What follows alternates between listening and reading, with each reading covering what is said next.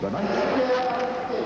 Today, live, the final showdown in the women's volleyball tournament. The heavily favored Soviet Union, with a perfect 4-0 record, puts it on the line against Peru, a never-say-die team that has responded well to the pressure of competition in the early rounds. Coming up today, live on our coverage of the Goodwill Games.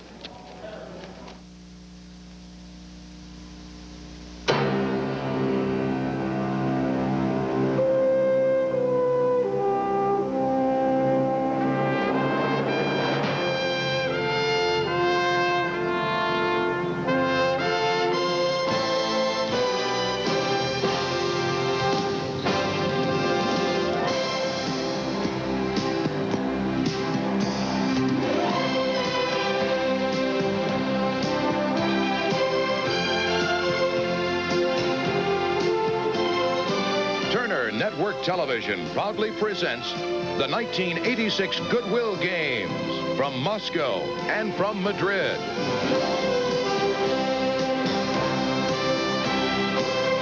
Brought to you by deliciously smooth and refreshing Mountain Dew.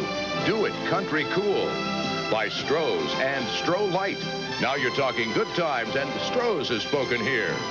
By new Atra Plus from Gillette, the essence of shaving. And by new Kodacolor VRG film, with color as realistic as the color of light. And by CNN, the world's most important network and a proud sponsor of the Goodwill Games.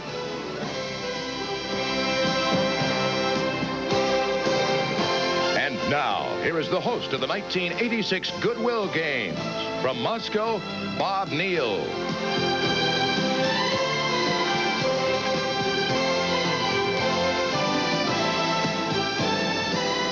Welcome to the beginning of week number 2 in our coverage of the first Goodwill Games. It has been an exciting week, and the next 2 days will be the busiest 2 days of the inaugural Goodwill Games. And Nick Charles, it's going to be an exciting day today. It is. The Saturday afternoon and evening fights, really, to headline our coverage of the 8th day of the Goodwill Games, will feature several American fighters, many of whom didn't know only a week ago that they'd be in Moscow fighting for a medal today.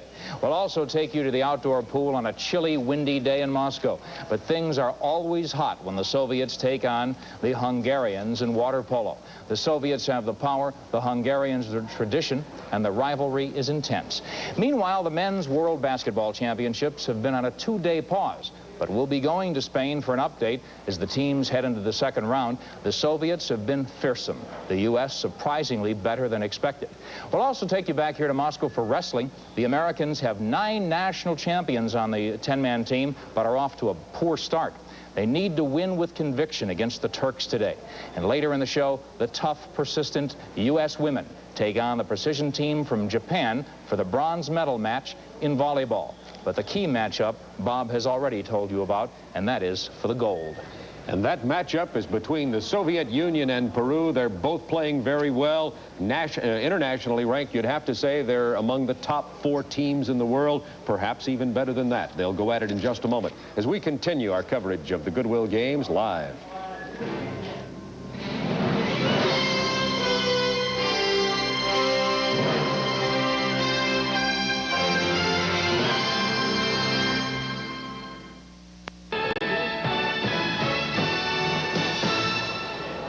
Ready now in the game for the gold in women's volleyball. 2 teams with contrasting styles, the Soviet Union and Peru. And now let's go to the minor stadium at the Lenin Stadium complex on the southwest side of Moscow to Don Chevrier, Ann Myers, and Mike O'Hara.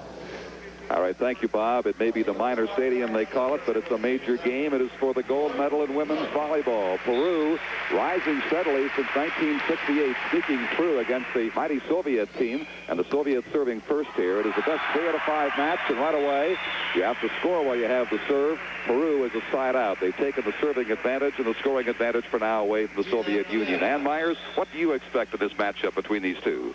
Well, I think it's going to be an exciting match. It just depends on how Peru plays. They're a hot and cold team. If they're excited and they're all pumped up and start hitting the ball well and can block the Soviets, Peru will be right in this game. Otherwise, they're playing a machine in the Soviets.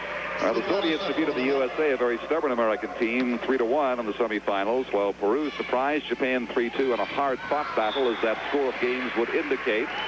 It is like they call them games or sets in tennis, except when the server hits the net, there is no second chance. There is no let on that. Right now, Peru serving to the Soviet Union in a scoreless game.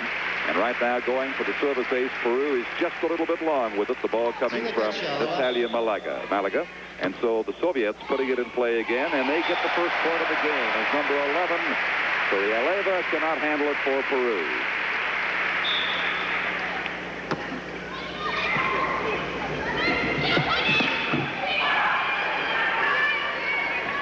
You'll see some long rallies with these two and some powerful smashes and kills from both these teams high above the net. Soviets trying to put this one away. Peru now from the left side is working it over, and it is touched. It goes over to Peru. So the Soviets get a point, but that's all. It's side out to Peru. And there's a block for the Soviets. It depends on how well conditioned the Peruvian team is, because the Soviets, as I said, they're a machine. They just keep coming at you and wear you down. The serve from Gabriela Perez puts it in play for the South American team. They've got some supporters here who are very noisy, and Peru gets the job done, and they tie this game at 1. Fajardo, a nice push shot deep into the backcourt against the Soviets.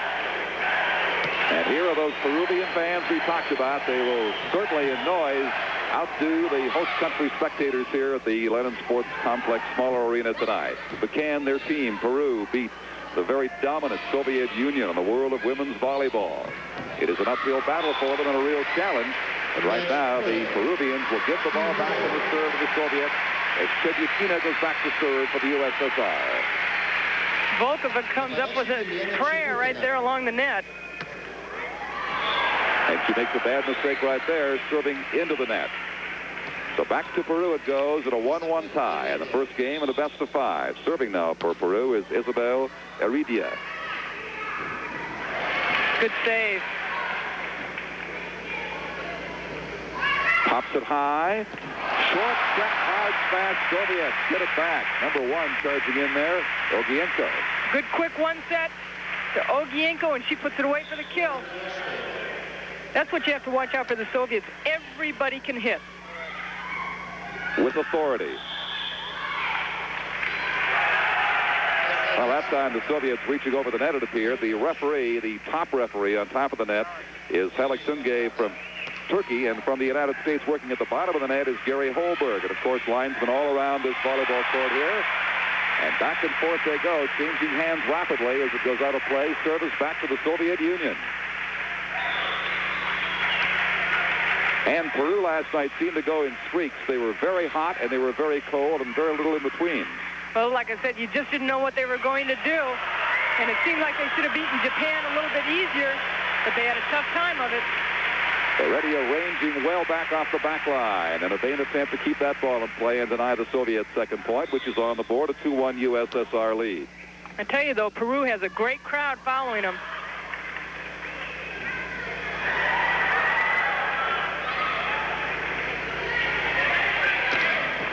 And Peru cuts the Soviet point run to just 1. Side out, service over to Peru now. Malaga, not real tall, but she loves that cross court. Serving is Rosa Garcia. Still alive for the Soviets. Here is the set. Nice soft touch by Perez. Not quite good enough. Soviets get the job done. Back across the Peruvian side of the net. They've got the serve at 2-1. Surialva had the overset, but it just rolls off the net on the other side. Kachalova did a good job. You know, the first time I was really taken by volleyball was a men's game in Montreal, the Olympics Eurasia in 1976. In the Montreal Forum, they had 18,000 people screaming. It delayed the national news in Canada for almost an hour as the Soviets and Poland waged a tremendous volleyball war. And this one is the makings of the same on the women's side right now. 3-1 for the host country, the Soviet Union. And Volkova won the war at that net. Valentina Ogienko is serving for the Soviet Union. Don't forget, later in our programming today, the United States will be going for the bronze medal. Up against Japan, another dominant country over the years in the world of women's volleyball. Setting it for Peru is Torlieva. Back to the Soviet side. Waiting patiently for the hard throw. Backboard is there. Put away beautifully by number 12, Kvoshieva.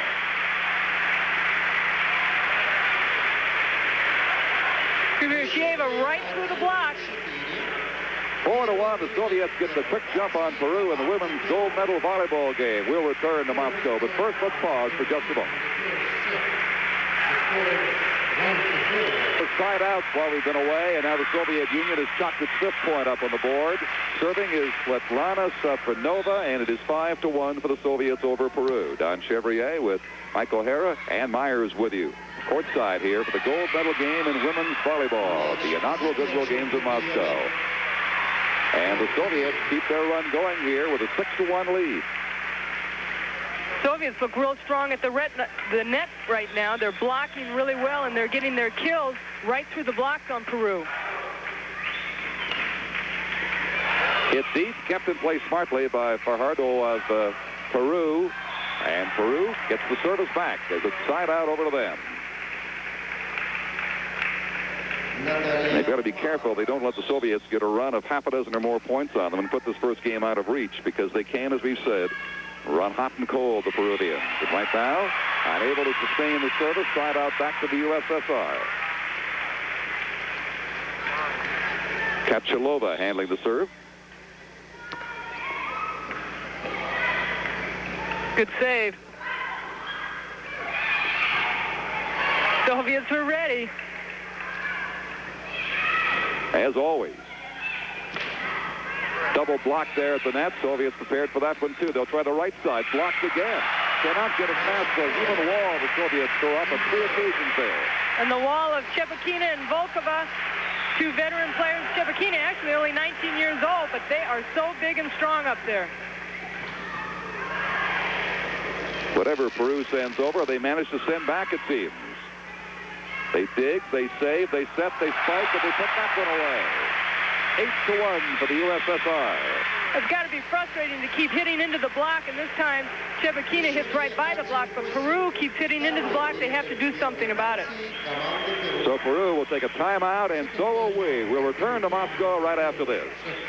Purple team representing the host nation, the Soviet Union, on the gold medal game in women's volleyball. They've just picked up their 9th and 10th consecutive points here. Not consecutive, but on the scoreboard, 10-1 over Peru. And now the Peruvians will finally make a substitution as they dug themselves a deep hole, Ann Myers. Well, they really have. The Soviets are playing real strong, as far as I said, on the net. Peru has to pass the ball a little bit better.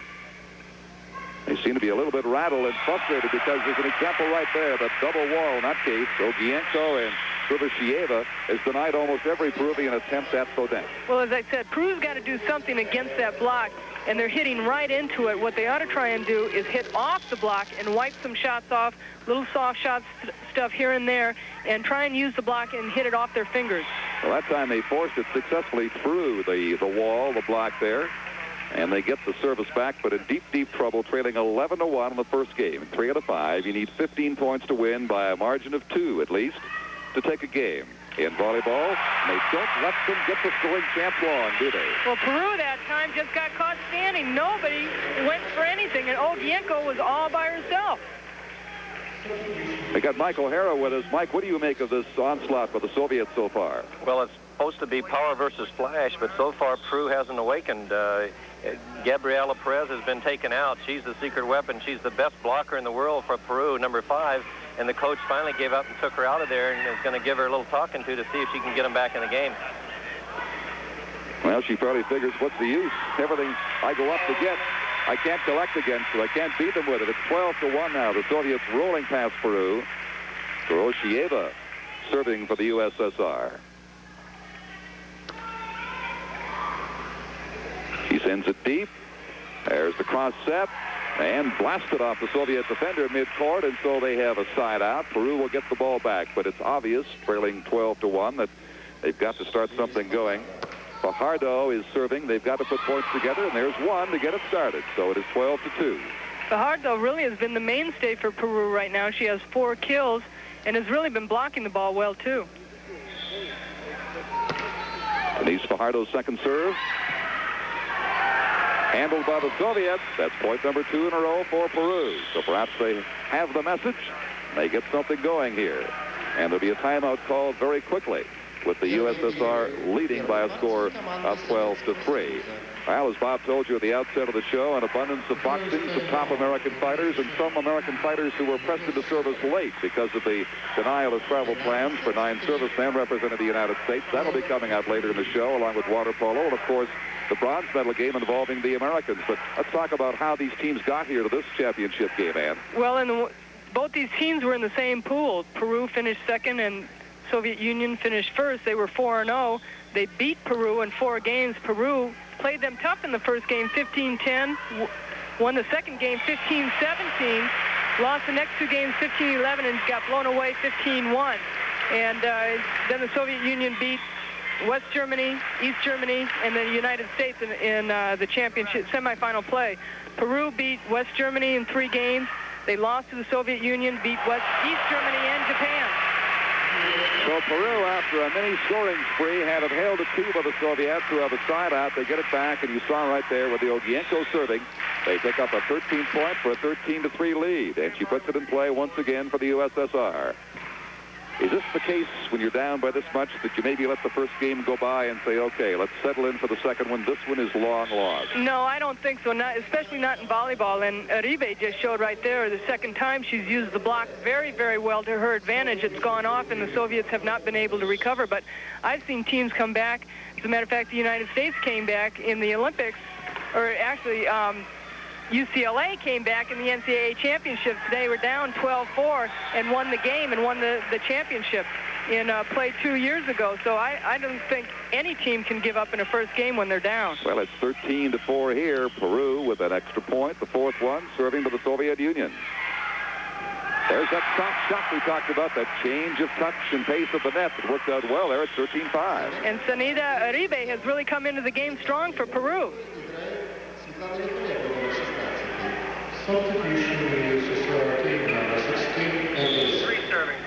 So the Soviets, Rakotomanga comes in now for the first time in this match, number 16. There's a soft shot attempt by the Soviet Union, denied by Peru.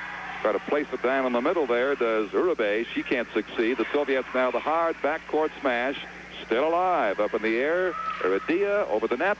The Soviets responding as the rally continues, and they win the point. At least they get the side out, and they have the ball back with a 13-5 lead. Well, it looked like a little miss right here, but Oglu just gets her fingertips on it.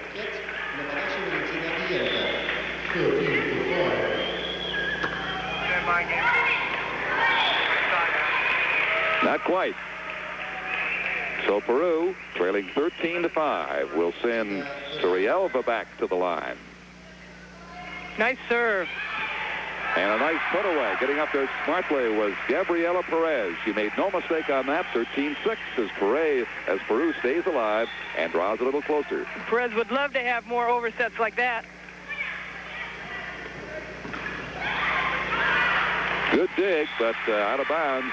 Soviet side out. They'll be serving at 13-6. I'm sorry, Don. Kachalova really made a nice cross-court angle shot on that because she was way out of bounds. Great serve. Pretty good return off it. Hard smash to the backcourt of the Soviet Union. Now far side. No way to get that one. They're a point away from a first game victory. The Soviets leading 14-6.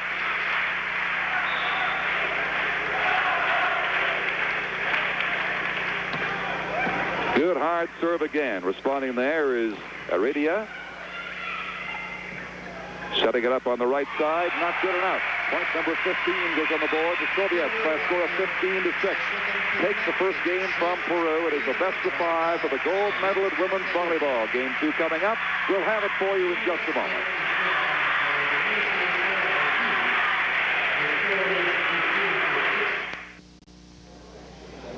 By the way, for those of you who are looking forward to Skip Carey's first play-by-play coverage of a sport that he likes to call motorcycle soccer, but which is known here as Motoball, we'll have coverage of that exciting event in our prime time programming tonight. Soviet Union leads 1-0 in the gold medal matchup in women's volleyball at the small arena at the Linham Stadium complex. Let's go back now for game number 2 to Don Chevrier. Early in the second game, Peru after a 15-6 loss in the first game to the Soviet Union with a 1-0 lead here over the Soviets. And Skip was quite unhappy when he found out that if it rains at Motorball, they don't play a doubleheader on Sunday. He'll be there, rain or shine. Playing that mud. Oh, yeah, it's quite a sight. Peru rejuvenated here, winning a side out and getting a chance to add to their 1-0 lead in this second game. And that was a great angle of how that block really worked. The hands were turned in to bring the ball back down. But that's along. Up to number 11, Chepyukina, to put it away for the USSR. She really has been strong throughout this whole tournament. Number 11 and number 3, Volkova. And this woman, too, Safronova, has been a tower of strength. She puts the service in play for the USSR and gets the first point. It is tied at 1 in the second game. Chepyukina with the block. Reminder later that the United States, losing a tough game to the Soviets last night, will be playing in the bronze medal game against Japan. We'll be seeing that later in our coverage from Moscow this afternoon. Way up, but still in play. And over it goes to the Peruvian side.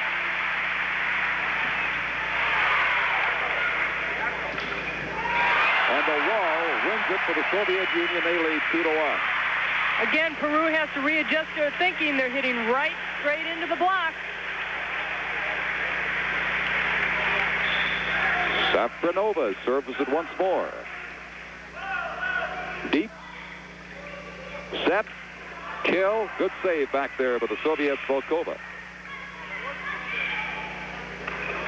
And Peru wins the side out, trailing it 2-1.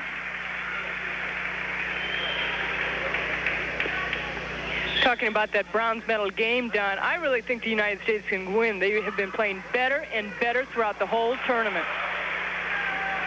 They've been coming on strong, looking to at least salvage a medal here in these games. But these two are going for the gold here in Moscow. And an extensive rally continues between the USSR and Peru. And the Soviets will get it back. And the setter, Krivecheva, with the kill.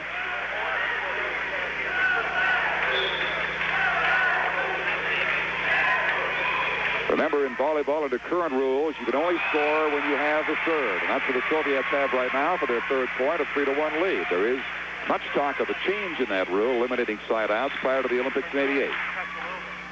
Well, what they're saying is that you can score a point no matter who is serving the ball, which would speed up the game a little bit and maybe make it more exciting for the fans. A little bit. It might take an hour off one of those Oriental games, the Asian games between, say, Korea and Japan. But it is 4-1 for the Soviets. Peru takes a timeout right here in the second game, having lost the first 15-6. We'll be back right after this.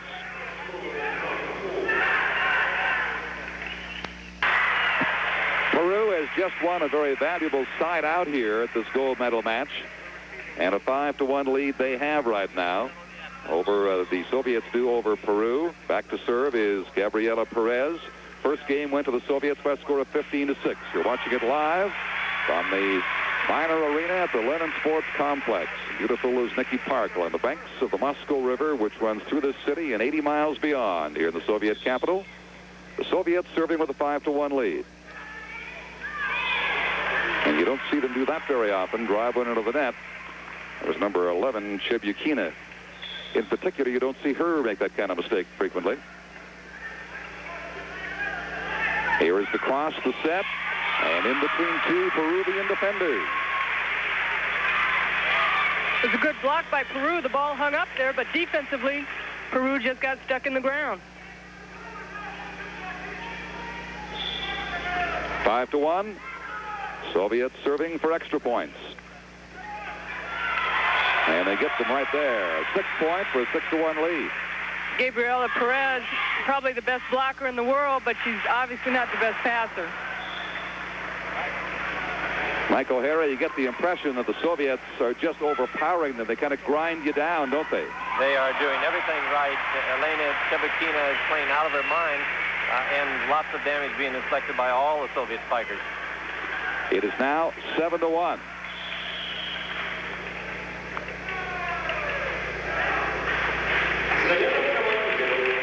And a substitution for Peru coming in is Scherr, number 8, first appearance in this second game.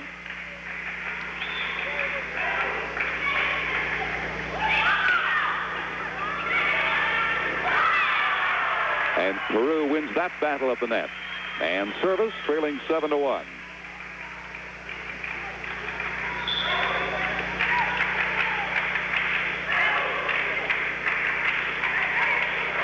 Good save. Spike hard but long. Touched. So it is 7-2. Point for Peru.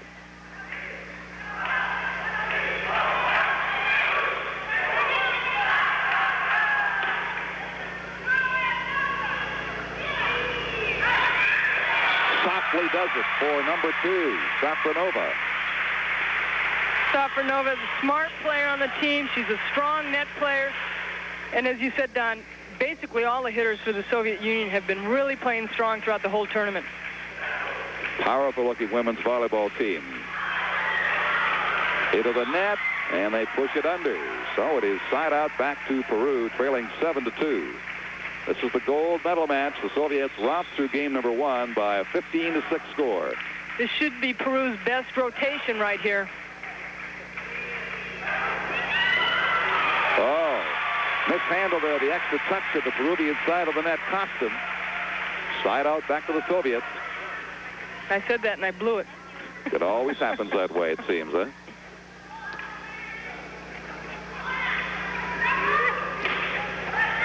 No question about that. Side out back to Peru. That was Turrielva coming up with the play. It's one of the first times the Soviets have not been able to go up for a block that they got faked out on. And that is long. Unfortunately, Peru can't put them back to back. They get the side outs, but not the points that go with them when you have the serve. So Safronova again for the USSR.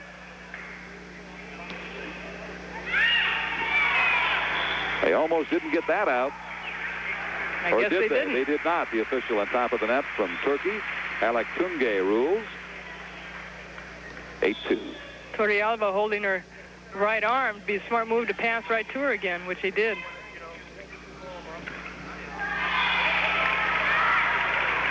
Over to Peru, but 6 points shy. Just jamming it there against those tough Soviet women at the net. Malaga. Fooled them completely. Out looking for the hard smash for Peru was Gabriela Perez, and it was there much, much more softly.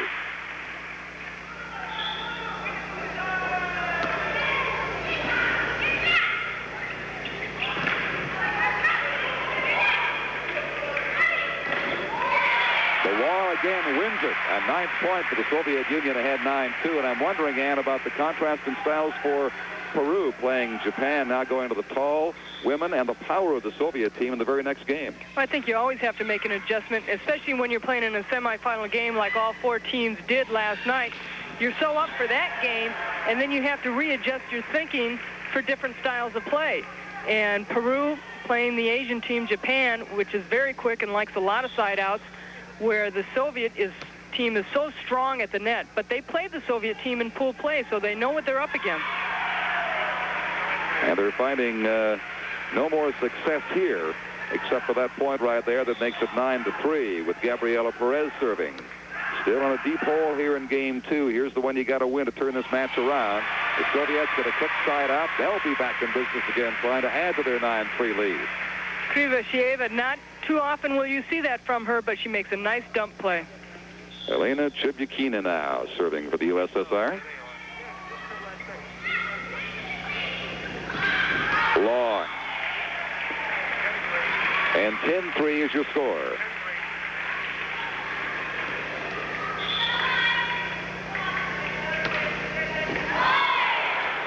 Well, just as we thought the Soviets might be putting a series of points together with serve, there is an error committed on the serve by Chebyukina, and it goes back to Peru.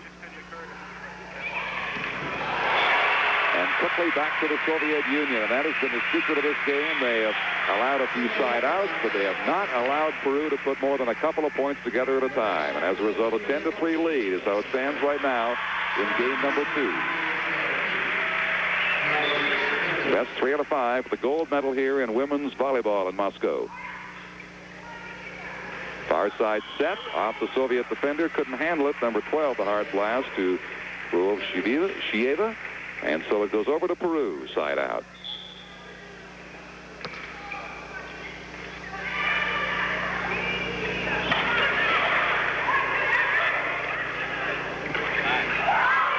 Off a Soviet player, it caught number 6, Salsevich, and it's now 10-4. That was a great cross-court angle.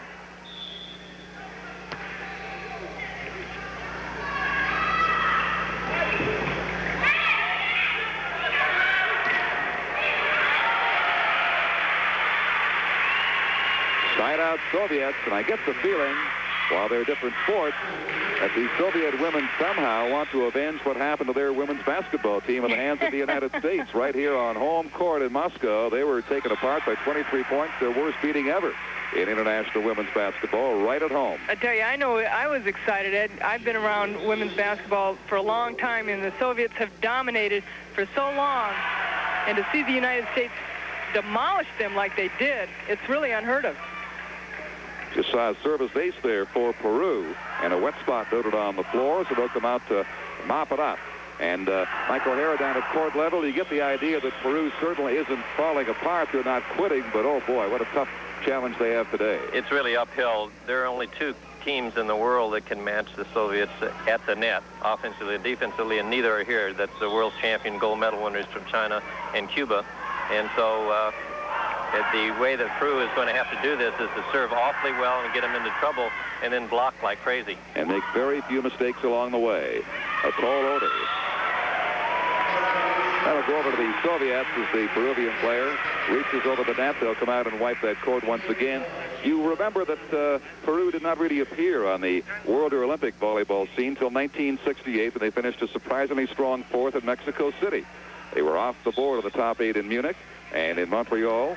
The games that Ann Myers competed in, they were number 7. They were 6 in Moscow here, and they were 4th in Los Angeles, of course, with the Soviets not there. The Soviets have won 3 of the last 4 Olympic games in which they competed, including, of course, the one here in 1980. Before that, Japan seemed to have it all to themselves, and now you got China coming along as another power in women's volleyball. I think China's becoming a power in everything. That's right. China ahead of the U.S., the gold medalists in the 84 Olympics in Los Angeles. Their first appearance, of course, in the Olympic Games. But not here in this volleyball tournament. Nice dig. Hard smash, good block for the Soviets. Peru battling to keep it alive. Now the Soviets set. And the put away smartly by number 9, Kachalova. 11-5 is your score now, as you sense the Soviets are closing in on the second game in the 3 out of 5 gold medal volleyball match. They sure look like they're playing with a lot of confidence out there, too.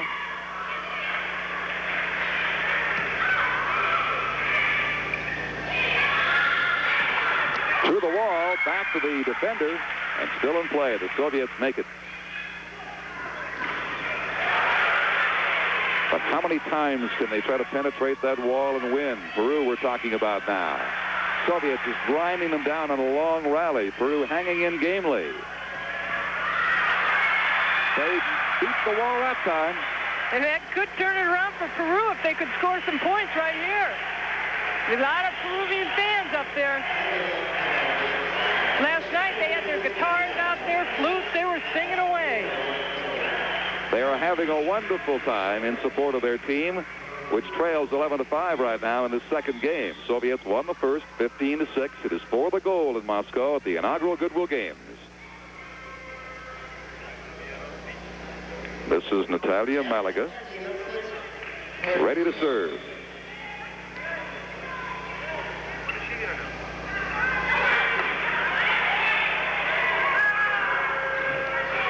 All around that net, one more time, they just get it over. Well, the block was made, but it fell down on Peru's side of the net. So side out over to the Soviet Union.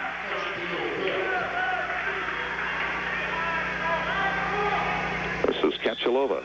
It almost seems like nothing is working for Peru. Hard blast that Safronova somehow kept in play.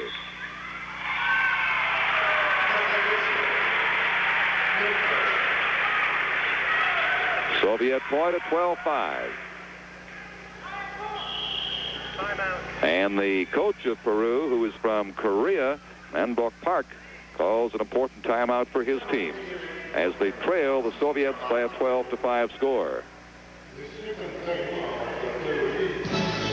Here, and they do not do it as the Soviet Union is within a point now at 14-5. They're just hanging on and putting away the second game. Top serve, dug well. Soviet set, spike, rolling down, saved by Peru again over the net to the Soviet side as Peru does everything to stay in this second game and avoid going down 2-0. Good backcourt save for the Soviets. Light touch over the net, long rally continuing. Another save for the Soviets deep in their zone. Great save by Peru. Whoever wins this point is going to deserve it. Peru refuses to quit and give up that second game, and they do win a very big side out that keeps them in this one, trailing 14-5. The stamina paid off for Peru. That was a great rally by both teams. Don't forget that we've got boxing. The Americans will be in the ring at the Olympic Sports Complex. Some exciting cycling coming up a little later on this afternoon in our programming from the Goodwill Games in Moscow. Peru can't sustain it. It'll go back to the Soviets with yet another attempt at picking up the winning 15 point. You need 15 to win by a margin of 2 at least. The Soviets with this 9-point lead looking forward right here. But they'll have to wait. Fardo will be serving hand, sorry. I'm sorry. If Peru could use the block a little bit more against the Soviets, they might be able to get some more points. Well, it's block on block right there, and the Soviets make good on that one. Side out to them. It was like a pinball machine on that one. It really was. That's the third time the Soviets have had game point going for them in the second game. That's kept alive smartly. But not that time. Past Volkova, side out, Peru has denied the Soviets for a third time. They're winning 15 points.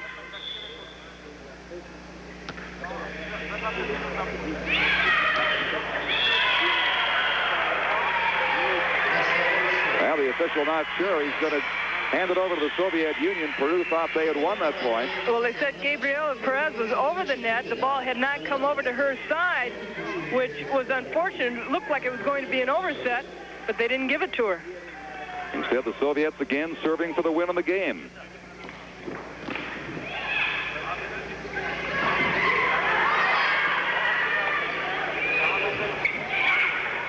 Trouble there. They do recover for one more attempt to get it over.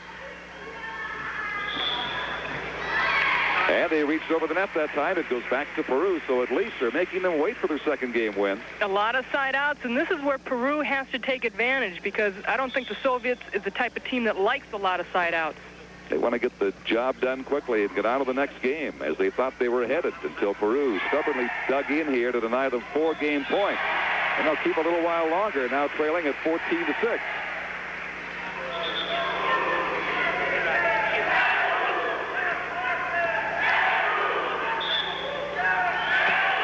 Here's the small but noisy band of Peruvian fans chanting Peru, getting excited about their team, but that'll quiet them for a while. It's, I think, the 5th time the Soviets are going to have game points. Safronova, a good server for the Soviet team. She might get the point.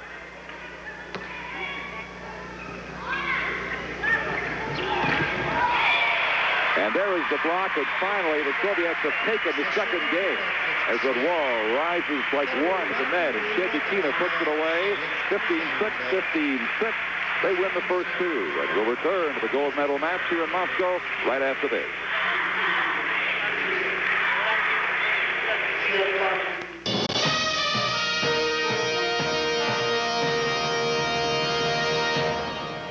We'll be going back to the women's gold medal volleyball game in just a moment. This is the busiest weekend of the Goodwill Games. We have action about every minute for you. Men's basketball begins tomorrow in the second round play in Spain. The United States team will be playing Argentina. We'll continue with water polo coverage. Wrestling continues, and also coming up tomorrow, 2 new sports will begin. Boxing continues. Gymnastics and team handball will begin competition. All of that coming up on coverage of the Goodwill Games tomorrow. And now let's go back to Don Chevrier. All right, and the Soviet Union had a side out taken away. Peru quickly has racked up 2 points with service in this third game, so they're determined not to walk away. 3-0 losers this gold medal battle. And that's one thing Peru has to start doing, is blocking the Soviet team. Torrealba with 2 points on her service already, serving for a third right here. The play at the net. Right touch almost did it from Perez. Soviets recover quickly. Good block. That'll do it. 3-0 Peru. Perez in the middle for Peru. She's tough.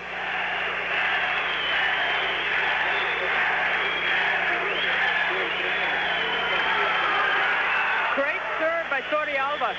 This is something we did not see in either game 1 or the second game. And as a run of points by Peru, and the Soviets call a timeout, they don't know what's going on here because this wasn't happening before. They trail by a 4-0 score. You got the feeling that Peru was due to break out offensively after a while. They certainly couldn't be shut down all day. Let's bring in Mike once again, see if he thinks Peru could come back in this third game. Don, it's a question of Gabriela Perez, who has been shutting down teams with her great block all through this tournament. She's been shut down herself. Not only is she not blocking anybody, but they've been ganging up on her 2 strong blockers every time she goes up to hit. She needs to catch fire for this team to do well. All right, Peru did well to get it back over the net that time and keep it in play. And it'll go back over to the Soviet Union, but they spotted Peru 4 quick points in this third game, having won the first couple. Safronova serving for the USSR. Great save by Safronova. Indeed it was.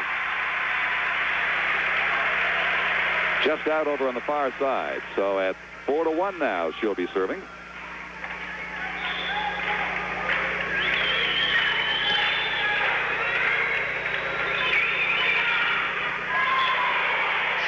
Ball never went over the net. 4-2. Soviets get 2 of those points right back.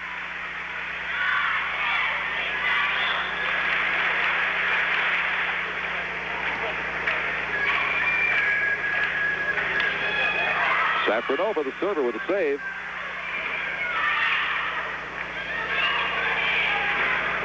The wall again is up for the USSR. Well placed. Driven between the 2 backcourt defenders, so it is side out. Peru with a 4-2 lead will be serving. And like Mike was saying, Perez has to get involved offensively, but the setter, Garcia, has to move the set around a little bit so she doesn't have so many blockers in front of her.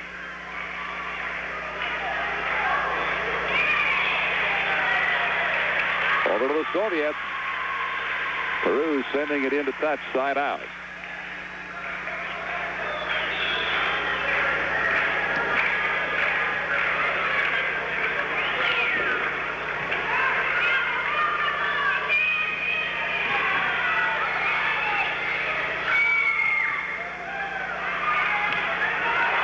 Peru continues to blast away at that wall.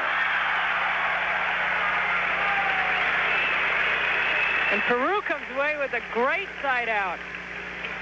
A hard-earned side out. Volleyball coming up, a most interesting sport.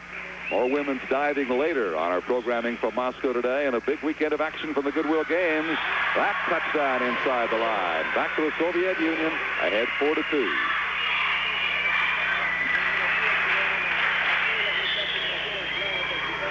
They won the first 2 games by 15, 6 scores in each. The Soviets did.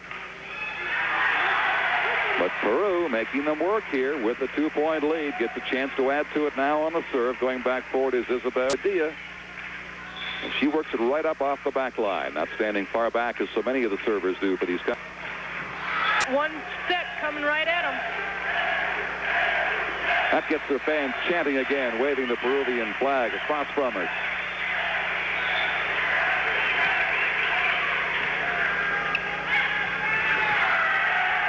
Great save. And the attempt at the kill comes up short. Perez driving it into the net. Perez just didn't get her arm up in the air. She knows it.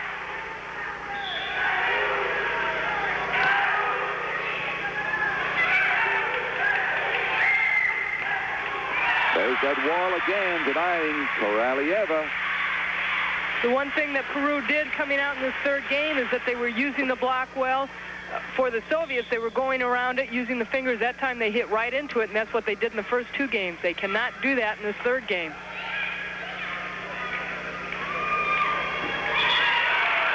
Off the double wall, a soft touch defense for the Soviet Union makes it 5-4.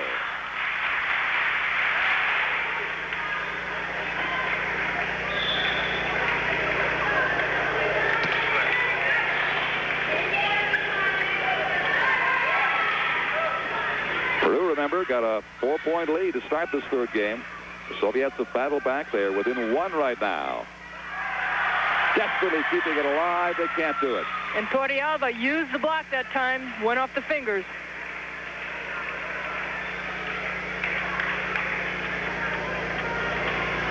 Fajardo serving for Peru. Again, a soft Soviet touch as they vary the speed of their shots to the net. Pays off. Soft Soviet touch, more like a miss. Worked out. But they'll take it. Peru, I noticed lately, has been varying their shots against the wall, just trying to drop it in more gently. And from time to time, they continue to blast away as they do there, getting it down, but out of bounds. One reason they're able to do that, too, Don, is the fact that they're getting better passing. And their setter, Garcia, is able to use more options.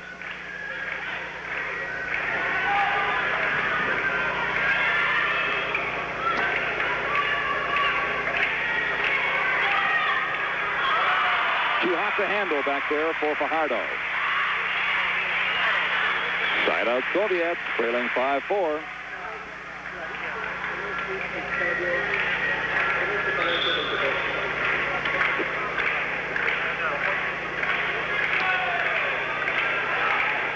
Uh-oh. Mistake there by Malaga. Tied at 5. Well, she knew she wasn't supposed to step in, but that was too late to think about it.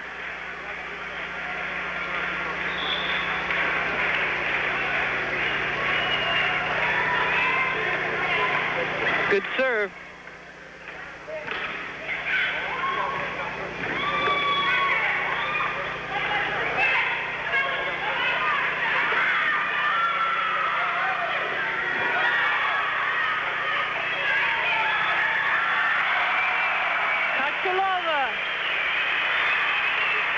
Marvelous spike to give the Soviets a 6-5 lead, the first time they had been on top in this third game. And they'll call a timeout here with a 1-point difference in the score. The Soviets have also won the first two. We'll return in just a moment.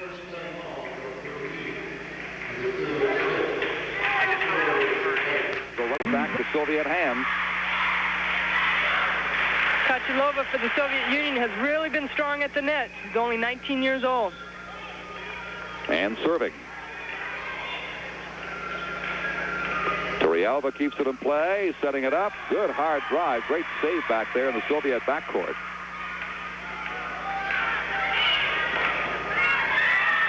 Another remarkable save. Safronova did it.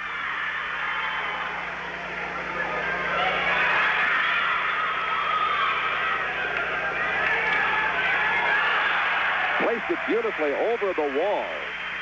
Perez finally got one by the three blockers.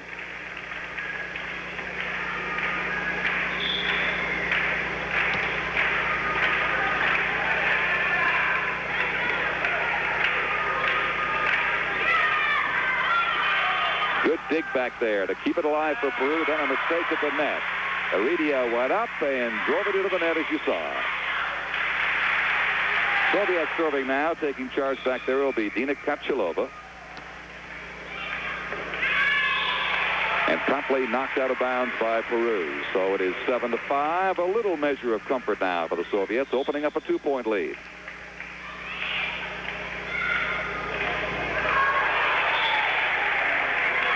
Well, he can relax a little bit, too, because not only a 3-point lead, but also a 2-game lead.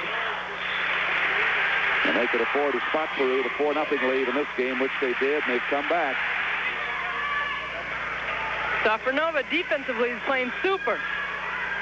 Sure is, keeping a lot alive, but not that time. Peru wins the side out, but they're trailing by 3 now at 8-5. Perez makes a great block. Look at how far her hands get over that net. This is Gabriela Perez serving.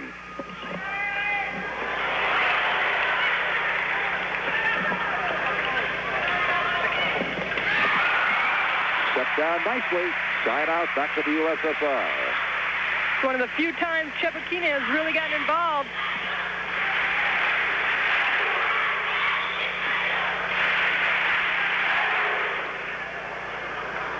Remember, coming up later, the United States will play for the bronze medal against Japan. The U.S. had to struggle through round-robin play just to get to the semifinals, lost a couple to the Soviets, so they'll be coming up later. That's the boxing, water polo, all kinds of activity here at the inaugural Goodwill Games in Moscow, and a busy, busy weekend for you.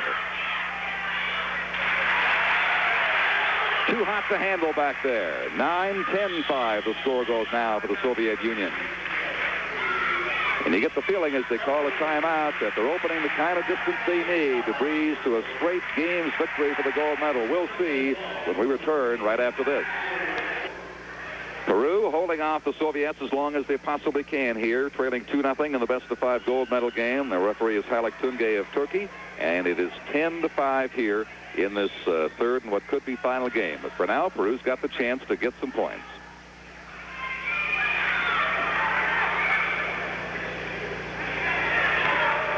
And I don't think the walls of the Kremlin are any stronger than those two. The wall, and it's so appropriate for the Soviet team. They put it up time and time again. Peru keeps blasting away in almost total frustration, and that's the kind of change of pace you need. And I thought they might have executed earlier against that Soviet defense.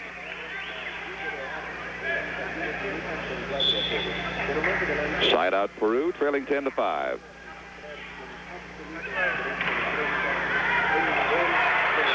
Punch too far, so a 6-point for Peru on the board now.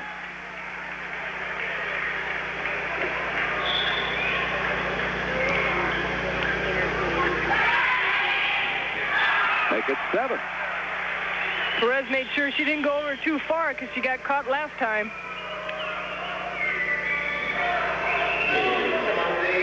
And they come scratching back at 10-7 with another timeout. We'll remind you while we do that wrestling will be coming up. The United States will take on Turkey. Water polo, the Soviets and Hungary. Remember the memorable match after the invasion of Hungary back in the 1950s, the first time they met in the Olympics in Melbourne, Australia.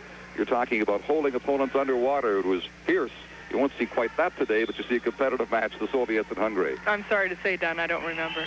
Well, some of us go back a little further than others. Also, some go back to the United States sooner than others.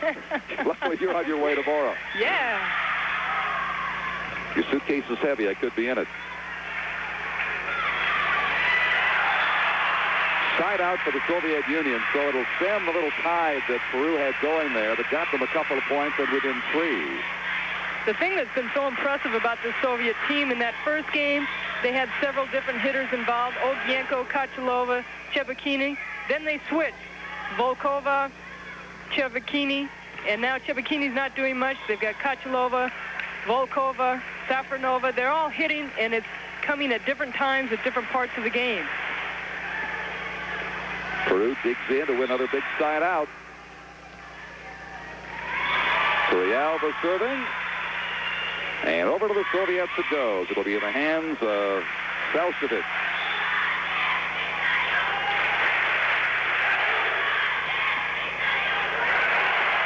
Bang. Number 11 gets hung up there on that unreturnable serve. There's that top spin serve. Drops right down at you. Left-handed server drives it down again. Just dug and saved from the back, but the wall takes care of the 12th point. It's 12-7 for the USSR. And the setter, Krivisheva, with the block on Perez.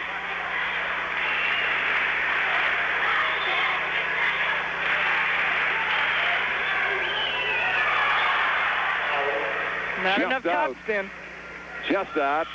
The Peruvians looked back in disbelief. They weren't sure, but indeed it did just cross the line. So they'll have the service now, trailing 12-7.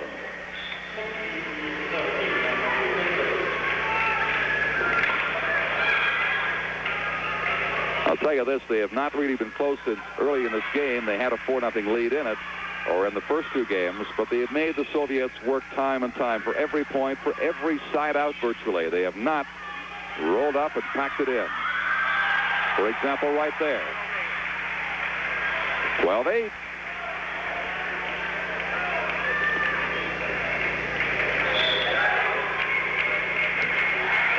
Malaga serving. And it'll go side out back to the USSR. Kachalova again. She has been very, very strong throughout this whole match.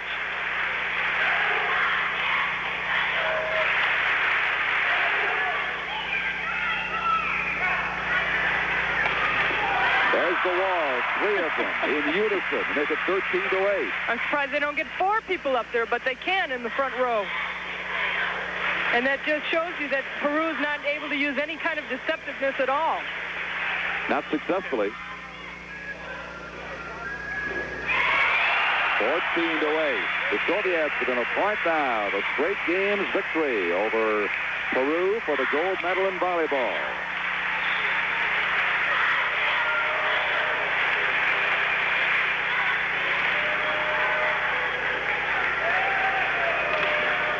Great blocking.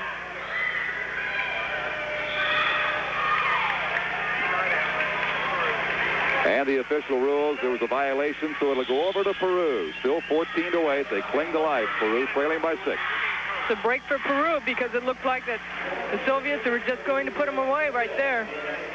They had that run going that had that look to it, didn't it? Luisa Sierra comes in now to serve for Peru.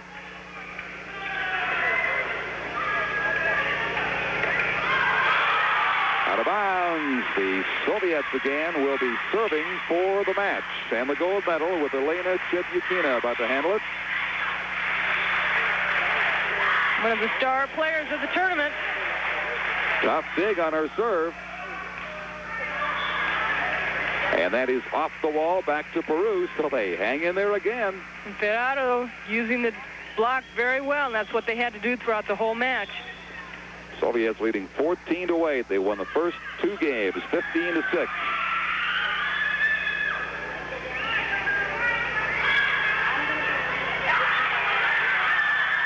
Too far off the wall of Peru.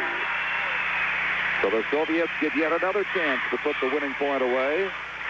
Savoshieva will do the honors from the serving area.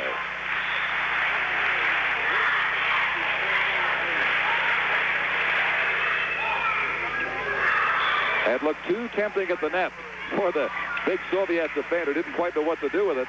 Elena Volkova at 6'3", wasn't sure whether she should have gone up or not. She committed early, and so it goes back to Peru.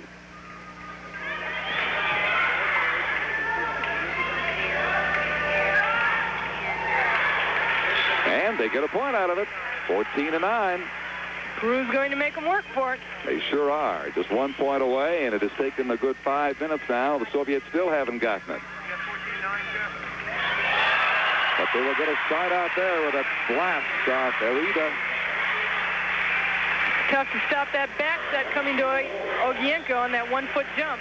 Elena Volkova serving. Once again for the match. And the medal. And the save. Somehow they keep it in play. Great remarkable hustle. Reaction. And appropriately, the wall wins it. The Soviet Union getting the 15th point to make it a sweep over Peru at 15-6, 15-6, and 15-9. And yet they certainly had to work for it, Ann Myers. Well, they really did. Soviets came out really strong. They looked like they were really in control of the match in the very beginning. Peru just really couldn't get into it. In the beginning of the third game, they started out strong. And they're the type of team that they're very fiery and they're very spirited. And if they can get things going their way, then they seem to play better. But they just couldn't get into that groove. All right, we will be back to the aftermath of the gold medal victory by the Soviet Union here in Moscow. But first, let's pause for just a moment.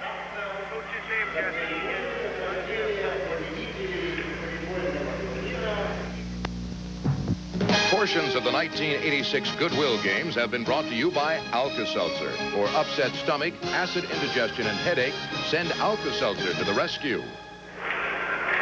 Introducers and translators. All right, we're going down to Mike O'Hara now with translation assistance and a conversation with the Soviet coach and the gold medal coach he is. Mike? I'm here with the Soviet coach, Vladimir Potkin, and Elena, his interpreter. The Soviet team came out looking for blood. They were looking for the gold. What did they do to win, in your opinion, coach? Расскажите, пожалуйста, что вы делали с вашей командой, как вы шли к победе, как вы проводили тренировочный период? Я думаю, что победа на этих соревнованиях – это важная победа для нашей команды. The fact that our team won is very important. Потому что турнир доброй воли собрал очень много сильных команд. Because the Goodwill competition gathered a large number of strong teams. У нас была очень тяжелая игра с Соединенными Штатами Америки. The competition, the game with the United States of America was very difficult. Это очень хорошая команда. It was a great team. У нее большое будущее. And Vladimir thinks that this team has good future. Ну, у нас много проблем в нашей тоже We have команде. lots of problems in our team. Надо много очень работать, And we've got to work real hard чтобы еще лучше выступать на чемпионате мира. to play better. Coach, congratulations on winning the gold. Congratulations. All right, Mike, thank you. And our thanks to the interpreter, Elena, who told me that she learned English at the age of 5. And I said, why 5 before school? She said, because I wanted to. It fascinated me and does a very good job. Also, our thanks to Mike. And also Ann Myers, who really can't be surprised with the Soviet victory, although you did say Peru would hang in tough, and indeed they did. I was kind of surprised that Peru got beat as bad as they did. The score is 15-6, 15-5, but also they just couldn't seem to get into the game, and the Soviets just took control of it. All right, Ann Myers, a delight working with you. Have a good trip back to the United States tomorrow. That's the story at volleyball. The gold medal goes to the host country, the Soviet Union. And now let's go back to Bob Neal. Thank you, Don. And that Soviet coach sounded like so many other coaches. The other team was tough. We need work even after he won the gold. Peru gets the silver. And coming up shortly, a little while, we'll have coverage of the bronze medal game between the USA and Japan.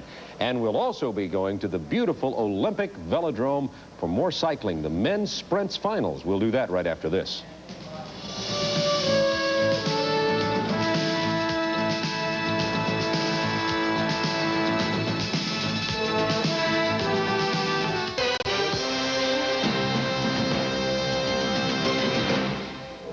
Well, we have the boxing competition coming up a little bit later, and right now we're going to go back to one of the most beautiful venues of all of them out at Krylatskoye, the Olympic cycling velodrome. That's a breathtaking place, conducive to world records. They had some this week, of course, the velodrome. Cycling concluded yesterday at the Olympic Velodrome. If you were with us, you saw Mark Gorski, the '84 Olympic sprint gold medalist from the United States, lose to the East German oak, Mikhail Hubner. Kevin Christopher and Jonathan Boyer have the story of the sprint finals, which was clearly the best against the best, and a wrap-up of action in the cycling events at these Goodwill Games. These are the finals, out on the track, vying for the bronze medal in the men's sprint competition, wearing the star. Gorski lost in 2 straight heats to Mikhail Hubner of East Germany, while Neiwand also went down in 2 heats to Lutz Hesslich, the world champion also of East Germany. Now, Mark, he's faster than this Australian rider, but the Australian rider is really, really tactically very, very good. Mark's starting in front. He's going down. We're coming into the last lap here. Here we go. It's Gorski and Neiwand. 200 meters to go. Mark Gorski out in front of the Australian, Gary Neiwand. Can he hold him off? Mark Gorski. Gorski and Neiwand as they head to the line. It's going to be a photo finish. Gary Neiwand is raising his hand. He seems to think that he edged out Mark Gorski at the line. We'll give you that result as soon as we get it. Apparently it was the Australian Gary Neiwand just edging out Mark Gorski in Heat 1, the bronze medal heat in the men's sprints. That was a close call. Now Mark Gorski has his back to the wall. Let's take another look at it on the replay. Gorski, you can see him looking over his shoulder as Neiwand chases him down. Neiwand making up some ground on him. Gorski trying his best to fend him off. Now they come around the last turn, down the home stretch. Both riders heads down, really pumping. Gorski, Neiwand, and there you see Neiwand just edging out Mark Gorski at the line. A great race, but now the Australian is in the driver's seat for the bronze medal.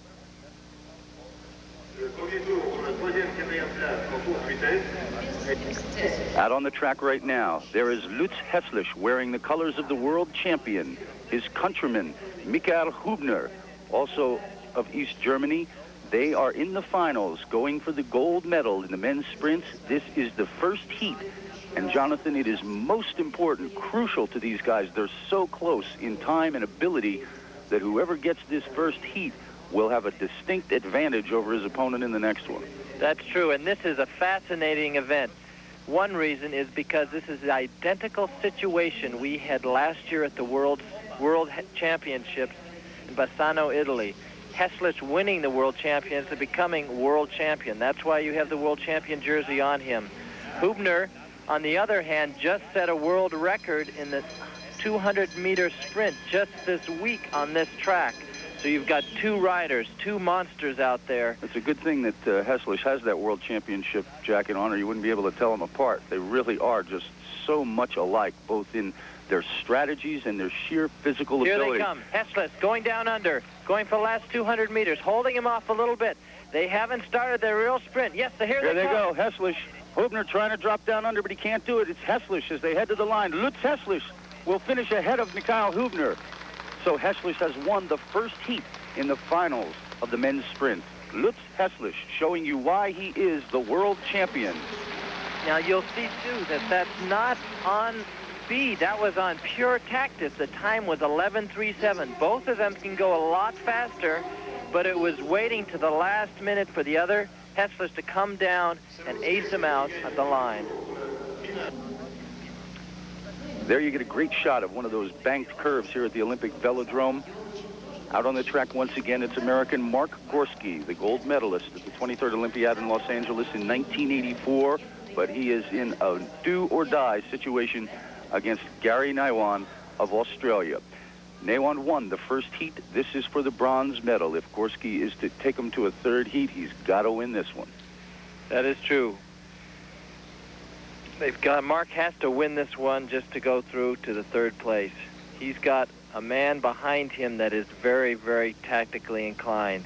Gary, as we saw in one earlier race, just completely obliterate his opponent because he started early, took him by surprise, and went on to win a heat. Caught him in a track stance. As soon as he looked down, he just shot down that bank by him, and it was over. Gorski's got to really keep looking behind him. He doesn't like Gary behind him. Here we are, bell lap, 1 lap to go. Starting to pick up a little more speed, both riders. That's Gorski still out in front of Gary Neiwand as they head down the wall. Mark Gorski. Now, last time it looked like Mark started a little too soon, and Gary came around him right at the end. Gary's coming around him right on the corner. Gorski holding him off. That might not have been a good move by Gary Neiwand right there. Here he comes, Gorski and Neiwand. He got him again. Second time in a row that the Australian, Gary Neiwand, has nipped Mark Gorski at the end. There you see the riders congratulating each other for a fine race. Two great races. Tough break for the American Mark Gorski.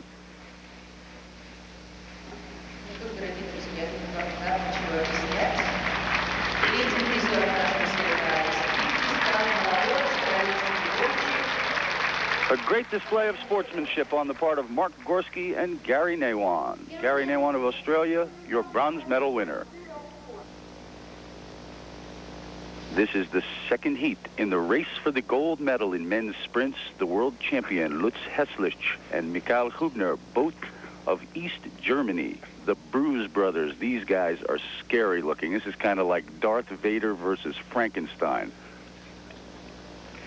These, you're going to see on these bikes, you're not going to see what I mean to say are aluminum parts, lightweight parts. You've got reinforced molybdenum steel parts with steel bars. these guys could break almost anything. You're going to need really strong parts. It's going to be a tactical race. It's going to be cat and dog. They're going to be just going back and forth, one trying to psych the other guy out. Now, the first heat was won by Hesslich. And, Jonathan, I was pretty surprised that he won it rather handily. He won it handily, and also his time, as you saw, wasn't a really good time. He won it on tactics. He wanted to get Hubner back there. He wanted to psych him out, and he did, and he just didn't win it on pure strength. He won it on tactics. Well, this is what the Goodwill Games are all about. The best against the best. The number one against the number two sprinter in the world. Now, when the second heat started the first time, Michael Hubner of East Germany tried to go in a track stance up on the bank, lost his balance, and crashed. So this heat is a restart. The world champion in the white jersey, Lutz Hesslich, riding against his countryman, Michael Hubner. Hesslich, number one in the world. Hubner, number two. Both East Germans, both 27 years old, and we're into the bell lap. Now, Hesslich won the first lap. He's got to beat the Hubner if he wants to win the whole race right now. Hubner is coming down. We're coming into the last 200 meters. Hubner starting off. They're starting faster than last time. Hesslich coming down. Here they come. It's Hubner. Hubner drops down. Hesslich chasing him. Michael Hubner out in front of Lutz Hesslich, the world champion. Here comes Hesslich, and he will win it. Lutz Hesslich has won the gold medal at the Goodwill Games men's sprint cycling competition. An absolutely fantastic finish to a spectacular event. Listen to the crowd. Lutz Hesslich. This is what the Goodwill Games are all about. The best against the best. And that man right there is the best in the world. That certainly was a great show. He was fast, and he was very, very tactful on these both races. Time wasn't the greatest, but that's because it was a race of tactics, a race of nerves. And so, a spectacular finish to our coverage of cycling here at the Olympic Velodrome at Krylatskoye. For Jonathan Boyer, I'm Kevin Christopher saying, so long, everybody.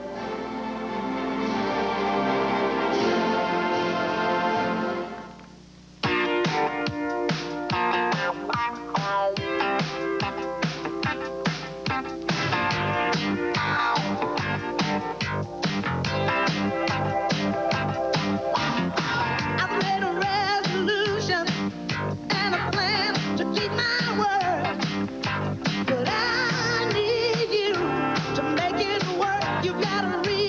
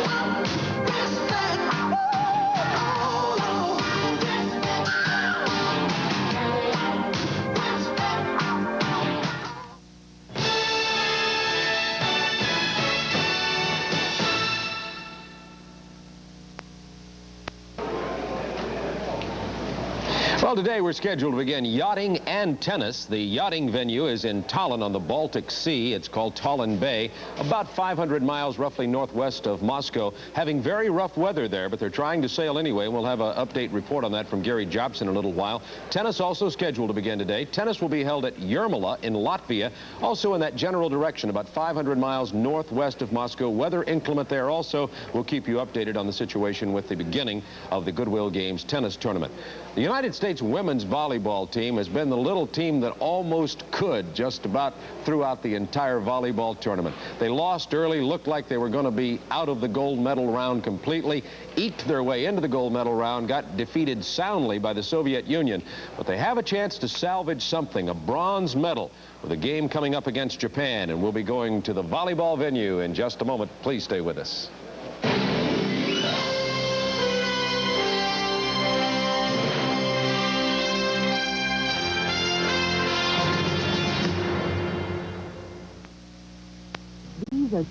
The wardrobe for the talent of the Goodwill Games has been provided by the John White's companies.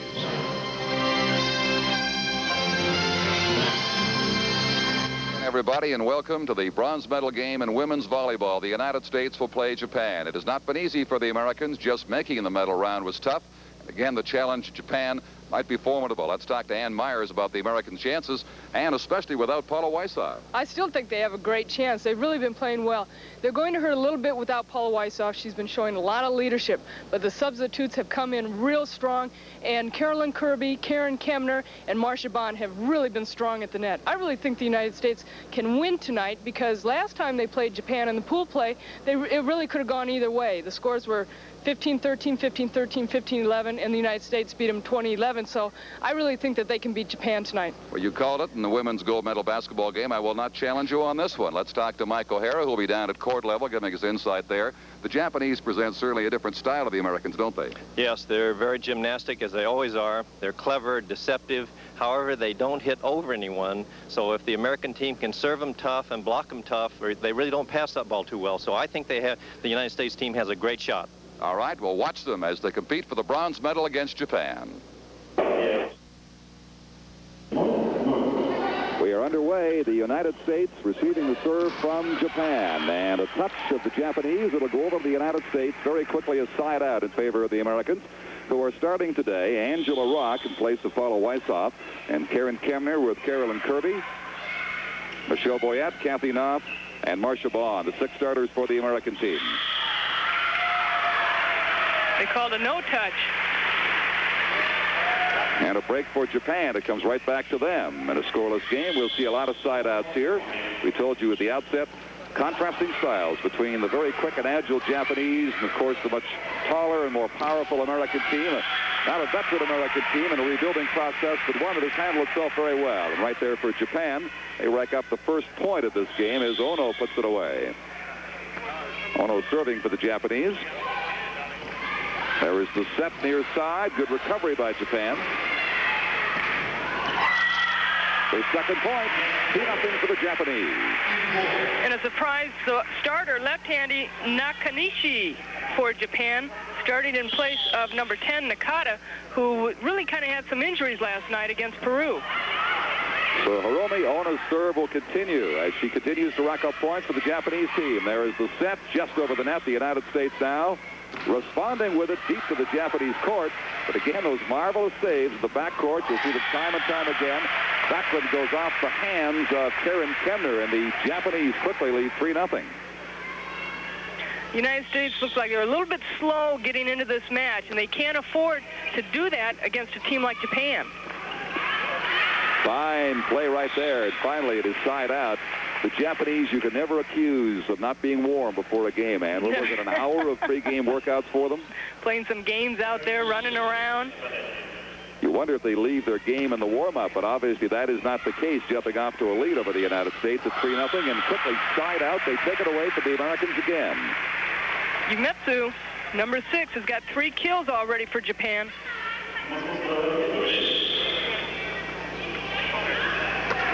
And Matsuzawa now serving for the Japanese. Confusion there. Boyette bumping at the net there, and coming up with number 15, Elena Oden, and the Japanese have a 4-0 lead. And timeout wisely called by the American coach Terry Leskavich here to regroup his team. Let's go down now to Mike O'Hara, who's standing at court level. Mike, tough start for the Americans. Yes, Coach Terry Leskavich for the Americans is trying to get his team to slow down the pace because he feels that the Japanese play better with a fast pace, but our gals so far look like slow motion out there. They need to hurry that ball up and start serving that ball tough. Okay, let's see if they can regroup now. Here's the serve deep in the backcourt from the Japanese. The set for the Americans. Good block by the Japanese. And finally, it does go out of bounds, so it'll be side out, and Elena Oden at 19, the youngest member of this American team, just off the back line, will execute her serve, trailing 4-0. Let me grab myself. Boy, they don't keep it long, do they, Ann? No, especially with, again, Nakata out there. She has really controlled the offense for Japan, but Nakanishi is doing a good job. And again, what helps Japan is they have 2 left-handed setters. Umetso serving, handles it deep in the backcourt for Japan and puts it away right in front of the diving Elena Oden. 5-0 Japan. Nice throw. You know, Mike was talking about the United States trying to slow the pace down a little bit because last night against the Soviets, they picked it up. So they're working a little bit transition right here, but I seem to think they play a little bit better when they are moving fast, as long as they can control the tempo. And look at the hustle of Midori Matsuzawa there, running almost into the billboards well back of the back line in a vain attempt to get the ball. So the United States trailing at 5-0 with a chance to get some points here now if they can execute on this. Sent deep by Angela Rock. She will set it now. And Bond does put it away. The United States with the first point of this match. It is a best of 5, remember, but in the first game they trail 5-1. Marcia Bond went right by the block. Japan is not as good a blocking team as any of the other teams here in the tournament. Little light touch. It is ruled American points, so the serve of Karen Kemner will continue, and she's racked up 2 straight points for the Americans.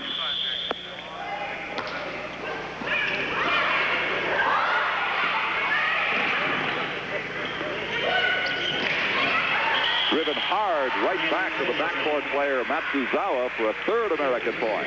Well, this is an excellent play by Karen Kemner because she was able to set the ball right to Michelle Boyette, and she could do anything she wanted to.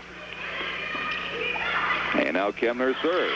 Mishandled again. 4 straight points racked up by the United States. A remarkable comeback here. They trail now by just 1. Well, plus the serving, as you said, Don, by Karen Kemner. The United States has to serve Japan tough.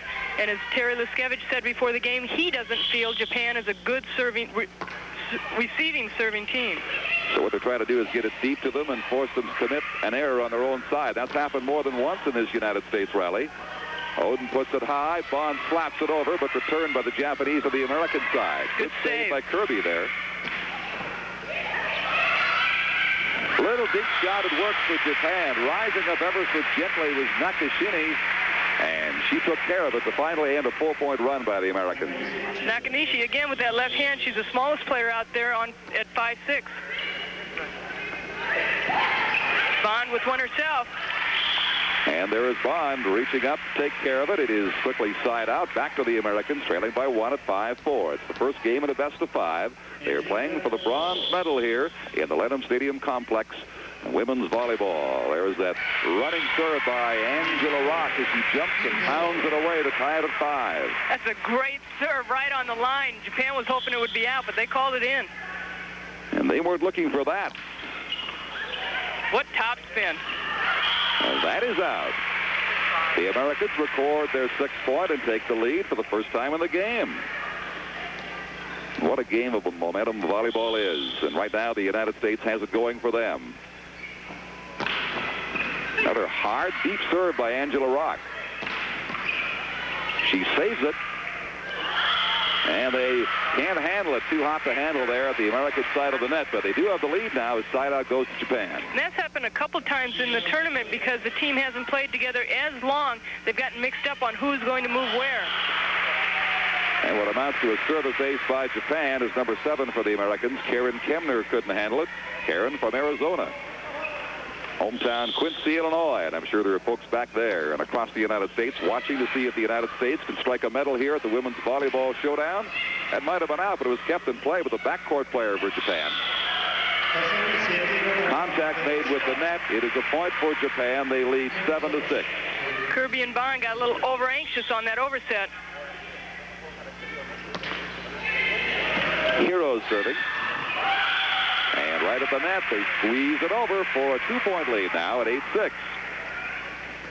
Americans have to do a little bit better job passing. Up, Bond, too deep. They called a touch. It did catch the line, so a break for the Americans there. It's now side out to them, trailing by 2 at 8-6.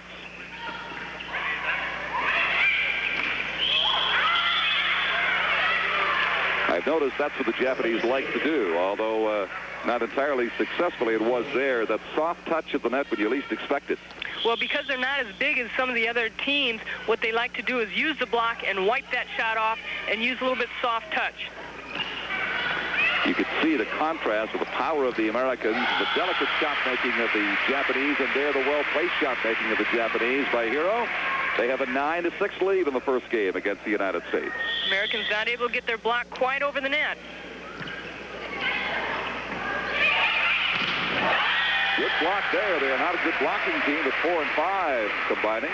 Matsuzawa and Ono for Japan. 10-6 they lead. The Japanese momentum continues. The U.S. now will substitute. Coming out is number 8, Carolyn Kirby, and going in is Elizabeth Mazakayan. Liz Mazakayan, number 3.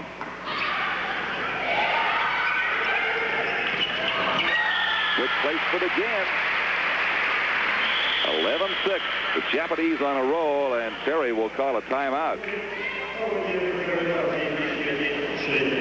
So while he does, let's go down to Mike once again and see if he can figure out what's happening to the United States team after a previous good rally before. Don, the U.S. team just isn't able to pass that ball. And, of course, the offense does not work if the pass doesn't go up, because suddenly the setter has to set to the easy play on the left side, and everybody in the gym knows where it's going. And, of course, the Japanese girls are going to pick up anything that isn't well hit, because it's like hitting against the backboard. They are the best digging team in this tournament. Back to you, Don. Okay, yeah, they've certainly shown us that already in just the first game. Good set. Was it overhit? It is good. So the United States caught the line on that play and has service back, but trailing at 6-11. With the ball is Michelle Boyette. And the block up there paid off at the net. Mazakayan combining with Oden. 11-7.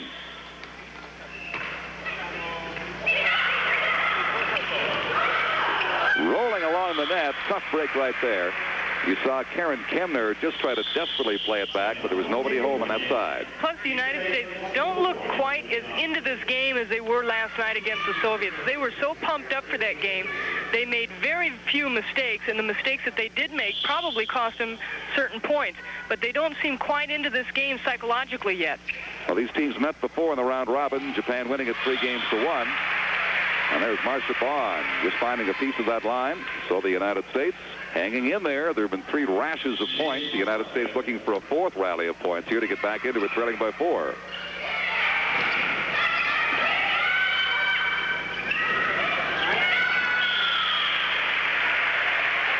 Again, beautiful placement by the Japanese. They'll win the serve, and it'll be number 4 taking it, Matsuzawa. Angela Rock went up for a block and got nailed in the jaw.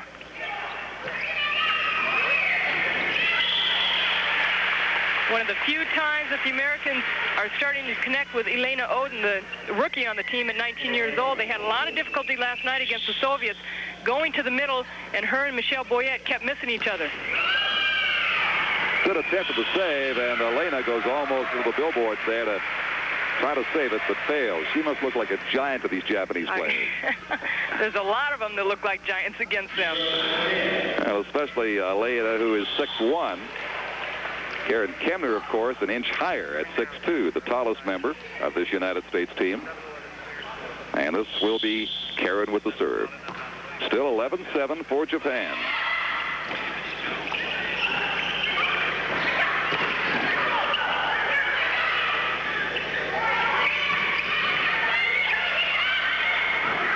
Good long rally here, but the blocking at the net did it. Boyette got two hands on it, put it away for the 8th American point. Good blocking by the Americans. Marsha Bond was not fooled at all and came over and helped out defensively, sent her right back down. Again, Bond not fooled. Put away smartly. Number 9 for Japan, Otani with it. So side out, it is 11-8.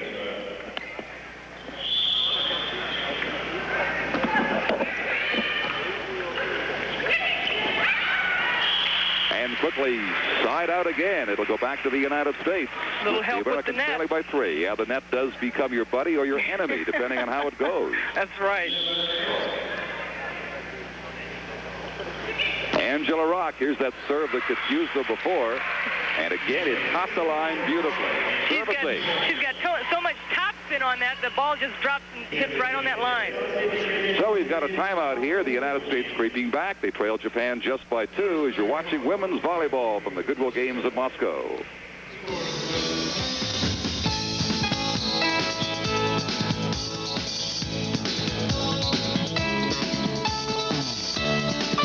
Good momentum, and the United States had it earlier with this woman. Number 2, Angela Rock had the ball with service. This running jump serve seems to confuse the Japanese. Comes in awfully hard, awfully deep, but here there are no nets like in tennis. When you catch the net, it's side out. She's lost her serve.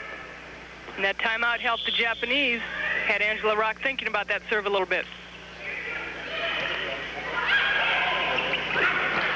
Hit hard, and it is out. Looked good from where we sat, but just out. So it is Japan's ball. Hero with the service, leading 12-9. Rock went for it, got it up. They couldn't handle it there at the net. It was the Japanese player, number 4, Matsuzawa, having a lot to say about that point. 13-9 now. You need 15 to win on the margin of 2. Japan drawing close to the first game, and the Americans substitute. They send in Kathy Noth, and coming out is Michelle Boyette. Kathy Noth has really been steady throughout this tournament. Kathy's 5'8" from Nebraska. She's 23 years of age. Terry Liskevich was going to call a timeout, and they said no. Not just yet. On the substitution. Well played right down the middle by the Americans. That was Karen Kemner. So the United States serving down 4. A little bit of a miss right there, but Bond took it anyways. Up once. Blocked. Japan now with a response. The blocker can touch it twice, as you saw there with Noth at the net. Otherwise, 3 hits per side. Liz Masakayan on that left side is really getting a good angle shot, but she keeps missing. Substitution again. Elena Oden will come out, and we will see number 9 for the Americans, Deetra Collins, used fairly infrequently in this series. So she'll get some time right now.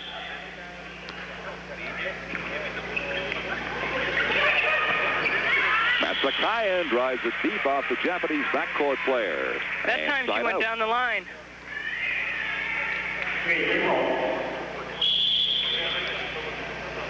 Kathy Noth serving. Now the first Japanese hit went all the way over. Is almost a setup for the Americans at the net. Well, that's one of the best sets in volleyball is an overset, and Deetra Collins said thank you very much. I'll take it. Deetra Collins has played very well against Japan. The only time she's played in this tournament was against Japan in pool play, and when they toured this summer over in Japan, she played very, very well against them.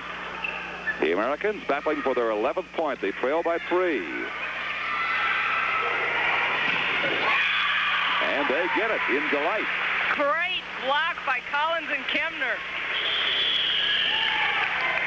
13-11. They trail by just 2. And the Japanese and the Americans will have a little break now. A timeout situation as it draws close here late in Game 1 at the Goodwill Games in Moscow. We'll return with more. Hope you're enjoying our coverage of the 1986 Goodwill Games. It's raining and a little chilly in Moscow in the Soviet Union. We hope you're enjoying it wherever you may be watching. Coming up later on our prime time coverage, I just want to remind you that you're going to see, and it may be in the mud, which would really make it interesting, what a lot of people call motorcycle soccer, but in the Soviet Union, Northern Europe, it's called moto ball, and that'll be coming up tonight, and in a much more pleasant atmosphere and arena with much more beautiful participants. You'll be seeing women's diving continued with with the 10-meter platform performances. We also have a very full day for you tomorrow. These are the 2 busiest days of competition of the entire Goodwill Games coverage. Men's basketball, second round action. USA will be playing Argentina. Water polo, wrestling will continue. The U.S. men's team struggling, but still in the hunt for a gold medal. We'll also continue with boxing, and 2 new sports will begin. Gymnastics, that's men's team competition, and team handball. And that'll all be coming up on our coverage of the Goodwill Games on Sunday. And we'll continue right here in just a moment with volleyball.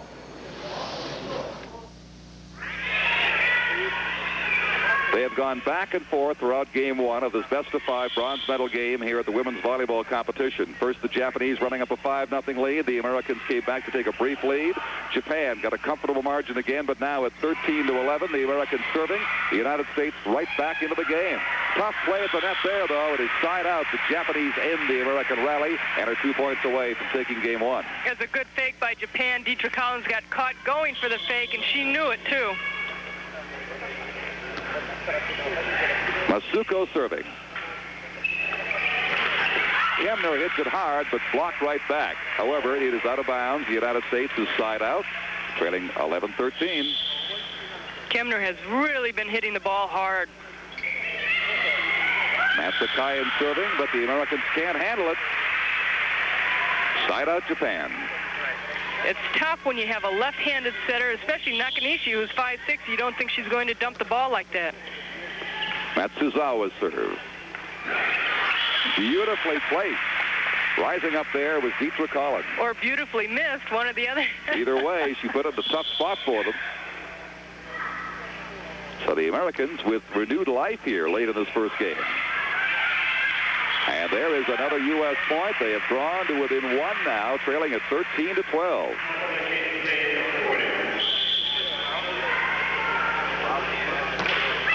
Collins has it nicely in play deep. Far side set, overdriven by the Japanese player, Yumitsu, and this game is tied. Americans have really been serving the ball well against Japan and blocking. So with this tie, Collins now serving conceivably for the win. If she can get 2 straight points here, the Americans will have won this first game. Up they go with a set, hit hard, still in play. Rock drives it deep. Japanese set far side. Blocked to the net, but off the American hands out of bounds. It'll be side out Japan on a 13-13 tie. That was a nice rally by both teams. The block was there for the United States, but Otani did a good job as far as using it to make it go out of bounds. Trouble. Set way deep. They get it back in play. Has to go over this time and does. Block of the net. Japan now setting, but blocked again right there. Way deep it goes. The Japanese touch it out. The Americans have the serve back. Marcia Bond did a super job at the net blocking. She was very quick getting off and coming back and recovering. Now Karen Kemner serving. Again, Marcia Bond right there. Collins saving it and driven hard. Another American point. They lead at 14-13. Could win it right now on this serve. United States able to run that offense off a good pass, and Kathy Knott mixing it up. Marcia Bond made a nice fake in the middle. I think the Japanese coach, he's out of timeouts in this game. He wants to slow things down now with a substitution, so Hongo will come in number 3. She did a good job against Peru last night. Japan battling for survival, does survive right there. Side out, but they're down 14-13.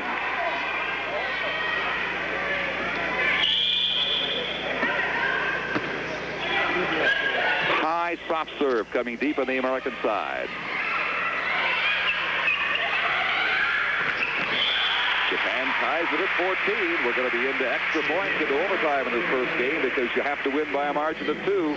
Otani right through the block. These teams had a 2018 game, which I believe the Americans won in the round-robin series, so we might have a repeat here, Ann.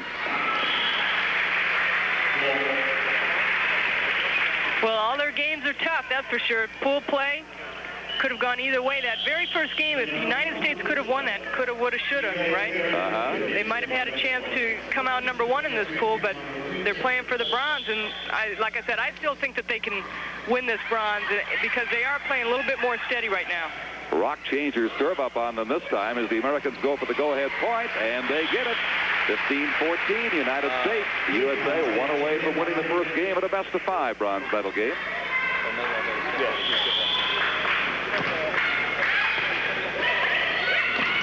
Overhit, the United States has rallied to come back and take this first game 16-14 and get a big jump. As you know, Ann, it means so much to grab game one. Especially for the United States. They haven't won game one at all in this tournament play. And Mike O'Hara, your reaction there for this brilliant comeback on the Americans' part. Don, this is the classic story of finesse versus power. In the United States, after starting real slow, made a great comeback, started controlling that net. The Japanese are never going to hit over them. They're going to have to hit around them. And I really like the way that the Americans started serving tough. I think they have momentum on their side. I feel real good and real confident about the Americans' chances. They certainly did display a lot of spirit in that first game, and we'll have the second game for you shortly here from the Lennon Sports Complex.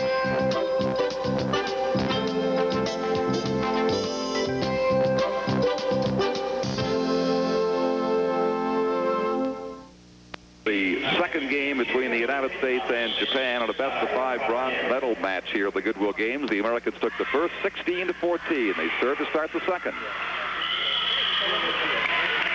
And the top referee whistles that down, and quickly the United States jumps on top by a point.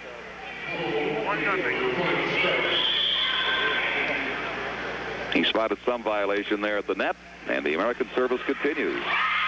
And it is 2-0. This is the way Japan started the first game, running up some points. The Americans get a quick pair here. Great serve by Kathy Knott, and an overset. Carolyn Kirby just puts it away.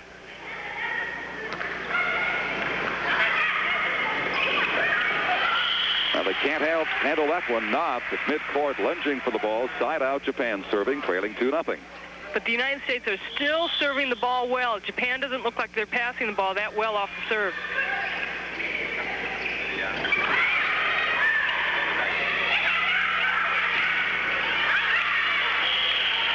Side out to the USA, so they shut down Japan right there. We talked with Terry Liskevich as you watch this, the coach of the American team before the game, and he said psychologically his team tends to play well against the Japanese. They really do. I think that they've played them so many times, and so many things have been said back and forth, and they know the team real well. So that gets you really pumped up when you know a team and that you have a real good rival. That Japanese hit was long. The Americans have a 3-0 lead now. It's all momentum, at least a great part of this game. And the U.S., having come back to win the first game, continues the momentum here and bravely keeps that in play. They can't handle that hit at the net, and so it's side out. Umetsi does a good job as far as just throwing the ball right past the blockers. From well back, Matsuzawa serves and collects the first Japanese point.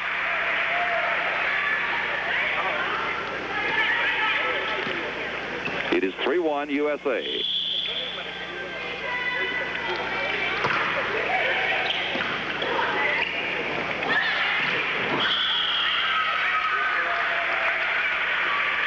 Ball was set a little bit too close to the net. 3-2 now.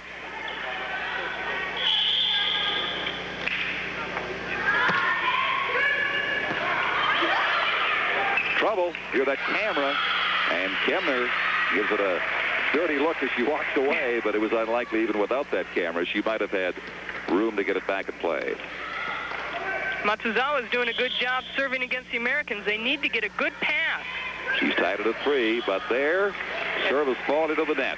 The kiss of death, right? Very should have said it sooner. That's right. Could have saved a couple of points, Ann. It's funny how it works. This is Dietrich Collins. Came in late in that first game and has made her contribution. Great serve. Totally handcuffed the Japanese player, number 9, Otani. 4-3 USA.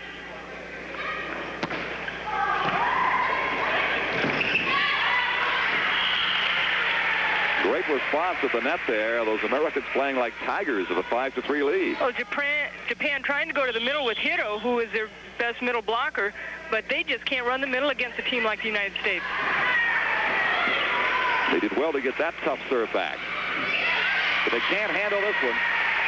6-3 USA.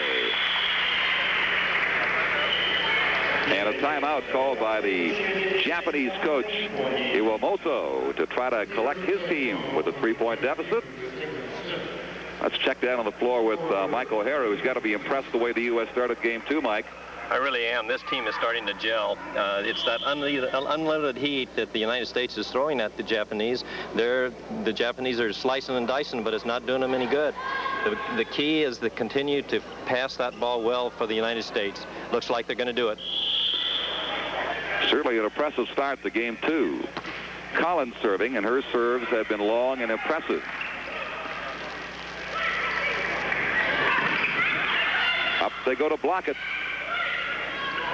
But easily returned by the Americans. Off a Japanese hand, out of bounds for a 7-3 lead. And because of that pass, Kathy Knopf was able to run a back set. The Japanese thought it was going to be run to the middle to Marcia Bond, and they got faked out. Now Collins tried to serve down that near line again that was so successful before, but missed on it. I'm wondering if the 3-1 loss in games to Japan and on the round robin has maybe a bearing. Could the Japanese be taking the Americans a little bit lightly? I don't think they're taking them lightly, but I think the United States has a little bit more incentive. They did look flat starting out, the Americans, but that soon ended after the first time out that Terry called. And they have, as I say, been playing like Tigers ever since, with momentum now and a 7-3 second game lead. That's a little too long, so the Japanese with it.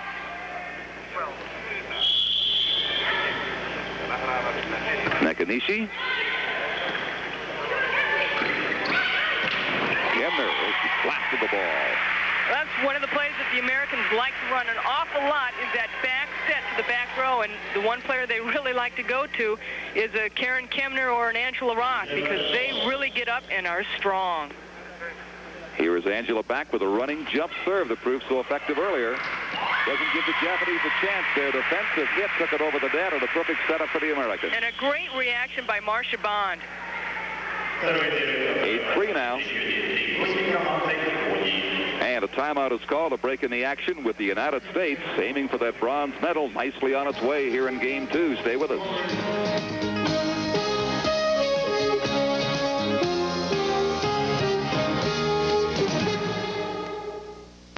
Angela Rock puts it at play with a 5-point lead in favor of the United States. And it is 6 now. Another bad pass by Japan, but you have to give credit to the server. The U.S. team flying high, the Japanese in disarray somewhat. Now it is 10-3, and they've got them on the run.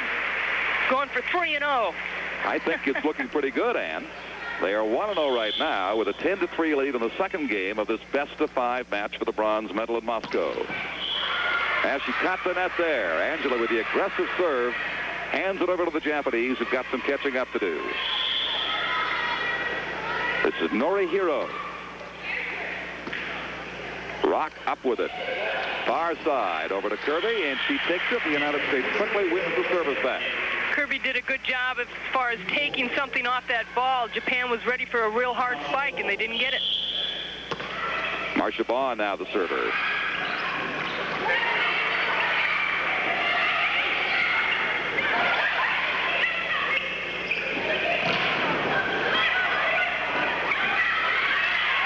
Japanese blocked it well 3 times, but the United States still taps it in for an 11-3 lead. Dietrich Collins did a good job using the block and just throwing it down.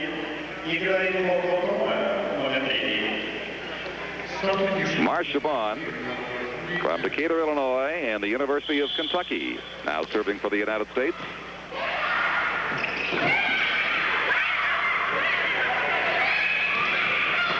It might have been out, but it's kept in play by Kemner. And that is just out. So Japan, trailing 11-3 in a deep hole in the second game, gets it back. The service will come from Otani.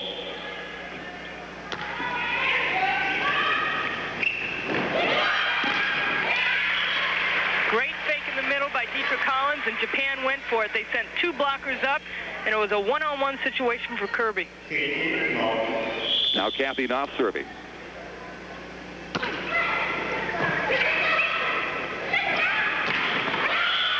Good hit, number 6, Umetsu. Side out, Japan, trailing 11-3 with the ball. It's one of the few kills that Japan has really taken advantage of with that kind of dominance.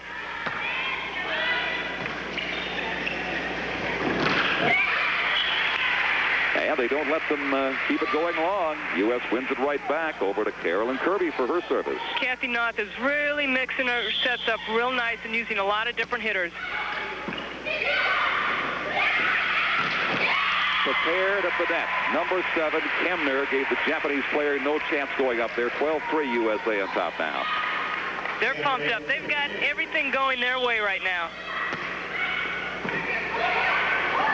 Well, they played a spirited game against the Soviet Union last night. Side out here, Japan will have the ball.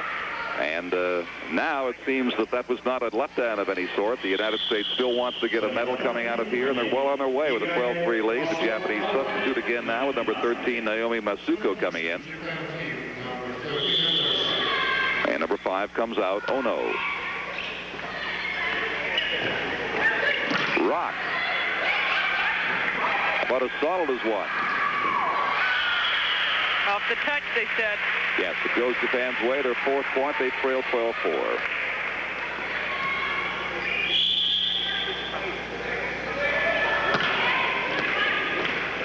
Hongo serving for Japan. The block off the Japanese side. Side out back to the United States in the hands of Dietrich Collins. Again, a nice fake in the middle, and Hubner really got up high. The U.S. won the first game in a remarkable comeback, 16-14. Lead in this one, 12-4, but they will not add points here. It's side out back to Japan. Umetsu for Japan has really been their only hitter that has come through for them.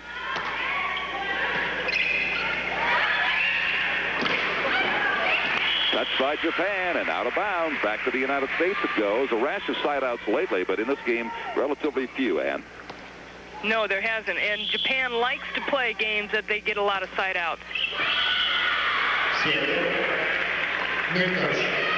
That's the 4th service error in this game for the United States. Not quite able to put them away to get those 3 points they need to take this second game, having won the first 16-14. Rock brings it up, gets the chance to spike, and makes no mistake. Great kill. And like you said, the United States haven't put them away, but and especially a team like Japan, you can't afford to let them get back into the game. And I don't really think that they can, not without their starting setter and captain, Kumi Nakata. That is good. Just catching inside the line for the 13th American point. They're 2 away from a second game victory. And again, here's the young woman you want serving. 22-year-old Angela Rock from San Diego.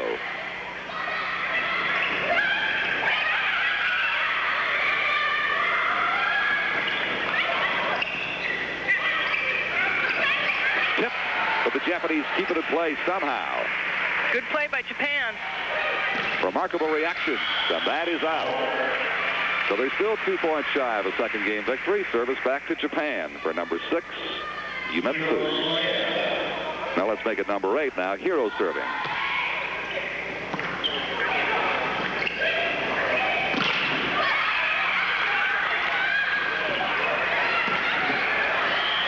Somebody went in the net. It was a Japanese player. Marcia Bond will take service for the United States. And that's too bad. That's one of the first times offensively that Japan has been able to run a fake that the Americans went for. Gently played over the net by Japan's Matsuzawa, but the Americans respond. They called a double hit on Marcia Bond. Yeah, that's what does them in. So it goes back to Japan now at 13-4. Otani serving.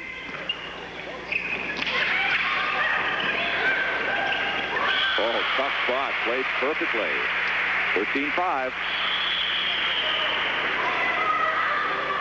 Nice little punch shot by Hongo.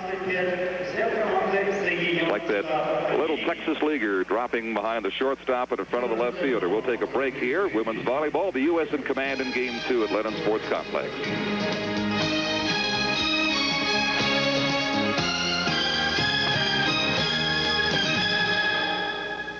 Comes into the game for the Japanese, and she will take service for them, trailing 13-5 in Game 2 to the United States. The Americans won the first game 16-14. And a best-of-5 gold medal battle or bronze medal battle between the U.S. and Japan. Point number 6 for the Japanese. Quickly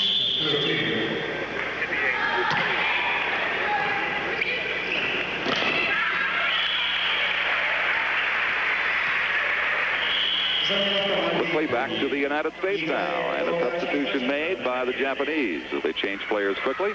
14 coming out. Kishino wasn't there long, and number 9, Otani, comes right back in. Delicate touch, but a good save by the Americans. Great ups by Rock. Excellent. Well, the Americans got a little carried away over that net there, so it goes back to the Japanese. 13-6 they trail. Karen Kemner's had like 3 of those that just haven't quite gone over the net. Well, they're going to mop the floor up. First time that's happened today, and you might say, Mike O'Hara, that the Americans are virtually mopping the floor for the Japanese team. The key to this game thus far is the setting. Up until now, the vulnerability of the United States has been setting. Kathy Noth has come into this ball game set impeccably, and that's why they're ahead right now. She's isolated the hitters so that there's only one blocker up against every one of these hitters that gets the ball set to them. Right, you saw the power of Kemner putting that one away. Service back to the United States, still in need of 2 points to wrap up game number 2. But as Ann said, you can't let the Japanese come back on you when you have a chance to close out like this. But they have given the service over to Japan once again. Still short 2 points for the win. It was a good down hit by Kirby, but a little bit too strong. She knew it, too. Matsuzawa. Kemner to Rock. That'll do it. And like Mike said, there was a perfect example of the hitter being isolated by one blocker.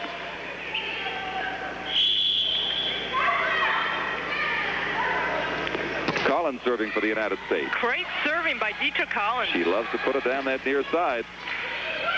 Makes it awfully tough for the Japanese aren't looking for it. There's the 14th point. The United States 1 away from a second game victory in the best of 5. The Americans able to pass the ball very nice to Kathy Noth, and she can do anything she wants.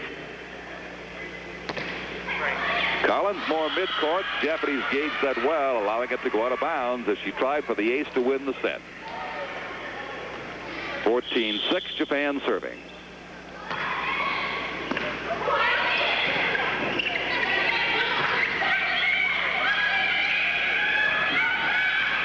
Great angle by Otani.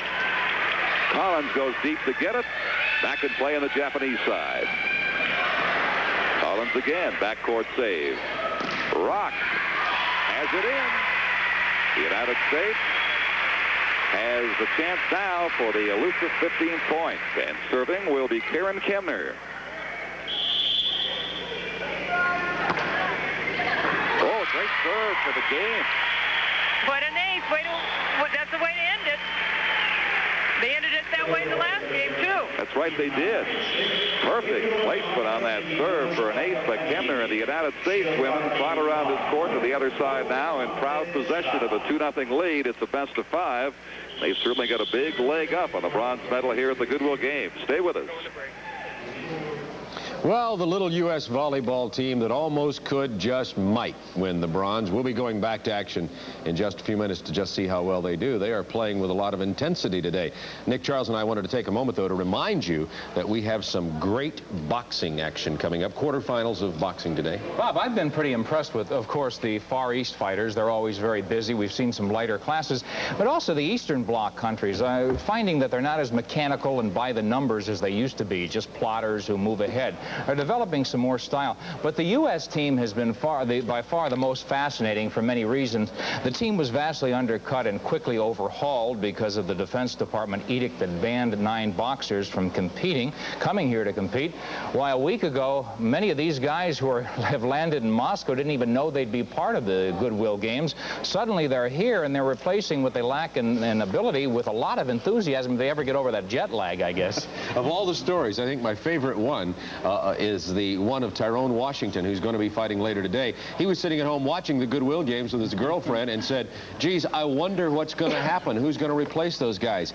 10 minutes later, Tyrone Washington got a phone call. He's in Moscow today. We're going to have him fighting right here on television in just a little while. What a story. Well, the story of that replacement team from the U.S. continues to take shape. Yesterday, Juan Acevedo, the last to arrive, became the first to lose. For the surprising developments in the boxing tournament, we now go to Paul Horning and Skip Carey. We're here at the boxing venue in Moscow, and Paul, good day for the U.S. yesterday, huh? Well, it sure was, and I'm really looking forward to having my man Skip Carey here on boxing. Don Chevrier be working with me also. And boy, Skip, it's good to see you, and I know it's been a long trip from Atlanta, and welcome to Moscow. We'll have some fun with the boxing. It was a long trip from the hotel today. What went on yesterday? I tell you, we had a good day, actually. Michael Bent won a split decision. I don't understand how it was a split decision. Looks like he outclassed his opponent from Bulgaria completely, but they had a big controversy. The Bulgarians disputed the decision, but it's held up. Michael Bent, our #1 hope for a gold in the heavyweight division, moves on. Arthur Johnson, a classy young flyweight, also advanced, and we're going to see hopefully much more of him. And Juan Acevedo, who just got off the plane, he was our only defeat yesterday as far as the USA team was concerned. Today we got a lot of action, a lot of USA boxers. We're ready. A lot of boxing coming up. You all stay with us.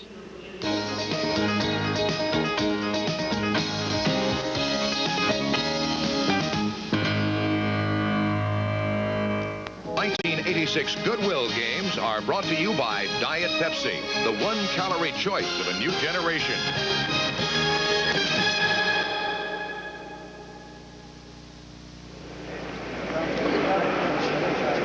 In the blue trunks, Tyrone Washington from the USA, and the white outfit is John Rakotomanga from Madagascar. These are featherweights, 125 pounds, Paul Horning. And I asked the United States boxing coach, Roosevelt Saunders, tell me something about Tyrone Washington. He said, Paul, I don't know any more than you do about him. Believe me, he just got off the plane. He's a substitute. I've never seen him box. So the question is he in shape? And the coach doesn't know, so we're going to have to find out right now. He's from Washington, D.C., stands 5'6" tall. He's 19 years old. Tyrone Washington. Featherweight division up to 125 pounds. Yakov Ragomov from the USSR is our referee, and we're underway. Get high marks for that one. Thank you. Washington in the dark trunks.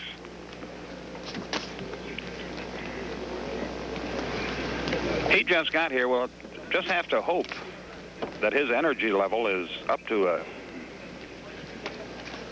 fight like this. He finished third in the 1985 U.S. National Championships. So he's got some experience, but whether he's in shape or not remains a question. We'll find out quickly. Well, he's the aggressor early.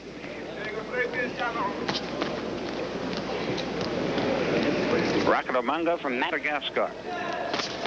This is the fourth U.S. boxer we've seen in competition. Record 2-1 so far. Again, Arthur Johnson advanced, Michael Bent advanced, and Juan Acevedo lost in his first fight. So we're 2-1. This is the fourth USA boxer we've seen. So far, so good for Tyrone Washington. He's given a good account of himself. Rakotomanga, southpaw, southeastern coast of Africa, Madagascar. Of course. Been there many times. Including last night. With Humphrey Bogart. Good action in the corner, Skip.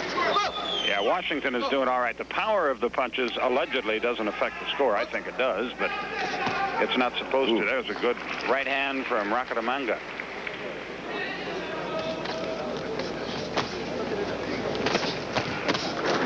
He's strong little puncher. Rakotomanga.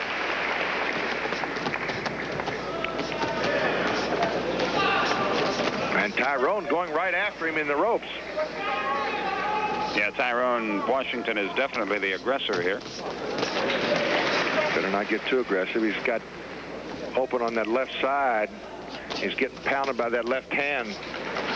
Rakotomanga looks like by far the stronger puncher of the two. 48 seconds left in round one.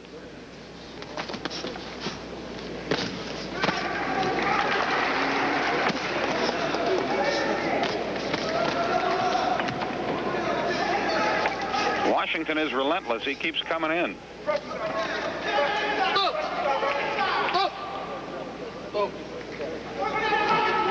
A caution from Rakimov, the Soviet referee.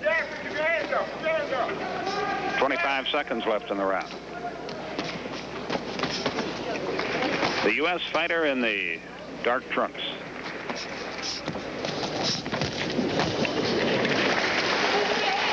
So far, so good for Tyrone Washington. 8 seconds left. Well, you see the time remaining. And this, the first round of 3. We'll be back after this.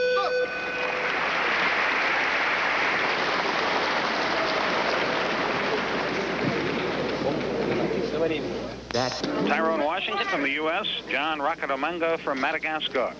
I thought Washington won the first round, but he better be careful because this other guy can really hit. Absolutely. He's got a lot longer reach on Tyrone, but Tyrone keeps putting on the pressure and forcing the issue. Good fight. That's what he has to do. He wants to stay inside and be busy in there and keep the big guy's long arms out of play. Roosevelt Sanders letting Dick McCarthy, assistant coach, and George McCarkle handle the corner for Tyrone. Getting a little response from this Russian crowd. These are featherweights, 125-pound limit. Round 2 of a 3-round bout.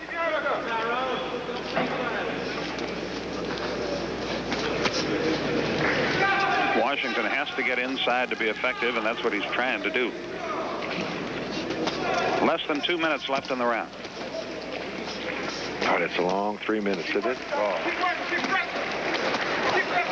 there's a good right hand from Rakotomanga.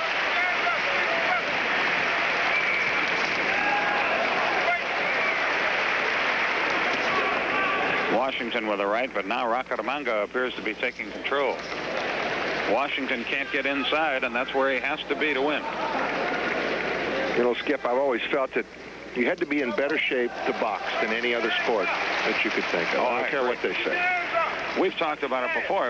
If the folks at home watching will just hold their hands up for 3 rounds, don't even try to box, you get tired for 3 minutes.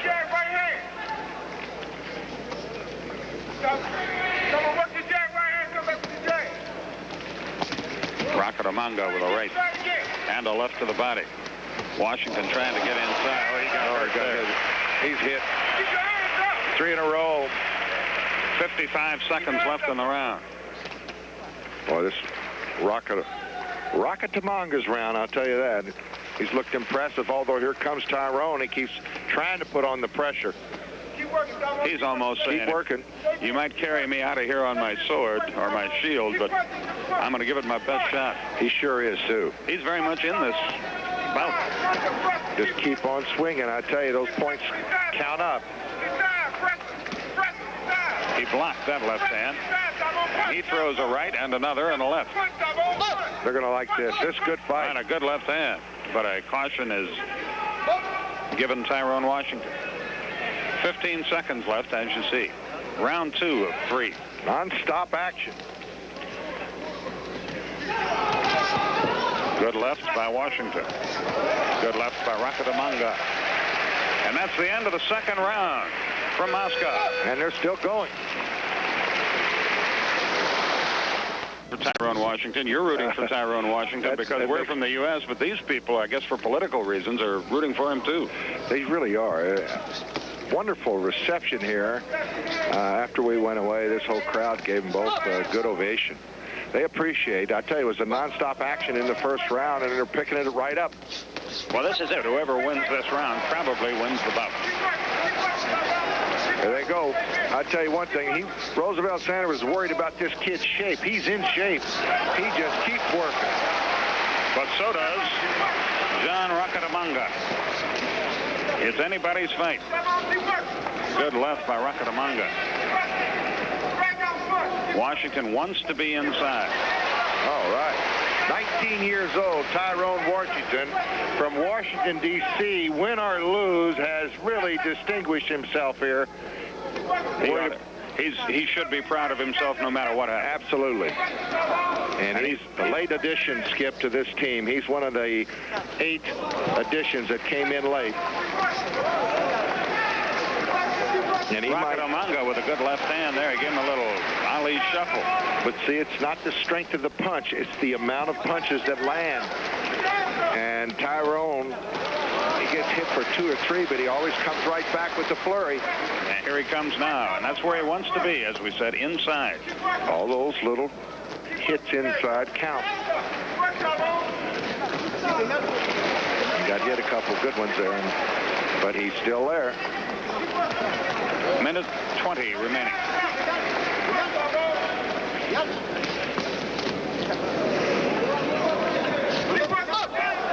Rakotomanga almost knocked himself down. He gets a caution. A minute 5 left. I tell you, I think he's landed more of the punches. They haven't been as strong as Rakotomanga, but I think he's landed more. Well, it'll be interesting to see the judge's decision here. This is going to be a tough one to call. Ooh, he took a right. Another one. And a left and another right. And Rakotomanga trying to finish strong here. Washington's got to rally, and he does. The best fight of the afternoon so far. Boy, he's got some courage, doesn't he? These kids are going after it.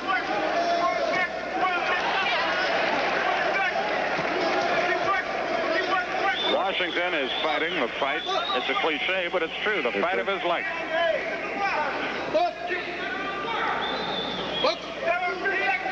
14 seconds left. You hear the USA chant. Some Russian people are involved in that. What a fight. Oh, goodness. Back with a decision right after this.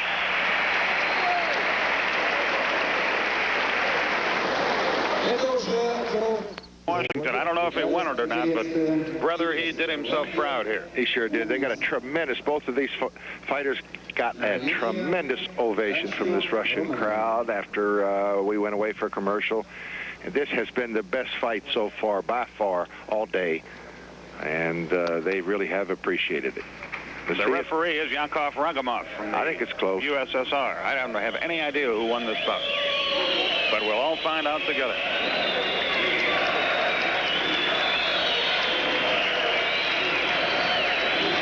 Rakotomanga came all the way from Madagascar, and Tyrone Washington looks happy right now. Rakotomanga got in the more severe blows, the tougher blows, but maybe Tyrone got in more. Well, let's see. Rakotomanga. John Rakotomanga from Madagascar wins the bout. We understand there are 5 judges that he won it 4-1. But I tell you this, nothing against him. He fought a good fight. But Tyrone Washington did all right. He can be proud of himself right there. He did a wonderful job. He got here late. He's an addition to this team. He wasn't picked in the first 24, and he has done an outstanding job, and he can be proud of his performance, and I think he is. Well, if he's not, he should be. Did a great job. We'll be back after this. We'll return with more.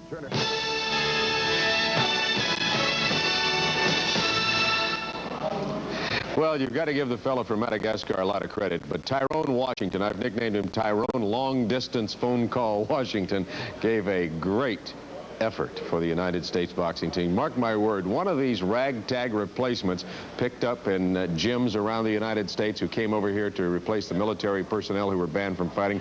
One of them is going to pull an upset, and we're going to be showing the fights to you. We hope that you'll be watching when that happens. We're going to be going back to the U.S. women's volleyball game for the bronze medal in the Goodwill Games of 1986 between the USA and Japan. U.S. was leading in the middle of the second game in that bronze medal game. We'll be rejoining that shortly.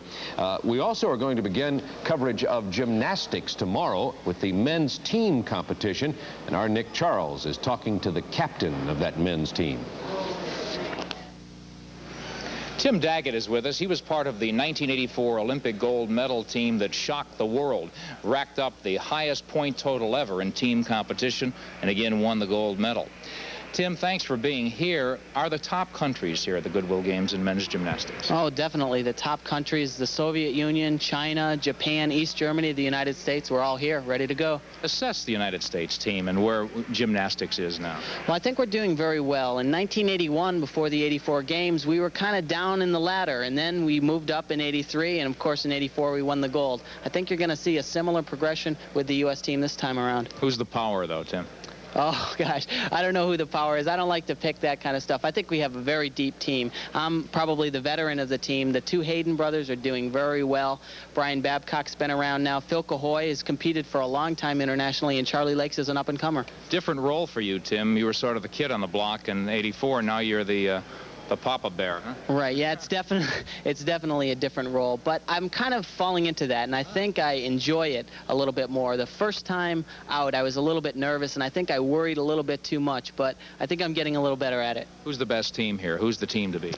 The Soviets, definitely. Their athletic programs are just phenomenal. They seem to do everything possible to become the best in the world, and because of that, in gymnastics also, they are a power.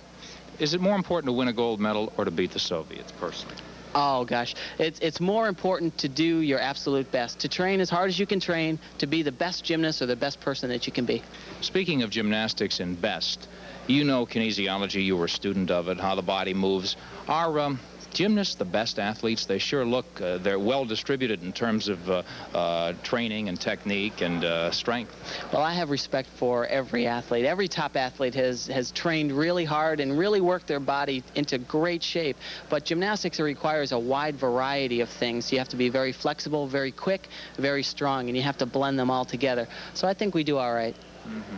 Once again, if you had to pick, and I know you don't want to get into big predictions, is it a pretty even? I mean, we have a shot at a medal if you... Oh, I definitely think that the USA has a shot for a medal. This is the strongest team we've had since '84. We're a lot more experienced. I think we're a lot healthier than we were in the past, and we're going to be right in there. What about the Moscow experience for you? You were here in '81. Oh, it's great. The people in Moscow are fantastic. My coach, who is a Soviet, he came over in 1979, came over with us for the first time, and he's showing us around and taken us a few places. It's been a really great experience. So, Tim Daggett, you're loose but fit and ready to fire, huh? Oh, for sure. We're ready to go. Thank you. Gymnastics gets underway tomorrow in our coverage of the Goodwill Games. Interesting thing about gymnastics, it takes place in the same structure as boxing. It's the major complex at the Olympic Sports Complex. And if you opened up both arenas, you can seat as many as 45,000 people to watch a hockey game. They have a big, thick partition, and they can have boxing on one side, gymnastics on the other, and you don't even hear the crowds. It's an amazing building at the Olympic Sports Complex. The U.S. women's volleyball team in action against Japan, going for the bronze. Let's go back to that action right now. The United States leads the third game 10-9 over Japan. Japan serving to stay alive. They've lost the first two. Off Japanese hands at the net. Side out back to the United States. They need 5 points to put this match away and claim a bronze medal here at the Goodwill Games in women's volleyball. And here is Collins. Likes to serve down that right line and does it so effectively. The Japanese still aren't accustomed to it. It's deep and they can't handle it. But Japan recovered well off that serve. Well, the one way that they've been recovering is by going to number 6, Kazumi Umetsu, who's really been the only hitter effectively that's doing anything for Japan. Now Collins coming out of the game to get a well-deserved rest for the United States. McClendon sends it off the Japanese backcourt defender. Out of bounds, so the United States leading at 10-9, serving again. Melissa McClendon's come in this third game and has played very well. She has 4 kills. Eileen Dempster serving.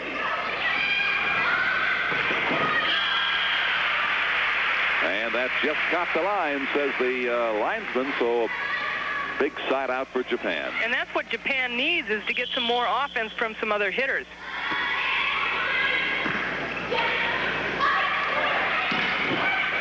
Touch and out. Side out back to the United States with a 1-point lead.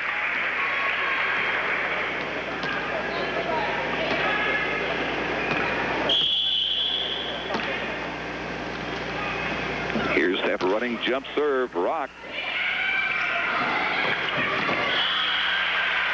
Well played by the Japanese, getting it back in a tough position, and Dempster couldn't handle it. Sashiko Otani again with her second kill in a row. Still 10-9, Japan serving. No doubt about that for the time it left Masakayan's hand. That is a great kill by Liz Masakayan right down the line. Nobody was there at all. And Melissa McClendon from Arizona, out of Wheat Ridge, Colorado, will be serving for the United States as play resumes here in the third game of the women's bronze medal game in volleyball. And the string of side-outs continues.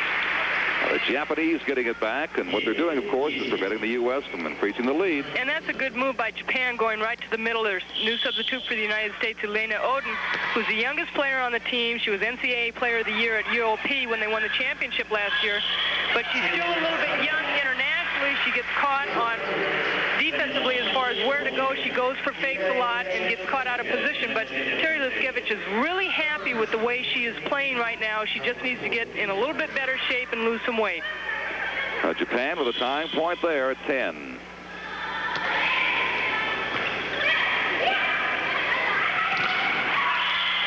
They don't get beyond it. Side out, back to the United States. Kathy Knopf will be serving. Good fake by Oden in the middle and a back set to Masakayan. Hit deep. Japanese let it go, so Kathy makes the service there.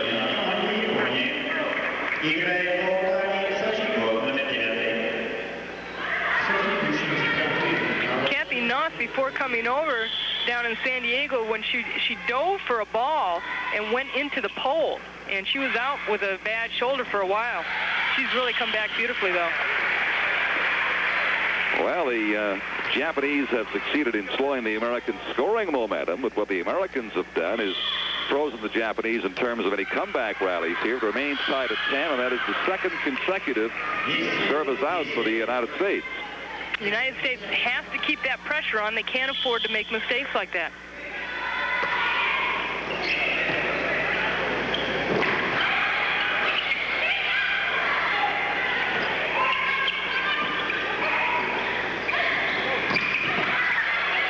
Hard blast off the Japanese defender deep. The set. The Americans can't keep it in play. Rock diving for it, can't handle it. 11-10 Japan. Yumitsu, number 6 for Japan, has really been solid for them throughout this whole match. Let's check with Mike again as they mop the floor briefly. Yeah, the Japanese punish you for every mistake you make, and if they pass that ball poorly, then you don't get a good setup there, they're going to get you. Now that was a good pass, everything flowed. And the United States cuts off the Japanese point run at a single. It's 11-10 now for Japan, with Oden serving for the Americans.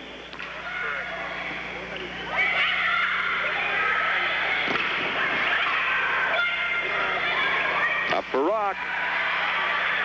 And they can't handle it. Tied at 11.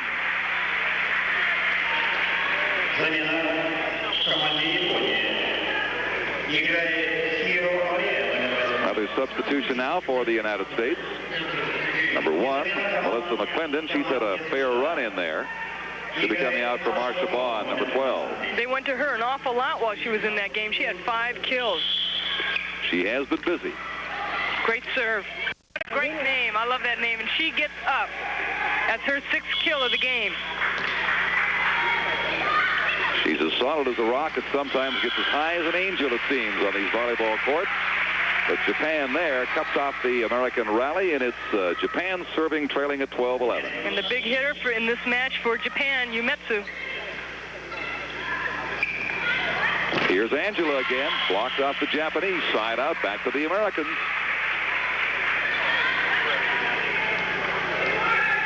Eileen Dempster with the serve.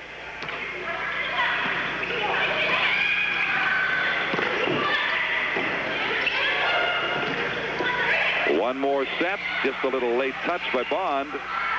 And Japan keeps it alive for now. Good over. Yes, they do. Bond, beautifully. 13-11 U.S.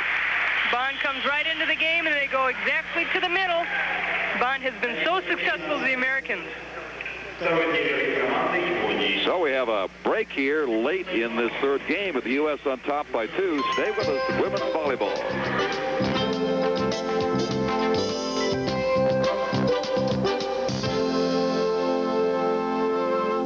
Service continues. The United States 2 points away from a straight sets victory over Japan in the bronze medal game in women's volleyball. Ahead 13-11.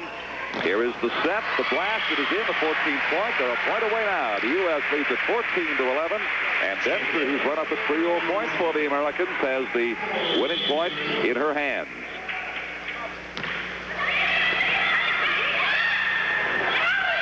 But the Japanese stay alive. Number 8 rising to the occasion, Nori Hiro. Hiro goes straight down. Nobody there for the Americans. Kathy Knott in the middle going for trying to block. Nothing. Nakanishi.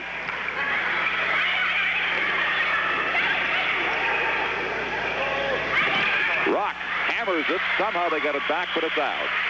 So side out quickly back to the U.S. Angela Rock has been super in this game. You know, one of the things that the United States have been doing down in San Diego is they've been working on a men's net, an 8-foot net. And when they started, they were only getting about 50% of their kills in. Now they're hitting 76%.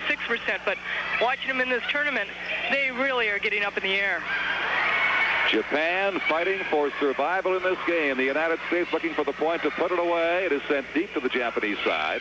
Here is the set. Now the kill. And the Japanese get it side out. They hang in there, trailing at 14-11. Otani's really come on for Japan in the second game. Before it was usually just Umetsu that was doing all the hitting. Now Otani. Hiro stands deep to serve.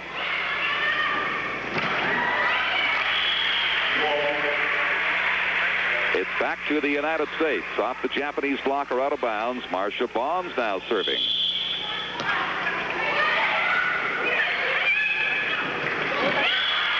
But that's a long. Otani again. Japanese will not give up that fatal 15 point. Elena Oden not getting up there quite quick enough.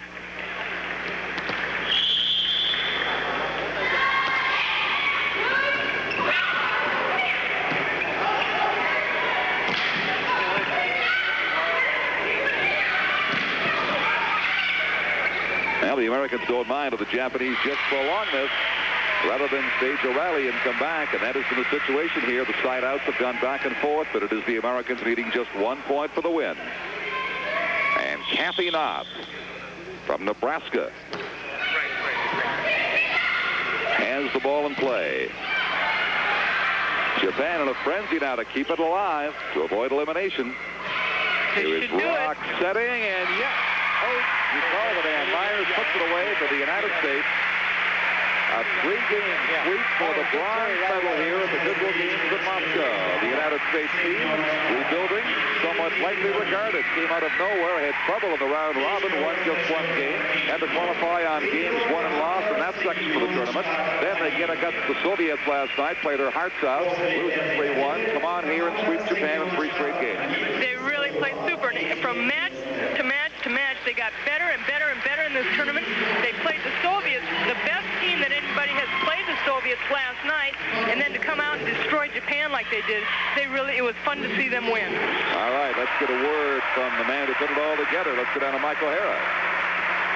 I'm with Coach Terry Leskevich. Terry, the team really finally gelled after a long struggle.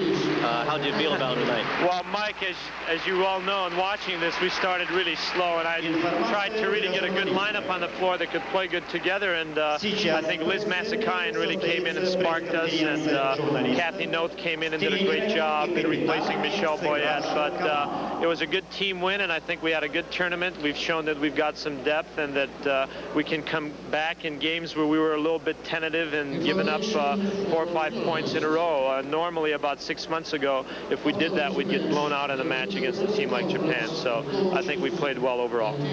Angela Rock sure showed how power volleyball should be played. Well, you know, you and I were talking about that the other day. When she gets a good set and she gets a good jump on the ball, boy, she could really hammer that ball at the net and reach high to hit it. And she really did that well today, and she served really well. And, you know, she is just an inch away from being a great server. With her and Paula healthy serving, I think we've got two good jump servers, and you don't see that in the women's game a lot. Coach Terry Liskavage, congratulations on a slow start, but a great finish. Oh, thank you, Mike. Okay, Mike, let's get a final thought now from Ann Myers on the U.S. bronze medal win. I was really excited. I knew they'd win. Terry had them ready for the game, and I think the gals were ready for the game, too. They played so well against the Soviets. They were so pumped up, but I think they had to change their psychological thinking and coming out and playing against Japan, try and slow it up a little bit, but they kept the pace of the game going to their advantage. Well, you called it before the game. You got me so hyped and confident. I wrote down 3-0 after the Americans won the first game, and that's what they have done, beating a traditional world-powered women's volleyball, the Japanese, to win the bronze medal here in Moscow. For Ann Myers and Michael Hara, Don Chevrier saying so long for now.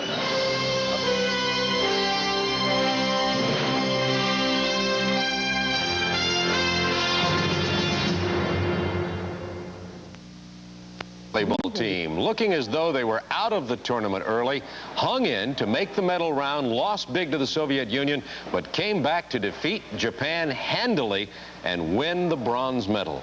And the ceremonies took place just shortly right after things happened. You see the U.S. team receiving their medals now. And you've got to know that this team that's rebuilding is remembering Flo Hyman, who died on January 24th, 1986 of a heart attack. She was 31, and she was the woman who probably more than anyone else helped make volleyball such a popular sport in the United States. And now the USSR team with their gold medal and the national anthem of the Soviet Union.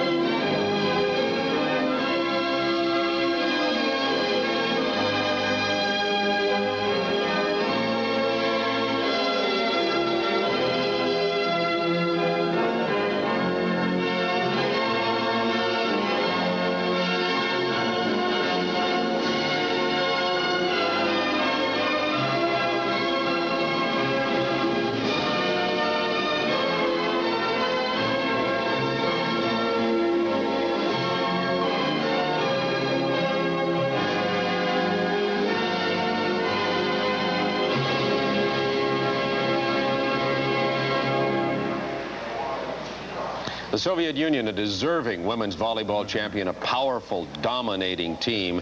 And the U.S. women, I'm sure they feel fortunate, but they earned every inch of the way to get the bronze medal. We've got a lot coming up this afternoon, more. We do. We're going to be going back to the Olympic Sports Complex, Bob. More boxing. A particular bout I'm interested in, welterweight Ernesto Chavez of the United States. Less than 4 months ago, he was hit by a truck, had his leg broken and his kidney lacerated. Now he'll be in the ring in Moscow in a few minutes against Billy Walsh, a big puncher from Ireland. So more boxing coming up. Also yachting. We are going over to in various locations throughout the Soviet Union, the games here in Moscow and the Russian Republic. But yachting is in Tallinn, that's the capital of the Soviet Republic of Estonia, and we'll be there for several races. Rough weather off the Baltic Sea, but they did get 7 races in today. Also tennis, and the intriguing thing here is Andrei Cheskanov of the Soviet Union. He went to the quarterfinals in the French Open, so he will head the list for the men from the Soviet Union. There's an excellent team from Czechoslovakia, and of course the U.S. will be there. So a lot more ahead on this edition of the Goodwill Games. I can't help it. We have all these sports, 18 sports, 3,500 athletes, 175 gold medals. I'm still a basketball fan. And tomorrow we're going to continue our coverage of the World Championships from Spain. The U.S. men will be in action against Argentina. We'll also have some other activity for you on Sunday, one of the busiest days. Matches today is the 2 busiest days. Men's basketball from Spain, USA, Argentina, water polo, and wrestling. We also have another sport that's beginning tomorrow, and that is gymnastics. Boxing will continue. Team handball also gets underway tomorrow here in Moscow. We'll be, of course, covering them all for you. And in just a moment, the United States wrestling team has been a disappointment so far. Disappointing to their fans, their coach, and most of all themselves. They tied Bulgaria. They're kind of in a pinch to continue in the gold medal hunt with the Soviet Soviet Union has been very, very powerful, but the United States team is hanging in there. They still are in contention for a gold medal. Let's pick up on U.S. wrestling now. They're wrestling Turkey. This is a critical match. We're here at the Druzhba Sports Arena for the second day of the wrestling competition. Yesterday, the USSR beat Mongolia handily in all 10 weight classes to move closer to the team final tomorrow. The shocker of the day was the USA tying a relatively young and inexperienced team from Bulgaria 5-5. The lackluster performance of the USA being summed up best when world and Olympic champion Mark Schultz was cautioned out of his match for passivity. For the Americans, it comes down to what has to be an inspired performance this evening. The outcome of the USA and Bulgaria matches against Turkey will decide who goes into the finals on Sunday night. The USA needs to beat Turkey by as big a margin as possible. Perhaps it is ominous, but a couple days ago, before the Goodwill Games began, I talked with Dave Schultz and asked him if the USA team was ready for this competition. Should I answer that question honestly or politically? Honestly. No. Why?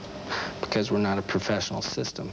We're amateurs, truly amateurs, and I have to support myself. And we have two main events this summer, the World Championships and the Goodwill Games, and I had to work camps to try and raise enough money that, you know, the kid eats, that kind of thing. And I think most of us are in that same situation. But, you know, I'm hoping we get lucky. I'm hoping for luck. Don't you think the USA team is pretty good, though? Oh, yeah. Now, I'm not saying we don't have a chance to do very well. I'm just saying that if you're, you know, every time you roll the dice, you got a certain chance that you're going to roll a 7. Well, we could have increased our chances of success had we been more serious. And it's not that we didn't want to be, it's just we all had prior commitments to camps and that kind of thing. And we took the time out to come here because we think this is a very important event. For me, this is, next to the Olympics, I think this is it. But you can't get out of those prior commitments, and that was the case for most everybody.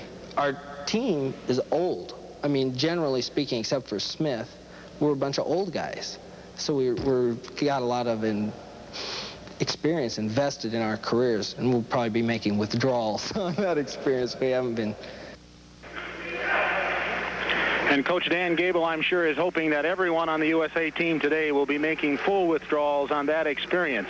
They need a victory, and a big victory, over Turkey if they're going to make it into the finals on Sunday afternoon. First match here in the Turkey-USA match at 105.5 pounds. USA wearing the red singlet, Rich Salamone. For Turkey, Ferzi Kaynak. Obviously, the advantage here in length will go to Kaynak of Turkey, who is much taller than the 4'11" Salamone of the United States. Rich Salamone did not particularly have a great match in his competition last night against Bulgaria. Was very hesitant and unaggressive in his first matchup in this Goodwill Games. Perhaps he will pick up on that competition. I think it's important for the United States to start out very aggressively in this competition. The United States yesterday tied Bulgaria 5-5, and the outcome of this match and the Bulgarian-Turkey match will decide who goes into the finals. They need to beat Turkey worse than Bulgaria does. Kaynak of Turkey comes in on the first shot and scores a 1-point takedown to take the 1-0 lead over Salamone of the United States. Ferzi Kaynak working here on what is called a gut wrench, trying to lock his arms around the waist of Salamone and turn him to his back to pick up some extra points in the match.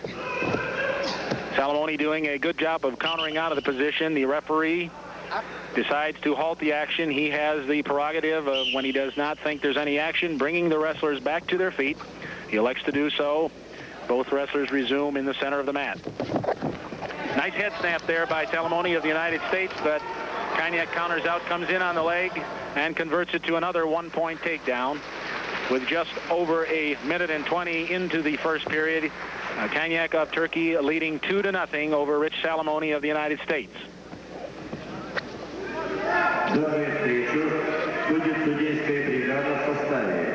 Trying to work a leg combination here for the turn. Again, the official stops the match. 3 officials in every international wrestling match. A referee on the mat, mat chairman, and a mat judge on the side. 2 of the 3 must agree for any call to be made in these competitions. 10 weight classes in international freestyle wrestling. This is the first, 105.5 pounds.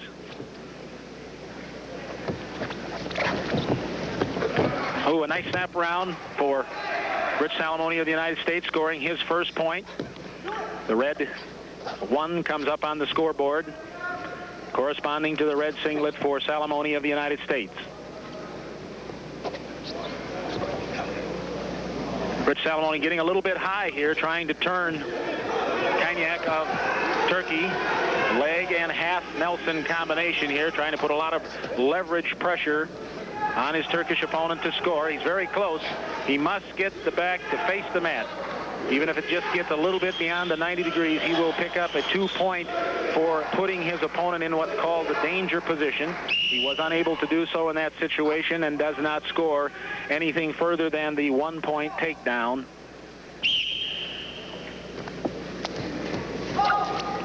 "20 seconds remaining in this first period. Rich Salamone of the United States trying to avenge a first-round loss. This is an important match for the United States. They need to win as many of these matchups against the Turkish team as possible so that they can guarantee an advancement into the championship dual meet tomorrow afternoon. There we have the end of the first period. Rich Salamone of the United States trailing 2-1 over Ferzi Kaynak of Turkey at 105.5 pounds.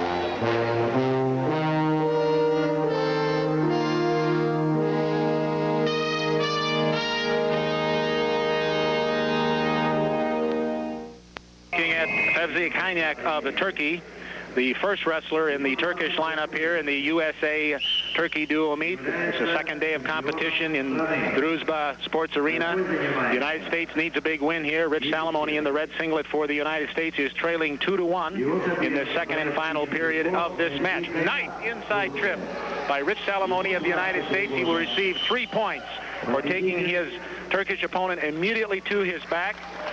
Rich Salamone much more aggressive today than he was in his first-round match yesterday.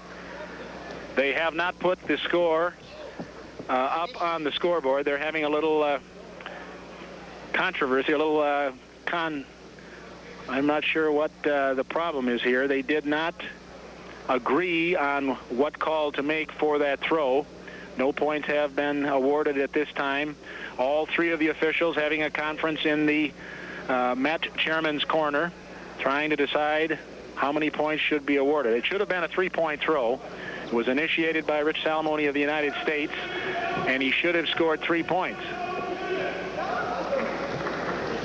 Nothing yet. There are 3 points. 3 points indicated by the match chairman and the match judge. Richie Salamone of the United States now leading 4-2 over Ferzi Kaynak of Turkey. Salamone in again on an attack, scores another point takedown to put the United States ahead 5-2. This is a very important start for the United States. They need to dominate in this match. A 2-point turn, uses that gut wrench to lift Kaynak of Turkey over to his back. He will receive another 2 points for that back exposure. He now leads 7-2. Just over 2 minutes remaining in this second period, and once again exposing the back of the Turkish wrestler. Rich Salamone of the United States will receive 2 more points, and he pulls him back to the other side. Whether the officials have the angle here, I've seen no points given by anyone.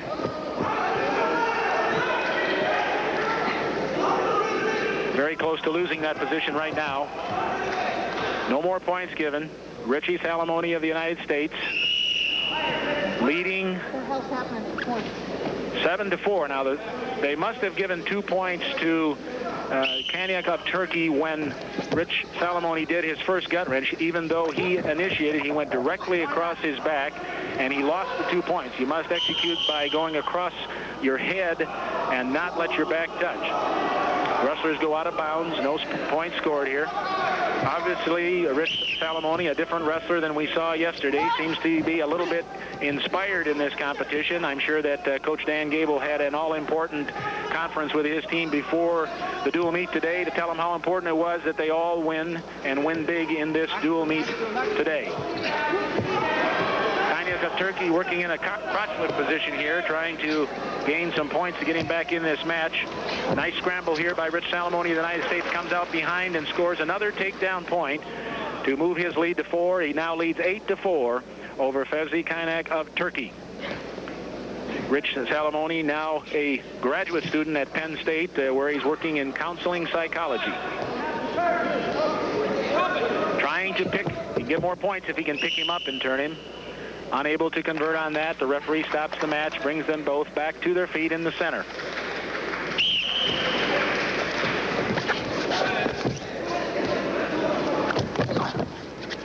Again, that snap down that he's used 2 different times here to score. Salamone much more aggressive today than yesterday. Trying to work that half leg combination again for the turn. He has him past the 90. He's going to pick up 2 more points here. Now leading 11-4. If he can get a 12-point advantage, the match will end. It's looked at similar to a fall, and the match is terminated. Trying to step a leg in here. There he goes, turns him for 2 more points. Rich Salamone really being aggressive in this match as time runs out. He leads Ferzi Kaynak of Turkey 13-4, comes up with the first all-important win in this dual meet, the USA versus Turkey, second day of freestyle wrestling here in the Goodwill Games. We'll be right back.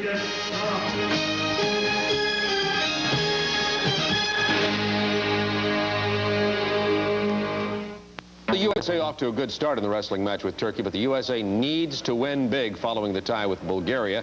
And Nick, you and I have been talking about tennis. I understand there's some rain up in the tennis venue. Right, rain, maybe a little ice might slow down the Soviets. They have got quite a team. They've got people that competed very successfully on the pro circuit already. Andrei Chesnikov went to the quarterfinals in the French Open. But you're right, the tennis competition in these Goodwill Games got underway today at Jurmala. That's 500 miles west of Moscow in the Baltic Republic of Latvia. Unfortunately, rain was the biggest news of the day, and Barbara Estep has details. I bring you cold and soggy greetings from the Baltic state of Latvia in the far northwest corner of the Soviet Union. The tennis competition is being conducted in the resort town of Jurmala. We're just down the road from the capital city of Riga and across the Baltic Sea from the countries of Sweden and Finland. Unfortunately, at this site, all play has been canceled today because of a heavy deluge that started early this morning and completely flooded the courts. Now, the tournament is being conducted on red European clay. That can take quite a bit of water, and also, if the weather should break, they would be playable within a short period of time. And there are some other alternatives. 9 matches from the men's round of 64 have been moved indoors today. Now, those rounds do not include any Americans, nor any of the players from their major competitors, the Soviet Union or Czechoslovakia. The organizers are very disappointed because we have a large field here of 41 men and 25 women from a total of 17 countries. We needed to complete 42 matches today just in order to be on schedule. I really suppose we should have been prepared for all this, because there's a story from this region that's said to date back to the Middle Ages. Now, legend has it that on July the 3rd, which is known as the Day of the Seven Brothers, if the weather is nice, it will continue to be nice for the next 7 days. Well, it was, and it did. Which brings us to part 2 of the legend, and that's July the 10th. That's known as the Day of the 10 Sleepers. If on that date any of the sleepers is awakened and it rains, then the rain is said to continue for, are you ready for this? 7 weeks. Well, on Thursday the 10th, apparently at least one of the sleepers was interrupted. He is now gaining his retribution because it has been cold and rainy ever since. A little bit like our groundhog theory, I suppose. At any rate, I'm told that the weather here in the Baltic region is changeable, and frankly, at this moment, almost any change would be a welcome one. Oh, my. Barbara, if you believe that story, you're probably still counting on the Tooth Fairy. Speaking of legends, as Barbara Estep was telling you about, we've seen a legend in his own time, artist Leroy Neiman, creating his unique sports paintings at a number of Goodwill Game venues during our first week of coverage. Recently, Paul Ryden accompanied him on a journey through Moscow to learn more about how he works.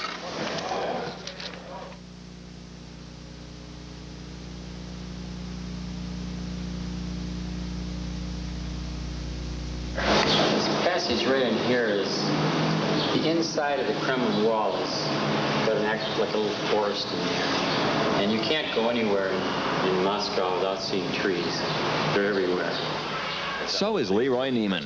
From his renderings of major events that have made him the premier sports artist in America to his view of the lady in the harbor, Neiman's work has taken him from west to east, and during the Goodwill Games, into the heart of the Soviet Union. You got the power of the Red Square, the Kremlin, and St. Basil's as complex, but then grew around them the capital of this powerful nation, this huge city, which is so much like New York. I mean, traffic-wise, and there's a constant flux and change and renovation.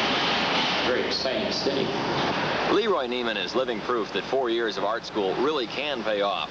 Now a renowned master in his own right, he's a guest during the Goodwill Games of the prestigious Surikov Art Institute in Moscow. And in a small way, it's like coming home. I studied 4 years painting at the School of the Art Institute of Chicago with the great Russian painter Boris Stanisville. And I was under his influence very heavily, practically drugged by this guy for a couple of years. And the biggest thing I had to do when I left art school was to shape him. But a lot of it stayed. So have his impressions of Moscow. It was from this vantage point at the National Hotel in 1968 that Neiman saw the funeral procession of cosmonaut Yuri Gagarin. His travels around Moscow resulted in his sketchbook, a Red Square blueprint. And no one, apparently, thought twice about it. You can go to Beverly Hills and get more resistance. If you want to start painting on the street there, you can go at the Super Bowl game, before the game, try to get into a secret practice. I mean, the restrictions here are things that anybody that's on the road and works from life and events and spectacles and all that, this is not that difficult. I mean, nobody has to help the artist. You get it one way or the other. When you're painting a painting like this, you ever get to a point and say, this isn't working? The whole process of painting is self-criticism. So you're constantly changing and reassessing and deleting and adding. Yeah, I don't take things out, I just paint over them. I don't, because it's sort of a chaotic technique, I might say. I bring order to it. And the order he brings to it makes Leroy Neiman an American original. For the Goodwill Games, I'm Paul Ryden. USA men's wrestling team off to a sluggish start, but they're coming back strong against Turkey. We're going to rejoin that USA-Turkey wrestling match in just a moment. Stay with us as we continue coverage of the 1986 Goodwill Games.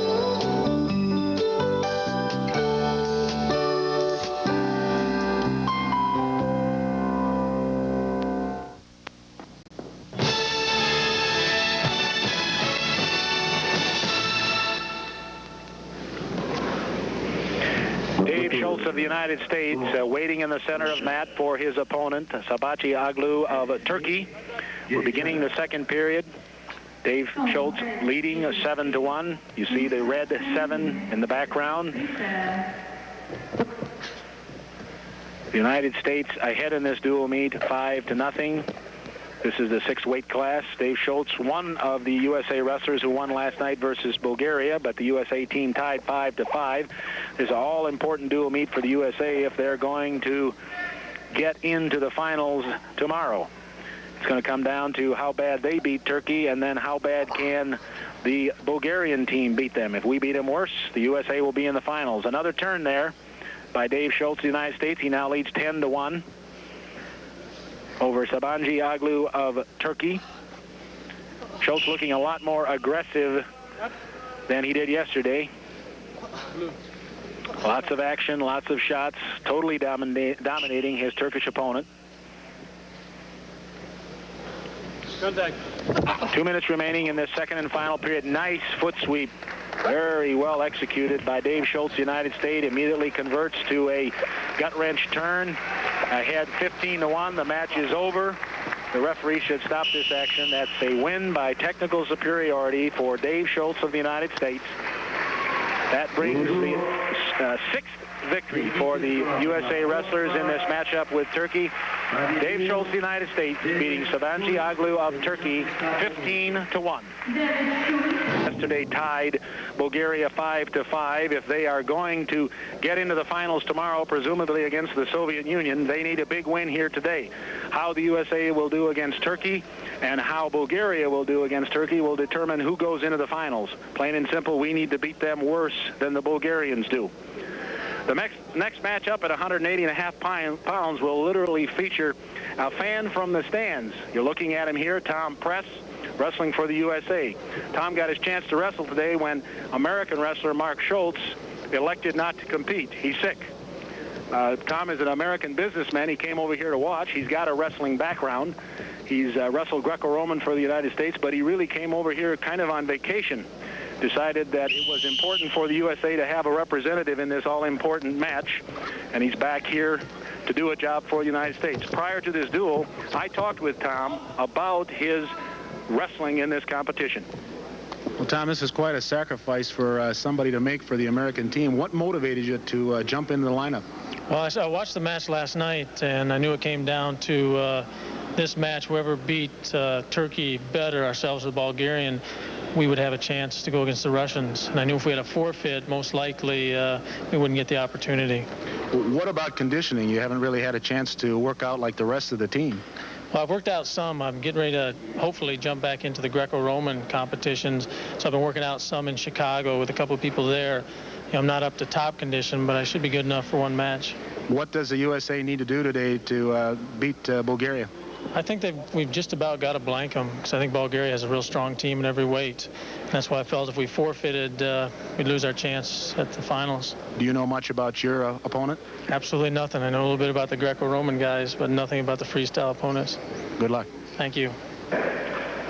You're looking at Tom Press of the United States here getting taken down by Nejdimi Genjil of Turkey. This is the 7th match in the USA-Turkey duel. Tom Press of the United States taking the place of Mark Schultz, who is sick. Really wasn't planning on being in the competition. Nejdimi Genjil of Turkey doing a nice job there with the turn. All of Tom Press's experience in Greco-Roman wrestling. It's all upper body. It's the other international style we see in Olympic and world competition. He really hasn't trained for this competition. I'm sure did not expect to be doing anything but spectating here in these games.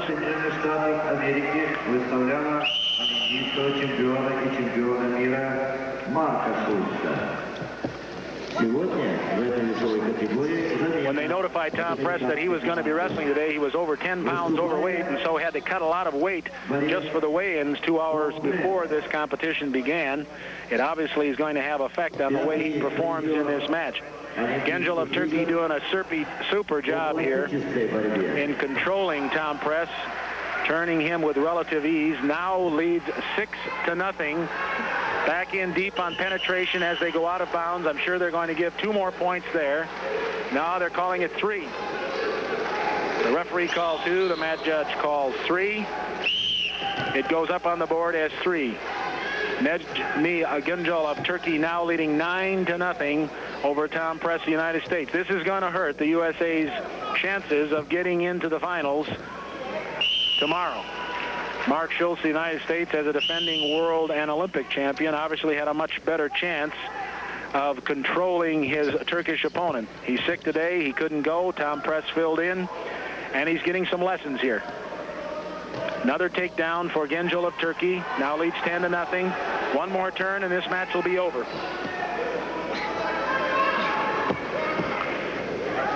Control, the gut wrench, takes the 2. There it is.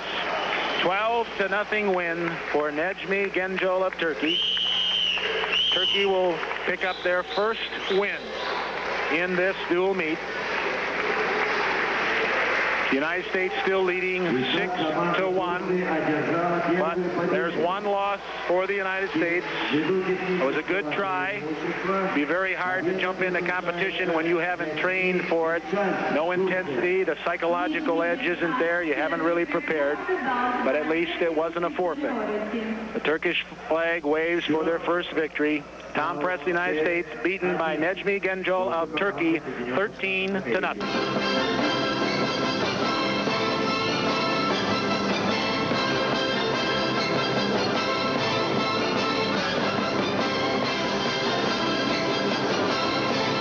At Druzhba Sports Arena, USA-Turkey dual meet, freestyle wrestling here at the Goodwill Games. Jim Scherr of the United States, you see coming in your red singlet, ahead of Farouk IRL of Turkey, 3-0. Both of the wrestlers right now sent to their corner to be dried down. Can't have too much sweat as you begin the period. United States right now leading 6-1 over Turkey. That's an all-important matchup for the United States if they have any chance at all of getting into the finals. That tie yesterday, 5-5 with Bulgaria, may keep them out of the finals. It all come down to who, the United States or Bulgaria, can beat this Turkish team the worst. Inside trip, we've seen it used a lot by the United States today. A good scramble, but 1 point given to Jim Scherr of the United States as he takes down Farouk IRL of Turkey. Now leads 4-0. The USA has looked a lot more aggressive in this second dual meet in the Goodwill Games competition. They looked very slow and sluggish yesterday, but inspired by the chances of getting into the final, and I'm sure a little pep talk by their coach Dan Gable, looking a lot more aggressive today. The only loss coming to Tom Press, who filled in for a ill Mark Schultz.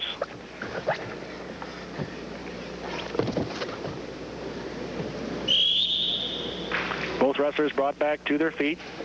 United States needing more victories here. This and 2 other matches remaining, 10-weight class in international competition.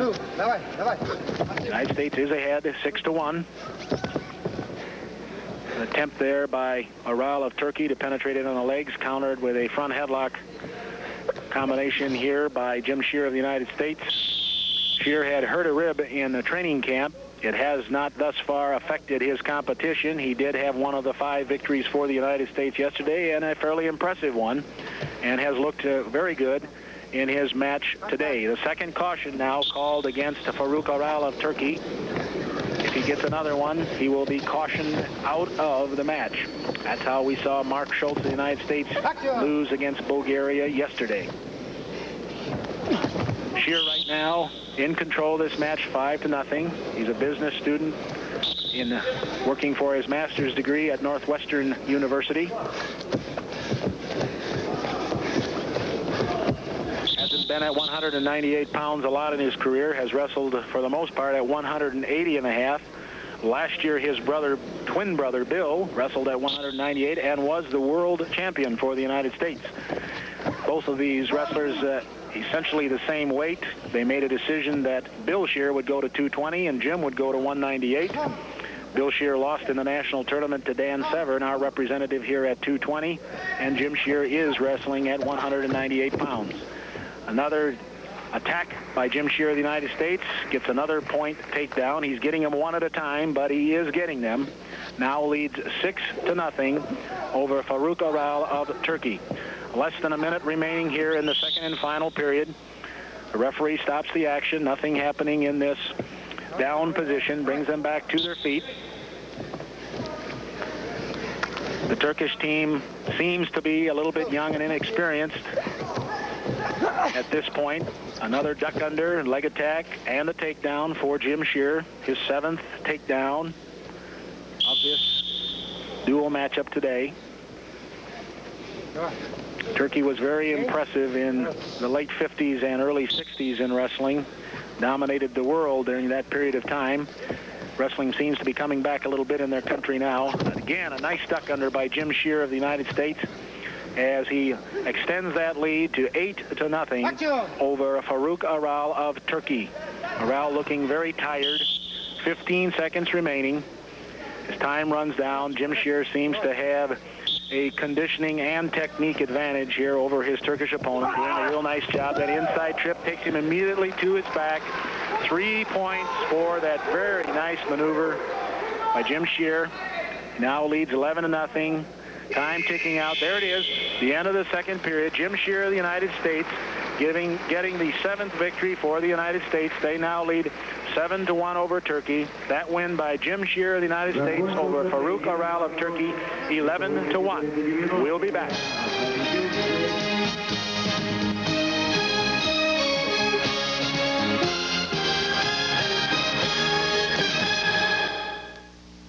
You're looking at the USA Turkey wrestlers at 100 kilograms in the Goodwill Games competition in freestyle wrestling. Dan Severn of the United States in the red singlet attacking very aggressively over Hari Sezgin of Turkey. Sezgin at this point, as we begin the second period, is leading 2-1.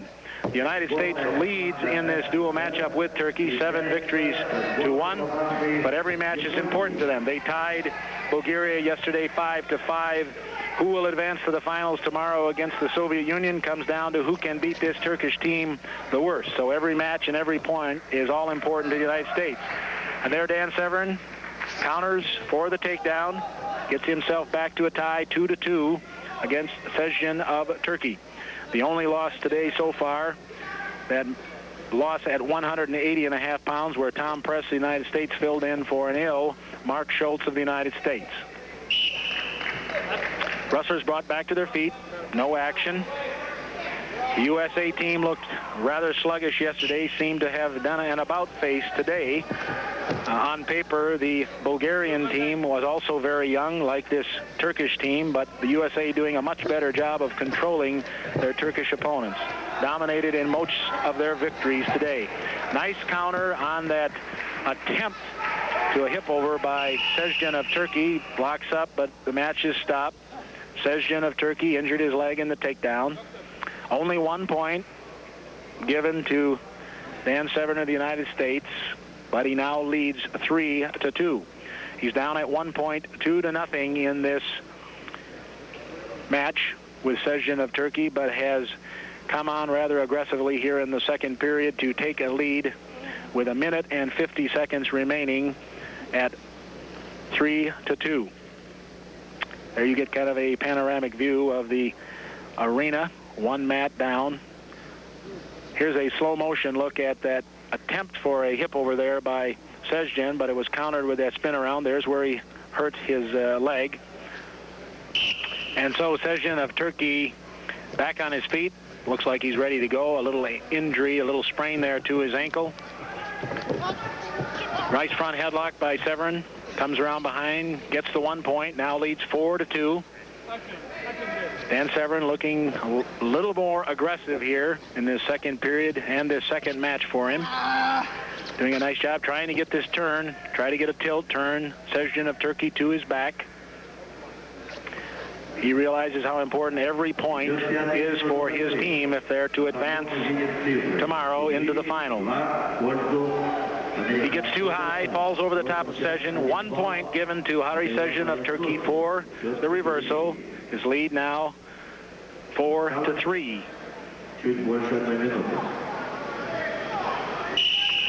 The wrestlers in the red zone area. No action occurring. The referee stops the match, brings them back to their feet.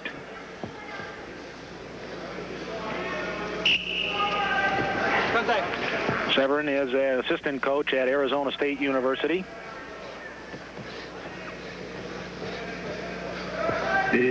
"45 seconds remaining in this period. There's a caution call against Sezgin of Turkey. That's his first. Dan Severn puts him down on the mat. He wants another shot at trying to turn him. Badaram Sheet, coach for the Turkish team, himself an Olympian, watching. Severn trying to lock up the leg lace. There's USA coach Dan Gable. I'm sure a little bit happier with his performance today than that 5-5 draw with the Bulgarian team yesterday.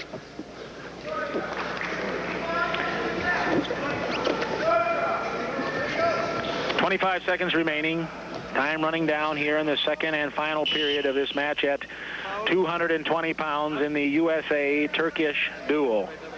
The USA leading 7-1. This looks like another victory for the United States.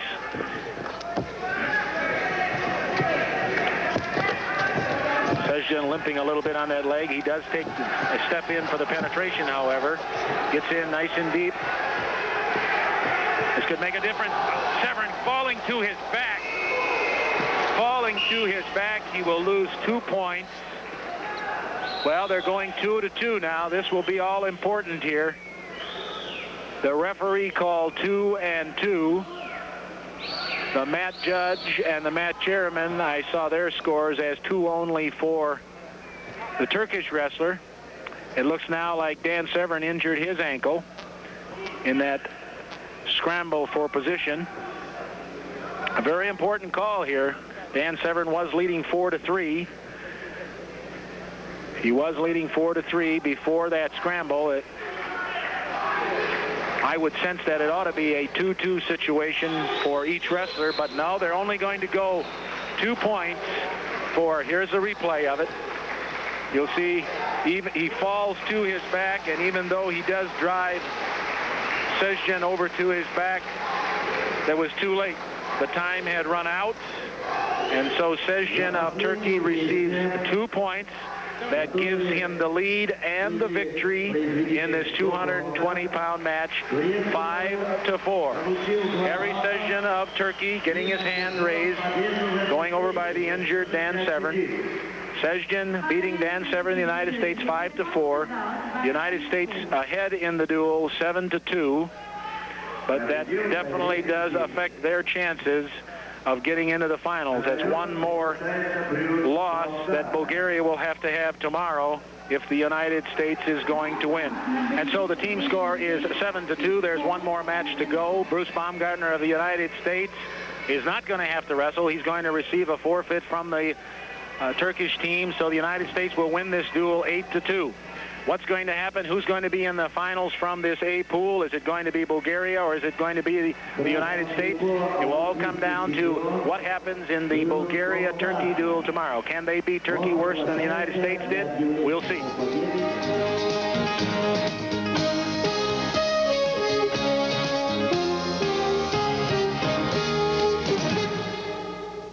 Yachting venue. We'll be checking in with Tallinn to find out just what's going on with the yachting. They are having the racing today, so it's going to be wild and woolly.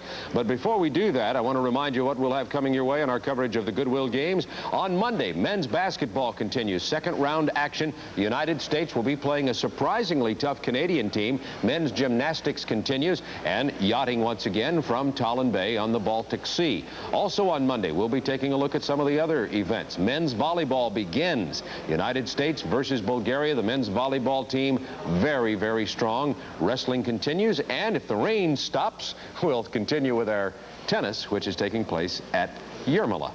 And speaking of the northwestern part of the Soviet Union, where those two venues are, wrestling and, yachting and tennis, you're looking at a map now of Tallinn. Tallinn is on, it's Tallinn Bay, it's on the Baltic Sea, about 500 miles northwest of Moscow. Let's find out about that historic city and the weather from our reporter, Gary Jobson. Tallinn is the capital of Estonia, a city that sits on the Baltic Sea. This town features many examples of architecture dating back to the 12th century. There is even a pharmacy operating today which opened for business in 1422, 70 years before Columbus discovered America.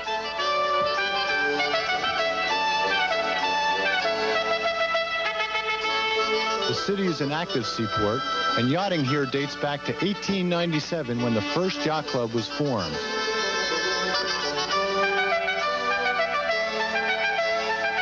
Tallinn is host for the Goodwill Games, and sailors from 21 different nations are competing. But the weather today was different than we expected. Welcome to Tallinn. Today is the first race of 7 races, and the bottom line is the boats that have the lowest score after 7 races will win this regatta. We have 7 men's classes and 2 women's classes racing, but the real story here is the weather. Right now it's very unsettled. We've had several storm cells come through in the past 24 hours, and anything can happen. What it comes down to is the American team versus the Soviet team, and we'll just have to wait till the racing begins to see who has the best group. In brief, the 7 classes are the Flying Dutchman, men's and women's 470s, Stars, Tornadoes, Solings, Fins, and men's and women's sailboards. In the Flying Dutchman class, the American team, led by J.B. Braun and crew Bill Kenny, got off to a fast start in choppy seas. These boats are just under 20 feet long, carry 3 different sails, and weigh 375 pounds, and they are also fast.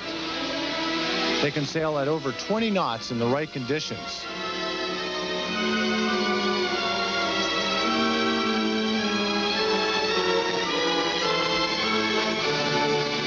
They're also graceful. There's the American team with the fast inside position coming off the line.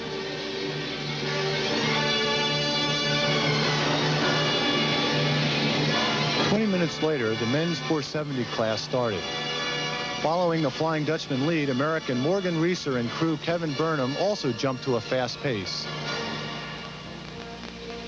Immediately, they made a quick tack to cover the fleet, but this was the best Reeser would look all day long. The 470, incidentally, is 4.7 meters long, and that's how it gets its name.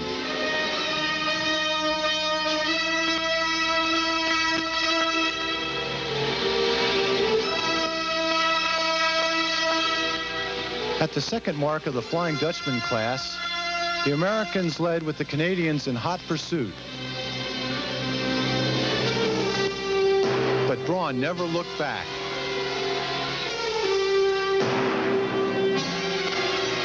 Notice the crews extending over the side of the boat held by a single wire from the mast. This is called a trapeze. It takes great agility and practice for the skipper to steer while the crew balances the boat. Earlier we talked with J.B. Braun and he discussed how he planned to sail this event.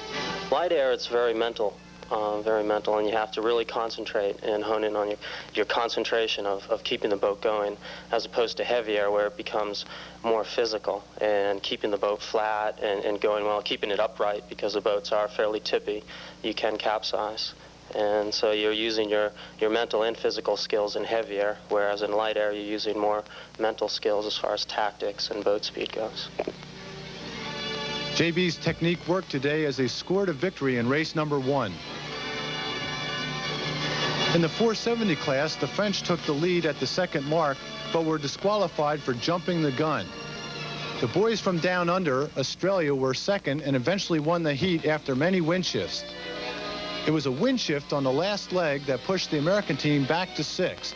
Here we can see 470 crew Burnham on the bow struggling to clear the spinnaker of the American team.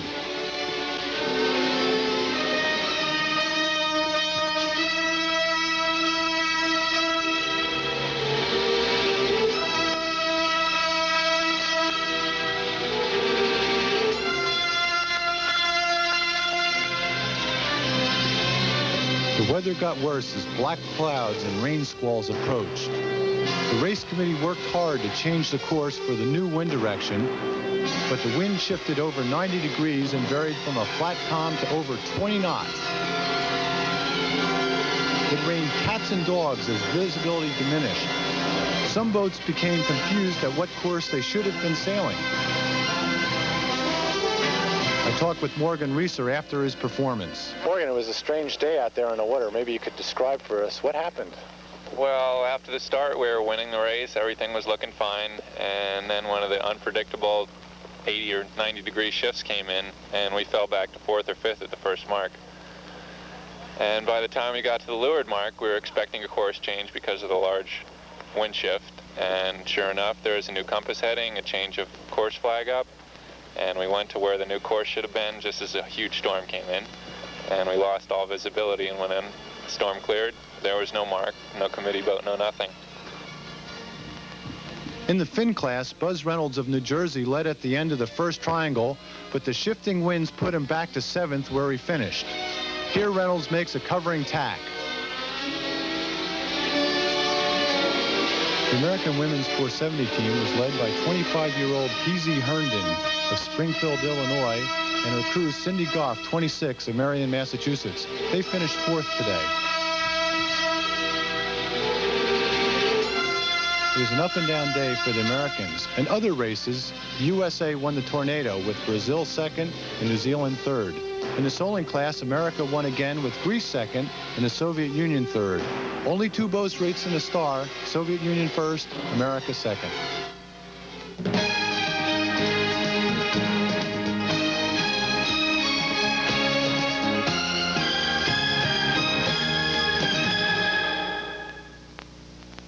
Rough weather on Talon Bay, but the yachtsmen were at it anyway. Only one of the classes, actually 7 of the 9 classes sail today. Men and women participate in the wind surfer. You've seen the surfboard-like sailing vessels. That's one class. The weather was too rough to sail today, but they'll pick that up as soon as the weather lets up just a little bit. Well, the U.S. men's wrestling team came to Moscow. Everybody had very high hopes for them. They still do. They're still in gold medal contention, but got off to kind of a slow start.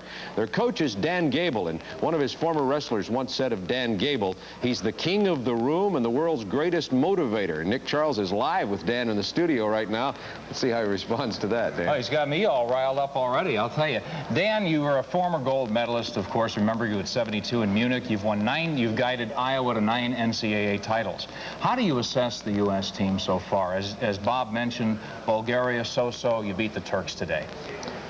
Well, we have a great bunch of athletes. They're highly skilled, and they get ready when they need to get ready. But right now, after observing them in 2 matches, I would have to say that we're probably not at our peak by no means, and maybe virtually so, just because the World Championships are in October, and maybe it's that time of the year that you're not at your best. We didn't have a great long training camp, but I still thought enough of the athletes to be able to get them ready to be able to defeat the Bulgarians, and that was a surprise to me. But not only was it a surprise, their style wasn't that aggressive, and actually Bulgaria was coming at us more than we were coming to them. So I was a little worried. We had a little talk, and we performed better against the Turkey team today. However, it ended on a sour note with that loss in the last 1 second or so in Dan Severn's weight class, and of course the illness of Mark Schultz.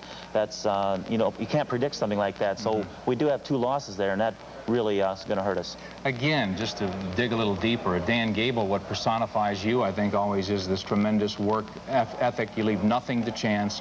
You're always prepared. You teach an aggressive style, and then yet you say that some guys maybe aren't match fit. How do you imprint your style and make them? Well, you have to do it over a period of time. It takes a 4-week camp, a 6-week camp. You can't do it in a week camp, and that's basically what we had. But I also am a coach that just because I did something as an athlete, I don't make them do it as an athlete themselves now, because I'm a coach and everybody's an individual and everybody has their own certain ways of doing things and making accomplishments. But right now, you know, a lot of these guys, they need that 4 or 6 week camp just to bring the best out of them. Even though we're not out of the contention, if things look a little bit rough for us. The Soviets look like a titanic group. They have just zipped through to the first 2 matches, have not lost a match. Can anybody stop them? Well, you got to look at the background there. They didn't come in 1980. To LA, and they really haven't had a major competition nationally and internationally on television that they've been able to really show their power. And this year they came to the World Cup Championships with a good team, but they were kind of unprepared as well. We ended up drawing with them in a major competition, in the World Cup competition. So, you know, they were a little bit, they're a little bit sky high. Their lineup is probably as good as I've seen in a long time, and they don't seem to be tiring in their matches like they did in the World Cup Championships. They're ready, and basically we're not as ready. Dan, tell me about what distinguishes the Soviet style. Is there anything we could look for, even people who aren't, who don't know all the esoteric little nuances of wrestling? They're very powerful. They're very explosive. They have their natural athletes in their particular sports that their body fits them for. And like wrestling, they almost all built just alike. They're just a little bit wider as they go up the weight class. And at the same time, their techniques are very sound, very skilled. Whereas we work on many aspects of training because of maybe an athlete has a weakness in a certain area outside of the skills. They don't have to do that because of that natural ability in that particular area. And so their skills are very outstanding, and usually we have to pick up a lot of our skills after we watch them. You see your team at all, I mean, looking at the impending matchup against the Soviets in their own backyard, is that an intimidating thing to come here to Moscow? You've been here 8 times. Well, I'll tell you, we've never performed well overseas in Russia when we send tours over. We haven't been in a so-called games like this, and because of that fact, maybe we were intimidated a little bit by the Soviets, but you know, anything could happen. You know, just like the Bulgarians, maybe we were favored, maybe we weren't favored. By the ratings, no, but their team was changed a little bit from the World Championship, so anything can happen. And if we get the opportunity as a team to go against the Soviets, hey, I'm not going to give up to them. We're going to do the very best we can. Right now, we do have 5 guys going for individual goals against the Soviets, but the team championship is the first to come, and I would like to get to go against them instead of the Mongolians. Final thing, international competition. It's been your life. Does it truly promote peace and understanding? Does it make people closer? That's the purpose of these games. Well, I have to admit that I know the relationships between the American and the Soviet athletes in wrestling, American coaches, the Soviet coaches, and we have a tremendous relationship. You share ideas? We share ideas, thoughts, we share gifts, we share a lot of friendship and talk, and we may be fierce at one time or another, and we may even get mad at each other in the heat of battle, but when it's all over and we cool down and we settle down, we usually are back almost hugging each other to some extent. Well, Dan Gable will be watching. You guys won't be hugging each other just yet. You've still got some wrestling ahead of you. No, I'd like to be bear hugging them. Okay. Dan Gable, coach of the U.S. wrestling team here at the Goodwill Games in Moscow. And we'll be back to tell you a lot more, so stay with us.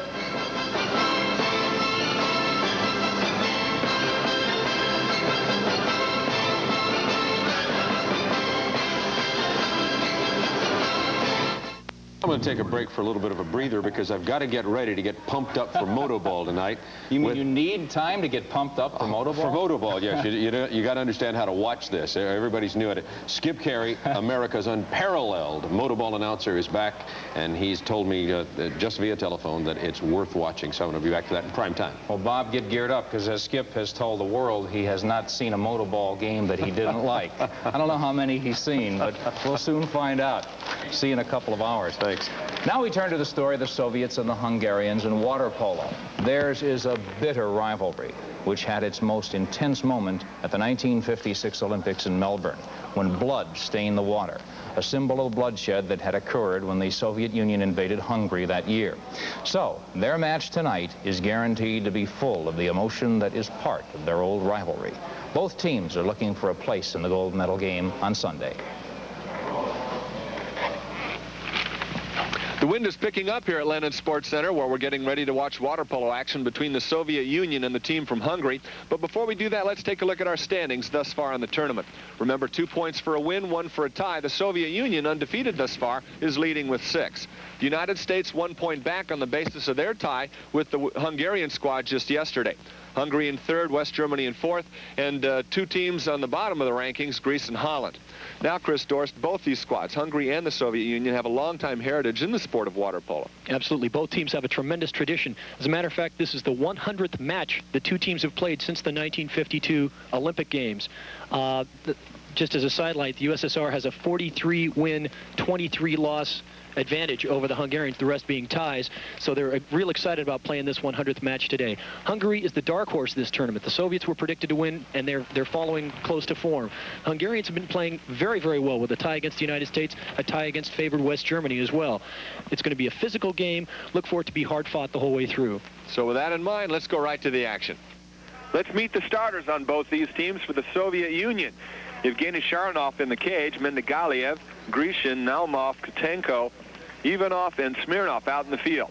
For the team from Hungary, they'll be wearing the white caps. Peter Kuna in the cage, Schmidt, Toth, his brother Imre Toth, Sandor and Imre Toth, both of them, Kieślewski, Diongiosi, and Kish out in the field. The goalie has been changed to Thomas Ambrus, and the sprint is on. And it sounds like we got a lot of Hungarian nationals here, John. Soviets win the sprint. Chris Dorst, Olympic silver medal winner. How important is it to win the sprints early, the first sprint? Does it set the pace for the teams? It tends to. If they can go down and set up a solid offense and get a good shot off, it's usually kind of gets the kinks out. You muscle somebody around a little bit early in the game. It definitely helps to get off on the right track. Now, these teams currently 1st and 3rd in the rankings. Either one of them winning here could have a chance to win the gold medal on the basis of another win tomorrow night. Soviet Union undefeated so far in 3 rounds of competition. Round-robin tournament, 2 points for the win. The ball stolen away.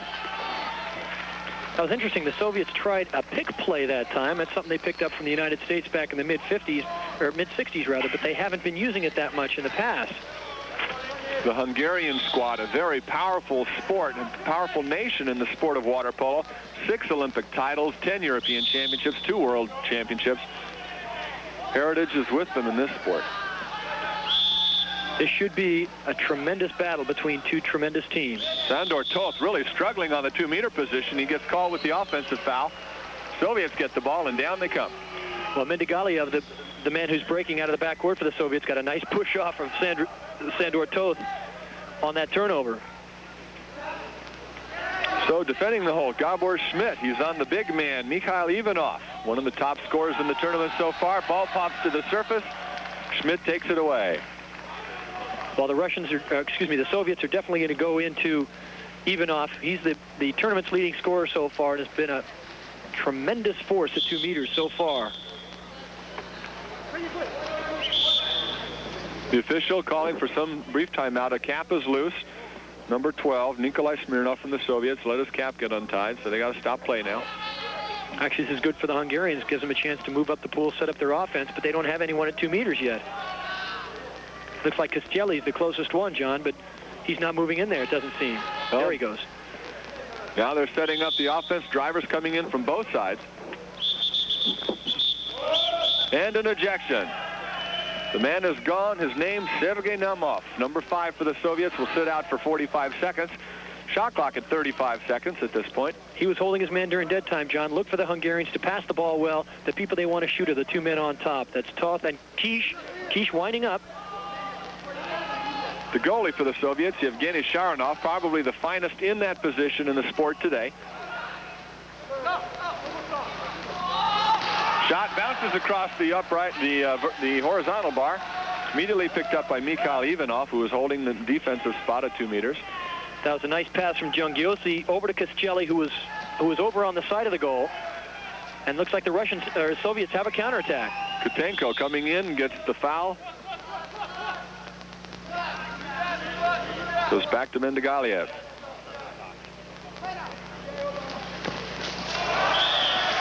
Shot blocked, deflected out. So Thomas Ambrus, the Hungarian goalie, gets his first save of the day.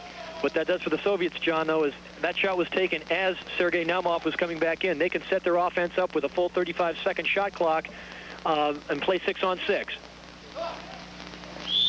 We're at a scoreless tie with 4 minutes, 39 seconds remaining in the first period of play. Big hole man passing it out. Look at the Soviet offense, John. They're swimming the drivers into the center and trying to pick off each other. That's unique for them. They haven't done that in the past. So playing somewhat of a Western-style water polo here for the Soviet Union. And we have a kick out. Going to the sidelines, number 2, Gabor Schmidt from Hungary sits out. So the Soviets with a man advantage take the pass and put it away. That was Sergei Naumov with the first score of this game. The score now 1-0. Soviet Union. I think the Soviets took advantage of some confusion there on the 6-on-5. Naumov all alone in the middle, and he puts the ball right under the goalie.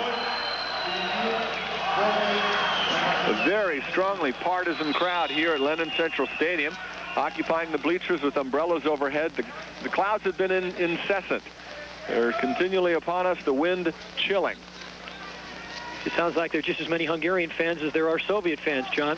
Ball stolen away and given right back. That was an attempted shot by Toth, Imre Toth that time. But backhand sort of slipped off his hand and went right to a Russian, Mendegaliev. Mendegaliev bringing it down. Soviets setting up. Score 1-0.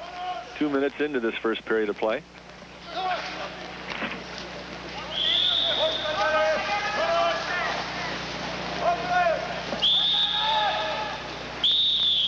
And we have. That's an offensive foul called on Ivanov. Unfortunate turn of events for the Soviet squad. Hungarians coming into this contest picked to be 4th. They're looking 3rd right now and playing extremely well throughout this tournament. Young team building for the Olympics, yet they seem to be doing very well. How important are the results of this tournament to a possible Olympic gold medal, Chris Dorst? Well, the Olympic gold medal is not. There's a kick out at 2 meters. Sergei Naumov going to sit it out again. That's his second. You're right. This tournament's important for the World Championships coming up this summer, John. Not so much for seeding, but just how referees will perceive them and how a team will go into a match with confidence, what kind of confidence level they'll have. That was a shot by Kish off the bar. We have a cap off there, but that will they will not call the play until there's more dead time. Outside shot goes in, upper left-hand corner. Imre Toth, team from Hungary, ties it up, 1-1. That was a nice shot. The Hungarians worked the ball around very nicely that time. Look at Toth. Look how free he is. He fakes a couple times and puts it away. Top corner, near side. Bingo. Sharonov was there, but it went right through him. So after that score, the score is now 1-1 with 2 minutes, 54 seconds remaining in the first quarter. We'll break away now, but we'll be back soon with more action from this important game between the Soviet Union and Hungary.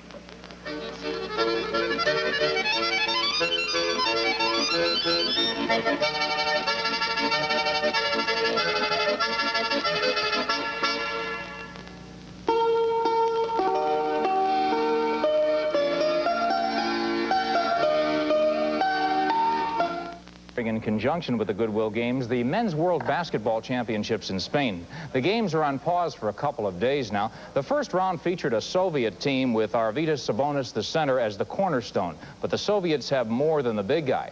The United States team has been done surprisingly well, better than a lot of people expected. For a review of the first round, let's go to Mel Proctor in Madrid, Spain. Last Saturday, the 10th World Championship of Basketball got underway here in Spain. Zaragoza was the scene for the opening ceremonies and was the site of competition between the host Spanish team and Brazil, Panama, Greece, South Korea, and France. Spain was the top-seeded team in the group and was undefeated going into their final game. But Brazil, led by Oscar's 30 points, upset the Spaniards 86-72 and advanced to the semifinals along with Spain and Greece. In Ferrol, it was the Soviet Union and everyone else as the heavily favored Soviet team went undefeated by an average margin of victory of almost 40 points.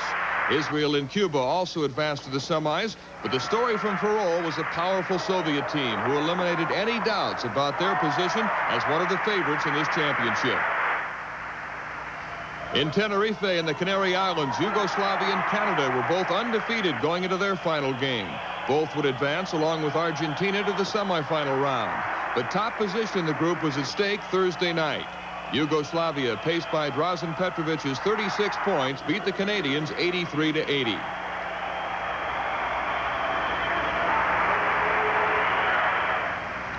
And in Malaga, the United States team was the top seed in a group that included Italy, China, West Germany, Puerto Rico, and the Ivory Coast. The Americans scored an easy 99-63 opening night win over the Ivory Coast, but Coach Lutz Olsen was not completely pleased. We're still trying to give a lot of people a look, but with the understanding as we hit the tougher games, we need to know who our starters are, who our first guy is off the bench in the big spot. And right now, I still don't feel very comfortable with that. Our big people sometimes will run the floor, sometimes won't. Our guards are quick, and who plays up front is going to depend on which guys can get out and fill the lanes in the break. The next night saw another big win, 107-81 over China, but then the competition toughened. West Germany fought all the way and losing to the Americans 81-68. And then against a team from Puerto Rico that had a 1-2 record coming in, the game went down to the final seconds.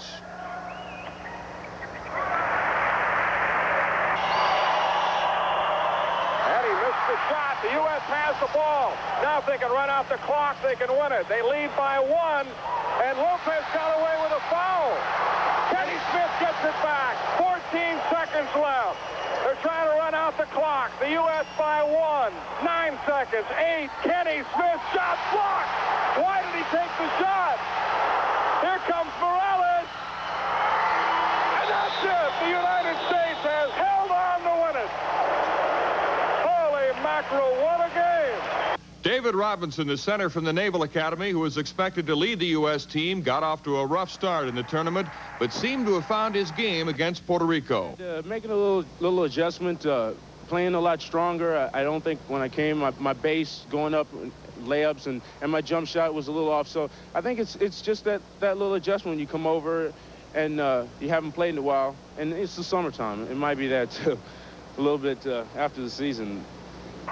The Puerto Rico game seemed to wake up the U.S. team as they thoroughly dominated previously undefeated Italy in the final game, 86-64. Coach Lutz Olsen now felt better about his team's play. A group of young kids like this take the challenge that they faced. You know, it was a big game. They knew that this win or loss would follow them to the next spot. And I think far and away it was our best all-around effort on both ends.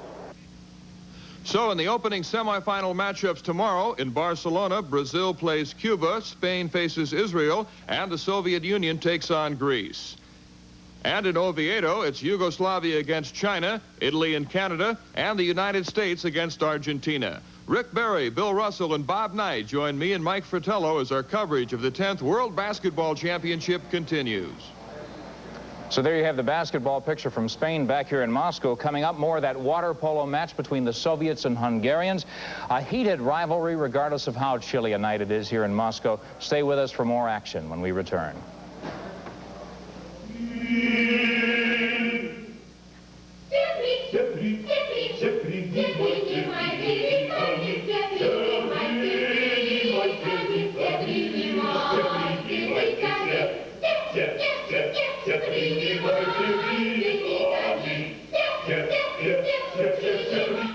Preparing now for the start of the third period of play, third quarter in water polo action. Soviet Union leading Hungary in a score of 5-4. The lead is seesawed between these two teams consistently throughout the first two quarters. Soviet Union currently undefeated in this tournament. The team from Hungary in third place. So the results of this contest have serious gold medal implications. John Neighbor with Chris Dorst getting ready to watch the sprint. Nikolai Smirnov getting ready to sprint for the Soviets. Sava Mezaros sprinting for Hungary.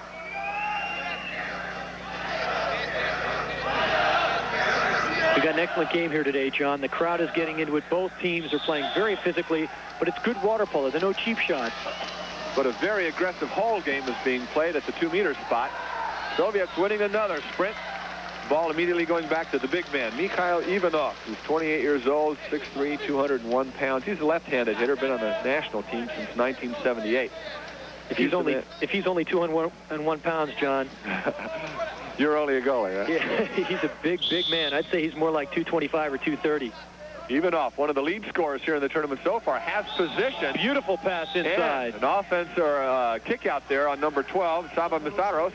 For Hungary, goes outside, lob shot, it's good right away. And the Soviets come right back with the score by Katenko. Sergei Katenko, 29-year-old out of Alma-Ata. Katenko's the one who sets that up. You don't see the pass here on the replay. He jams that near side. Or excuse me, he lobs that ball. Sets the goalie up near side is what I was going to say. But he made the initial pass into Ivanov to set up that kick out.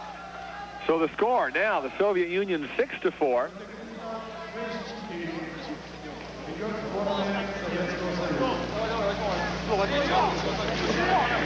This Hungarian team, they're young. It'll be interesting to see how well they come back from a 2-goal deficit at this point. They've been playing very well so far, but the Russians have the Soviets have a very tough team.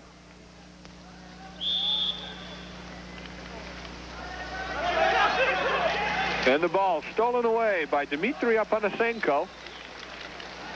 He's 18-year-old, a youngster on this team, but 6 feet 4 inches tall, 190 pounds. Long drive coming down the outside. Sergei Katenko, the man who just scored, wants to do it again. Rears back, passes it into the 2-meter position. Posting now Yergey Grishin in the hole. 3 consecutive fouls result in an ejection, and boy, is it getting physical at the 2-meter spot. Mikhail Ivanov struggling with his defender, Istvan Doshi, and we're going to see a foul called there like nobody's business. There's Whitewater falling in front of the cage. And we're going to see an ejection here. But could be they're trying to eject the, or at least they're asking Boris Popov, the Russian coach, to quiet down. Excuse me, that was Germati, the Hungarian coach, they're asking to quiet down. That's tremendous physical defense inside for the Hungarians. That's the key to how they're so close in this game, John.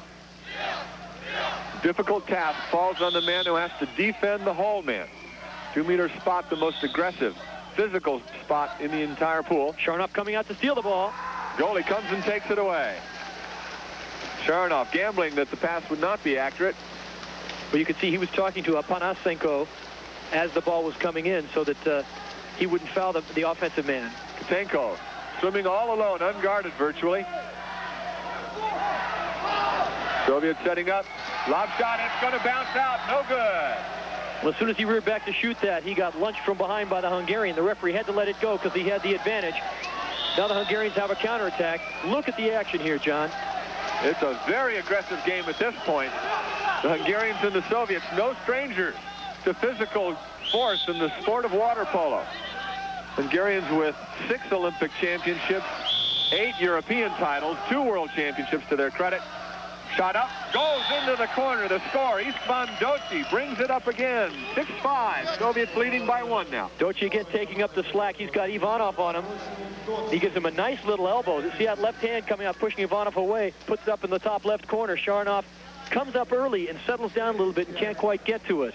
Tremendous move by Doshi.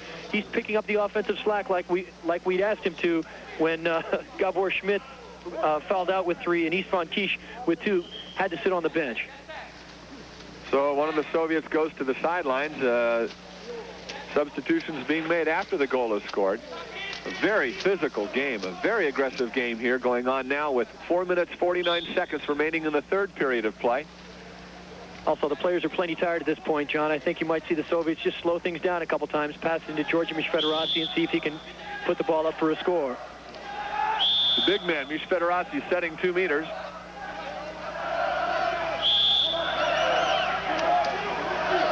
Dmitry Panasenko coming in with a possible shot, lobs it into the big man. And an ejection has been called.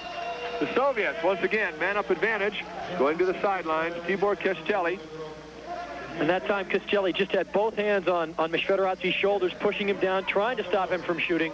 You can't do that. The referee saw it, and a nice block inside. The goalie ready for those shots. Again, the pass came into Mishfederazi. He's got a very quick left hand, and he put it up. The goalie, the Hungarian goalie, Ambrus, was waiting for it, though. Federvar with the ball, passes it in, man open in front of the cage.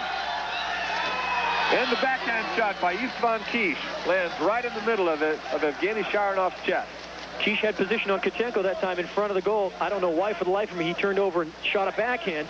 He had the ball in front of him. We have another man open far side, Dmitry Panasenko. He passes it into the goalie. Well, backhands, John, the goalie can't tell where the ball's coming from, but both of those inside drives should have been goals. They should have taken the ball toward the center of the cage, and if they couldn't score the ball, there was an opportunity for a kick out. A lot of swimming in this game. As far as the kickouts are concerned, the Soviets have converted 4 out of 8 opportunities to goals. Hungary converted 4 out of 5. So percentage-wise, Hungary is outscoring the Soviets. The score now with 3 minutes, 18 seconds remaining, 5-6. Soviets with a 1-goal advantage. Hungary and the Whitecaps with the ball. Speaking of Whitecaps, the wind is starting to whip up here. There's Kish with the ball. Outside shot, blocked away and caught again by Evgeny Sharanov. Keeps the ball from going back in the cage. The wind is becoming a factor here, blowing left to right across the screen. That was a nice stop here by Sharanov. He hits it straight up, and the ball comes down right on the goal line. He's quick to prevent it from going into the goal, though.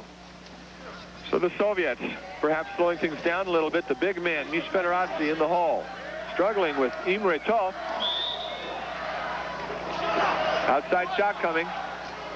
Drops it in front of the big man again. There's 2 fouls. And reaching around, the charge is an offensive foul against Mishfederazi, turning the ball over to the Hungarian. I'd have to agree with the crowd, John. It didn't look like he was doing much of anything except maintaining his position. But maybe he saw something from down there that we couldn't see up at from our vantage point. Our 2 officials from the neutral countries of France and Italy ruling this game. Sandor Toth in the 2-meter spot, tossing the pass out to Istvan Kish. Another drive for Kish, and he's got an ejection. That was Baron Juga, who's ejected for 45 seconds for the Soviets, John. So the Hungarians trying to take advantage now, the man-up opportunity, something they've done rather successfully throughout this game. But they look tired. I bet you could see them pass the ball around for about 30 seconds before they take the shot. 16 seconds remaining on the shot clock. Outside shot coming. Shot blocked down by Sharanov, picked up again by the goalie. That's a beautiful save by Sharanov. Very quick move to the weak side to knock that one down and to sweep it away from the Soviet player. Long drive, a man alone coming to the cage, Sergei Naumov, and he takes the shot, blocked down by Thomas Ambrus. Hungary passes it immediately down. Here comes the Soviet out of the penalty box. A quick rear back and an aggressive foul there. So the Hungarians passing the ball out now. This is some excellent action here. Excellent action, John. You got a lot of driving on both teams, counterattacks by both teams. I can't for the life of me understand why these people are turning around and shooting backhands off those counterattack shots. All the backhands have been blocked off those counterattacks. Both of these teams playing a more westernized game. The ball tipped away from the pass, picked up by Dmitry Panasenko. Soviets in control, and a driving Sergei Katenko on the far side. I can't believe they're letting Katenko get away from that. He just shoved his man underwater at half tank. And there's an ejection on Istvan Kish. That's his 3rd. So the Hungarian goes to the sidelines for 45 seconds, and Hungary loses a very powerful player for the duration of the game. Well, he's their main man on the 6-on-5, John. It'll be interesting to see who they put up at that spot. to take the important shot. Lob, shot on goal, it's good. Number 4, Evgeny Grishin from the Soviet Union gets his score with 42 seconds remaining in the third period. Soviets lead by 2 once again. The score is 7-5. That's a beautiful pass. So the score, 7-5, Soviet Union leading. Счет игры стал 7-5. Ведет сборная Советского Союза.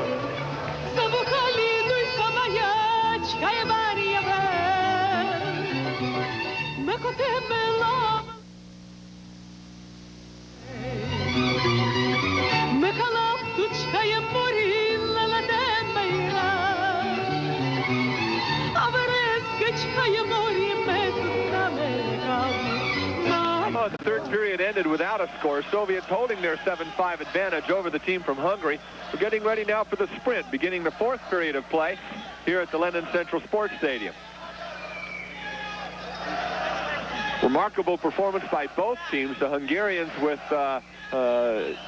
good conversion in their man-up power play opportunities. The Soviets not so proficient there, but very good on their outside shooting. No question, John, this is the best action we've seen the entire game. The Soviets are down a man at the start of this quarter. Nikolai Smirnov and Istvan Udvari sprinting it off. The Soviets are going to win it again, gaining possession and control of this ball. They had to win that sprint so that they wouldn't get an extra man advantage against them at the other end. So they'll just try to kill the clock and get their player in. There's 5 seconds left on his ejection foul. The score, 7-5. Soviets leading. If they win, it puts them into the gold medal round. Final competition tomorrow evening. The Soviets play the United States of America in this round-robin tournament play. Outside shot blocked by the goalie. Down and it goes. So Hungary in the Whitecaps swimming down to set up their offense. That's Peter Kuna in the goal now for Hungary. He being substituted for Tomas Ambrus. Kuna played so well against the U.S. yesterday, and the Hungarians with a free man. That's Imre Tal. Throw it away. Put it right in front of the goalie. The goalie, Evgeny Sharonov, outstanding player in his position throughout the world. Sharonov's got to be the best goalie in this tournament so far, John. In the first quarter, he blocked his 3rd penalty shot of the tournament. Those are almost impossible to stop.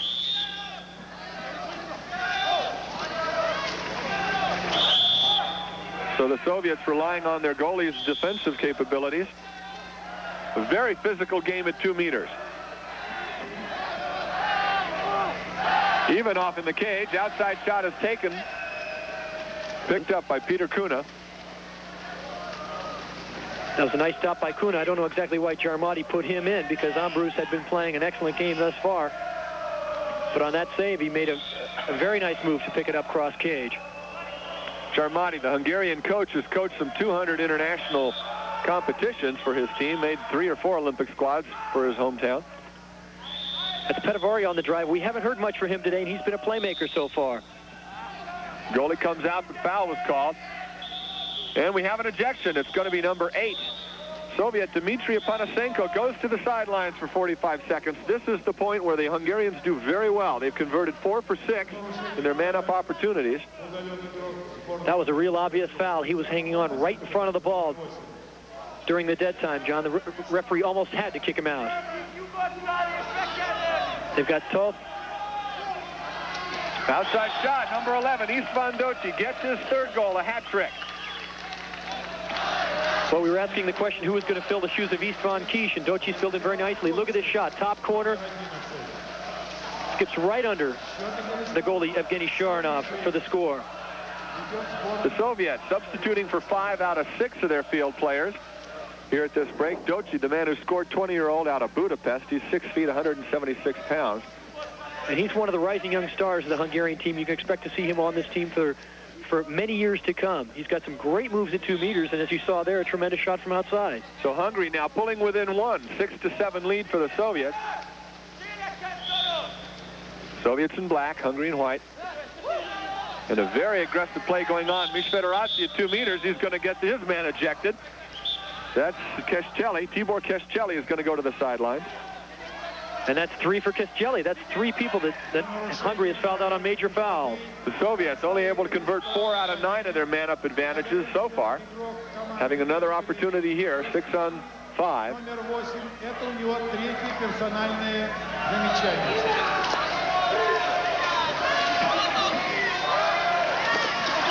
Bounces it under, and once again the Soviet Katenko scores his hat trick. Third goal for this game. That was the same move he made on his goal earlier. He just comes around the man, shooting the ball off his left shoulder almost, goes cross cage. Kuna was no place close. He thought it was going past his ears. Pretty shot puts the Soviets up by 2 once more. So the Soviets with an 8-6 lead with 4 minutes, 36 seconds remaining in this game. Hungarians coming in as a rebuilding team, surprising everybody with a tie with the Soviet Union, with the United States yesterday, and struggled to a tie at halftime, or close to a tie at halftime with the Soviets. Soviets leading by 1 at the half, now by 2. And early in the second half, the Hungarians were down by 2. We questioned whether or not they'd be able to come back, John. It looks like they're in this for keeps. They've been playing very well and very in a mature way for a young team.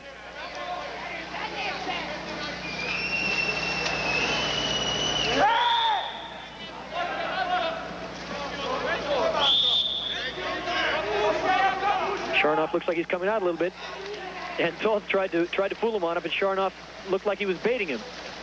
Sharnoff, the world's finest goalie.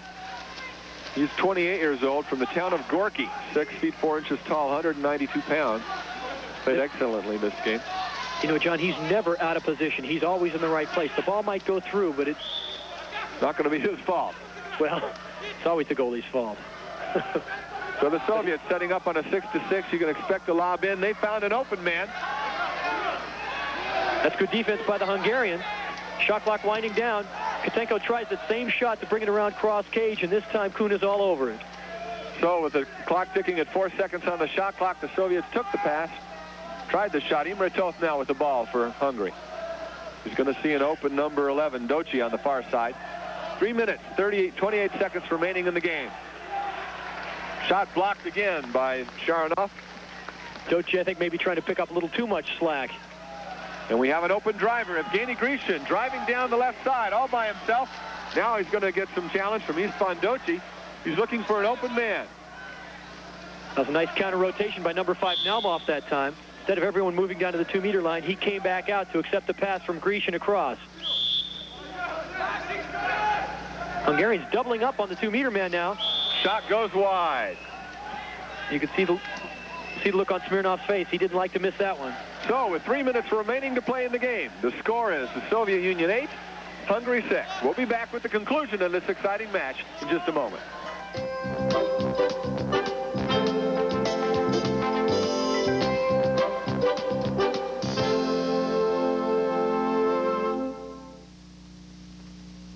So volleyball, the USSR against Hungary. Remember, yesterday, the United States unbeaten team had to scramble, scored a goal with 6 seconds to play to tie the Hungarians.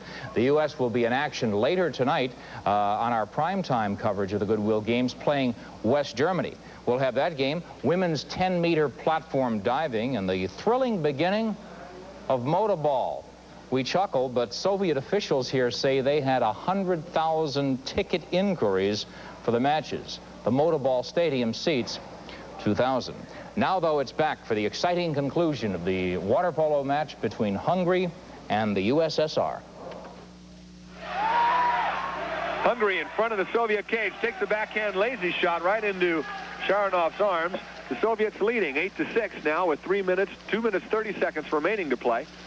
That was just good defense by Sergei Katenko. He pretty much absorbed all of that shot with either his forehead or his right arm. And by the time it got to Sharnoff, there wasn't any heat on it at all. So a high-scoring game. At this point, the Soviets controlling the ball in the dark caps. Number 9 there, Georgi Mishvenarasi. And a bad pass picked off by the Hungarians. Fedovari from Hungary picks off that pass. An aggressive pushing away by the Hungary team. They're swimming down. We've seen an awful lot of swimming early in the competition. These players have to be tired. Oh, I'm sure they are. These teams aren't used to swimming either. There's Doci free on the far side. Imre Toth with the ball. Leaving an open man. Shot bounced and blocked again. But picked up nicely. Schultz picks it up for Hungary. They get the foul called. I don't know if they've got a word for hustle in their language, but that's exactly what it was. Saba Masaros playing the 2-meter spot. He's being defended by Sergei Katenko, man who's scored 3 goals in this tournament so far for the Soviet Union in this game. 20 seconds on the shot clock. A minute 35 remaining to play. And we have an ejection. The man's out. Number 7, Sergei Katenko sits out for 45 seconds, giving the Hungarians an opportunity to convert another 6-5 man-up advantage. Well, it's good news for the Hungarians. They've been very successful on 6-on-5. They've got a minute and a half left in the game. They've got to put the ball away. Doci and Toth on top. Look for them to shoot the ball. Hungarians converted 5 out of 7 of these so far this game. Looking for an open man. They cannot afford to miss this. The cap pulled down by number 4. Evgeny Grishin pulled the Hungarians' cap off. Watch the Soviet defense here, John. They've got Sergei Naumov, who's going to be splitting the top 2 defenders. And as soon as one of them looks like he's going to shoot, he is taking off toward offense. The Soviets are trying to get a free man out of this, and they're trying to spook the shooters on top as well. 7 seconds on the shot clock. Blocked away by number 4, Grishin. Giving another 35 seconds to the Hungarians. 14 seconds remaining on the Soviet ejection. So they'll have 14 seconds to do something with this man-up advantage. Again, watching Naumov on the top line of the Soviet defense. He was gone as soon as that ball was shot. Shot falls good. Taken by Doci. That's his 4th goal of the tournament, or this game, that is. The score now 7-8. The Hungarians not out of it yet. With 52 seconds remaining in this game, they need a turnover and a quick score to tie the Soviet Union. I don't know why Jarmati doesn't start this guy. He's got a tremendous shot from outside. Look, he just pumps once. Boom, top left corner. Sharnov was moving toward it, but the ball was too well placed. 4 goals against the best goalie in the world. I'd put him into my starting lineup. An admirable performance by Istvan Doci. He hasn't had a rest in about a quarter and a half either, so I bet you he's real tired. 20-year-old out of Budapest. The Soviets going to take as much time on this clock as they can. They have a 1-point lead. And it looks like a very aggressive 2-meter. And it's turned over. Offensive foul. The foul against Ivanov, the big gun. Almost guaranteed a kick out. That bad pass killed him.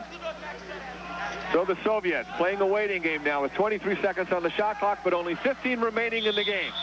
They didn't have to make that pass either, John. That was the heartbreaking thing about it. Oh, but wait, there's an overpass. The Hungarians steal it. That's Imre Toth. 7 seconds. 6 seconds remaining in the period. They're looking for an open shot. They're going to throw it wide, and it goes high. Did it get tipped? Did it get tipped? And that's the score. That's the story as the 4th period ends. No score by the Hungarian desperation attempt.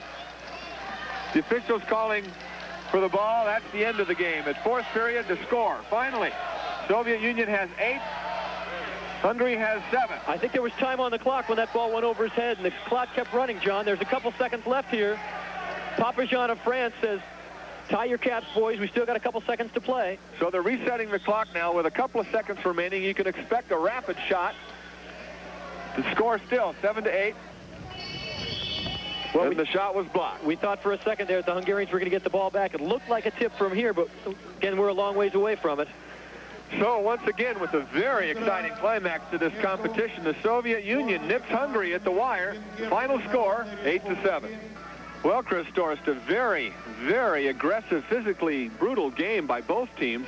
If the Hungarians were to have thrown it away, they could not have done a better job of it than that last pass in the 4th quarter. No question, that's the best game we've seen thus far in terms of end-to-end action. The Hungarians were able to pick up the ball with 35 seconds left in the game, 35 seconds left on the shot clock. For some reason, coming down the right side, they tried to force the ball into a counterattack. Somebody who looked like they had a couple of feet on their man. It was picked off by one of the other defenders. They didn't need that pass. They could have set it up. They could have looked for an ejection. They could have looked for an outside shot. They had plenty of time. I think that's just youth. I think that's inexperience. But, boy, they played a good game. We'll return with... Welcome back to the Soviet Union and TBS Sports' coverage of the Goodwill Games. Coming up in a few moments, more boxing. We're at the broadcast center here in Moscow, just a few miles from Gorky Park. Most Americans have an impression of Gorky Park from books and movies. Recently, CNN's Richard Blystone visited the real Gorky Park, one of Moscow's oldest, largest, and most interesting. You've read the book, you've seen the movie, now experience the park.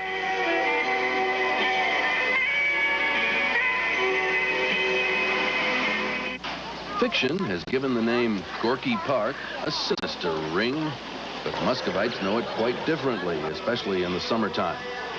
A lot of Soviet life is oriented around work, but in Gorky Park, you can forget the stuff ever existed.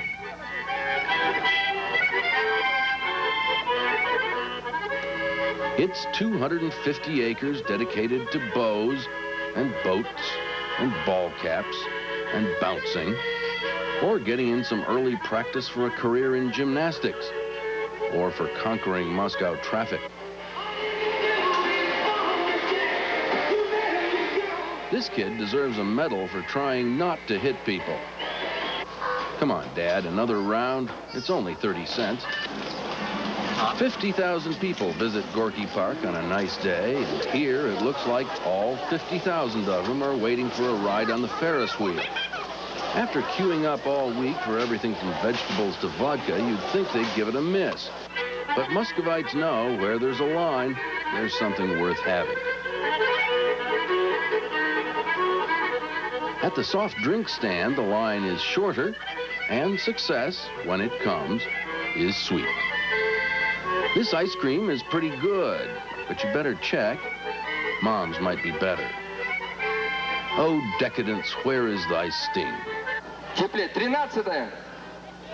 If you're the competitive sort, here's a quiz game. The prize, a book on sobriety. For 4 kopecks, around 6 cents, this lady will tell you your weight without guessing. There are other parks in Moscow where you can listen to opera, and others with educational displays where you can see the latest scientific and industrial achievements. But here, nobody seems to miss them. If you're looking for self-improvement, try some other park. In Gorky Park, you can't seem to do anything but have fun. For the Goodwill Games, I'm Richard Blystown.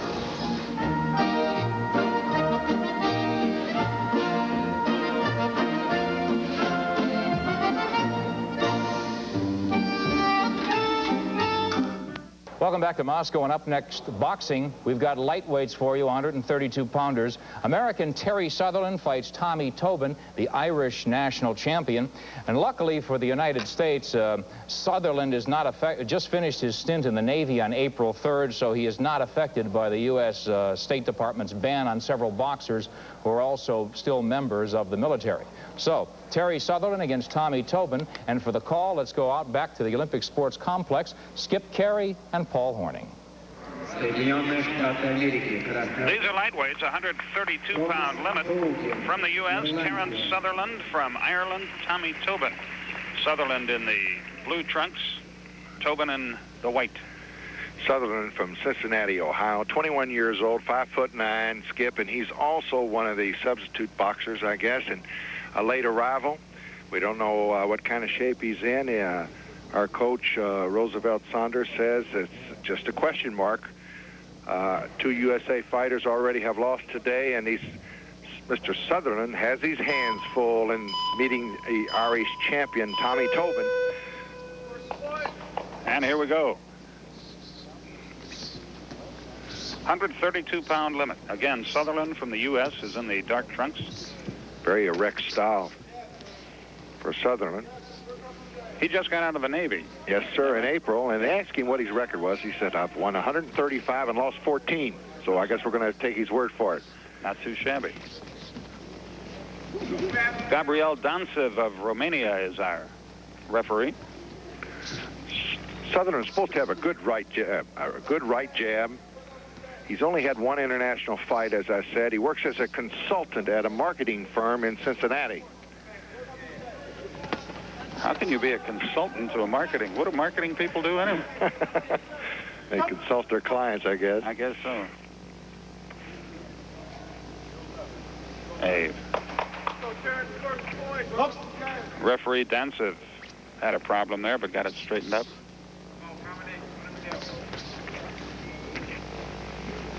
Only 1 USA boxer has lost today. Let me correct myself. We got 1 more coming up. Here it's Southerland against Tobin. Southerland in the dark trunks. He's from the U.S. Tobin, as you might guess with that jersey, is from Ireland. Kildare, Ireland. And he's an experienced fighter. He's been number 2 5 years in a row in Ireland. Ranked number 2. Southpaw, supposedly a good right hook.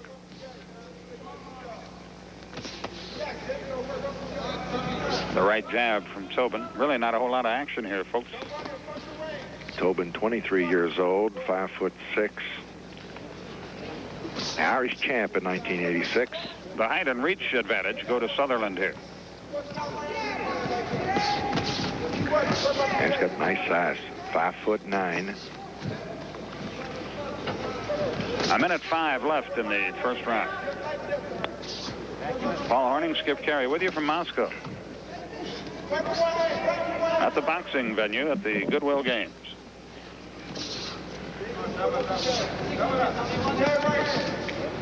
A couple of lightweights kind of feeling each other out here in the first round. Not too much action.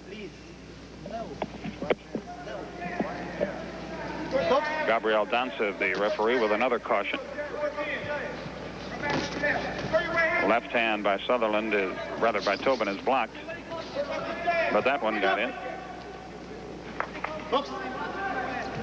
35 seconds left, first round. Both boxers a little bit anxious here, having a tough time finding the range. There's a good left by Tobin. A good right by Southerland, huh?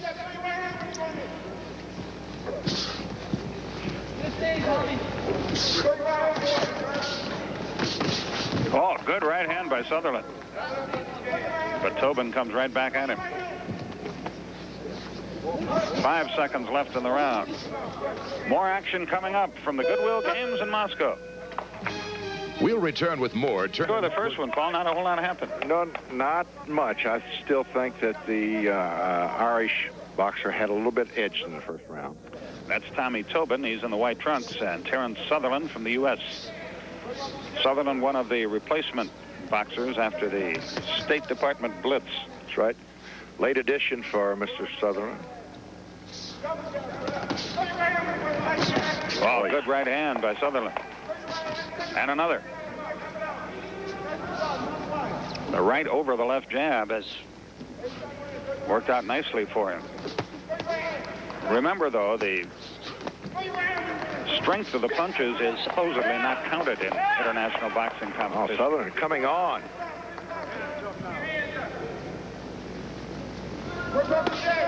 Right to the body by Southerland.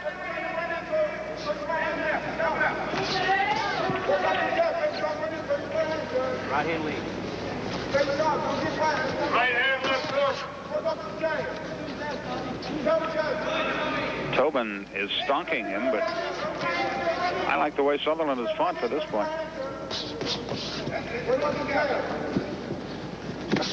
Sometimes you hear some distinctive voices in the background. Of course, the coaches in the corner, they can't yell any encouragement from the corner, but usually what happens, Mike Simon, for instance, a light heavyweight on the U.S. boxing team, is yelling instructions. He stands over on the side, away from the action, but boxers can still hear it, though. Tell you what, these are the quietest boxing matches, and for that matter, the quietest country I've ever seen.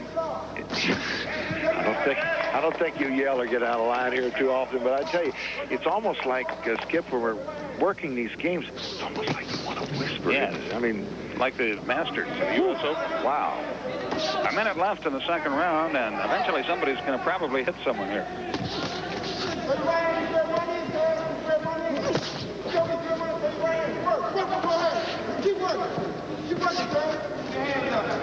So far in this round, I would have to give the edge to Southerland. I don't know how you feel. Maybe the first round to Tobin. I'll go along with that. So the third round is probably going to decide this one. We have 35 seconds left in round 2. Again, it's a 20-point system, must for the win.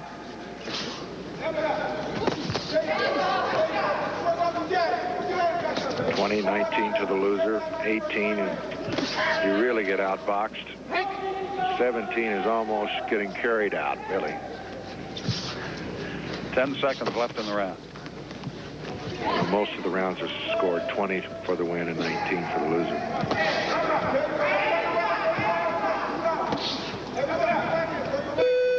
Round 3 will decide this one. Back after this. Round will decide it. Terrence Southerland of the U.S. in the dark trunks. Tommy Tobin of Ireland in the light. They are lightweights.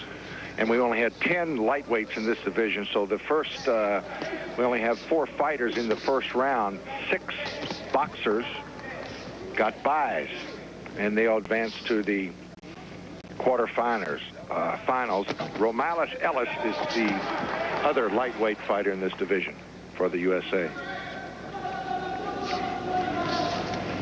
This has been a somewhat actionless fight. Right hand again by Southerland. That's been his best punch. 2:15 left in the fight.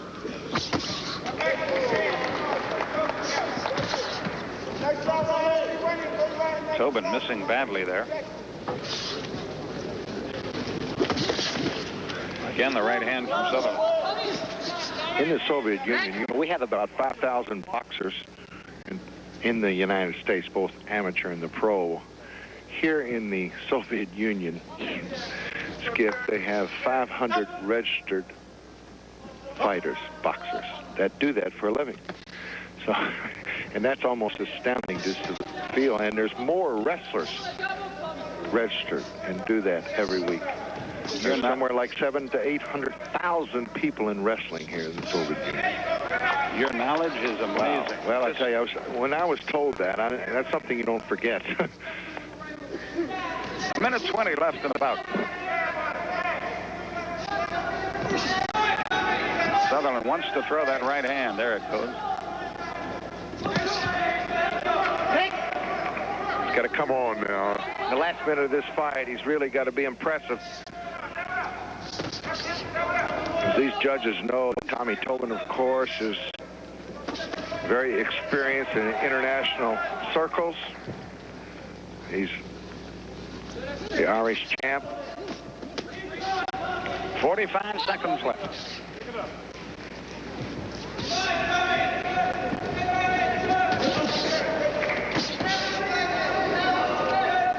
Southerland's right hand has been his best, really is about his only weapon in this bout.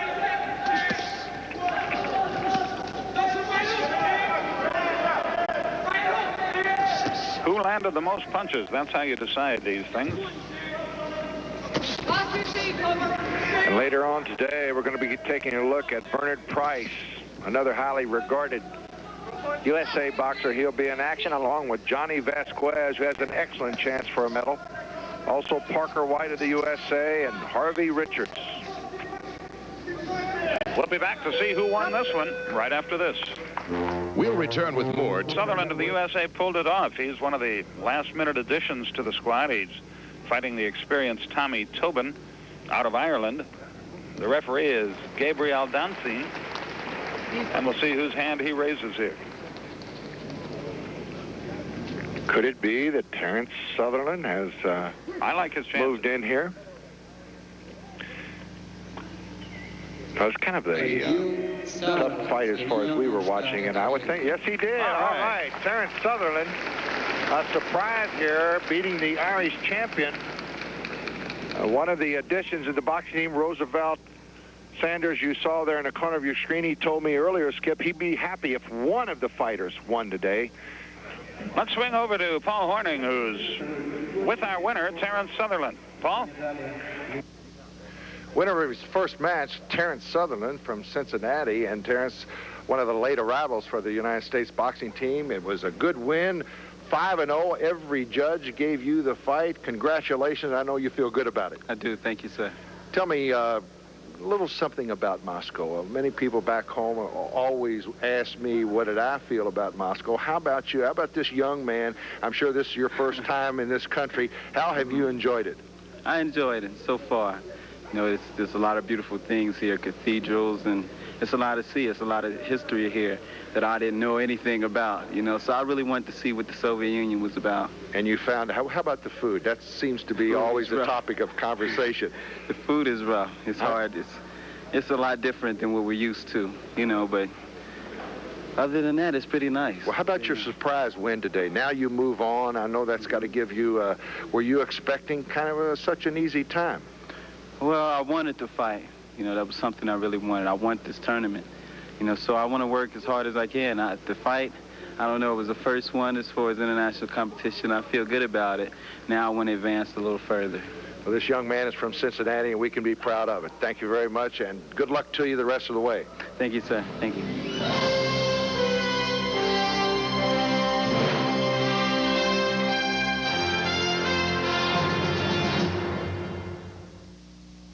Goodwill Games. More boxing with Paul Horning and Skip Carey in a couple of minutes. You know, Skip's been a busy guy since his arrival in Moscow. Not only has he covered a lot of boxing bouts already, but he's also been out to cover the wild game of motorball. And coming up on prime time, we'll unveil a sport that's been popular for about 20 years here in Moscow.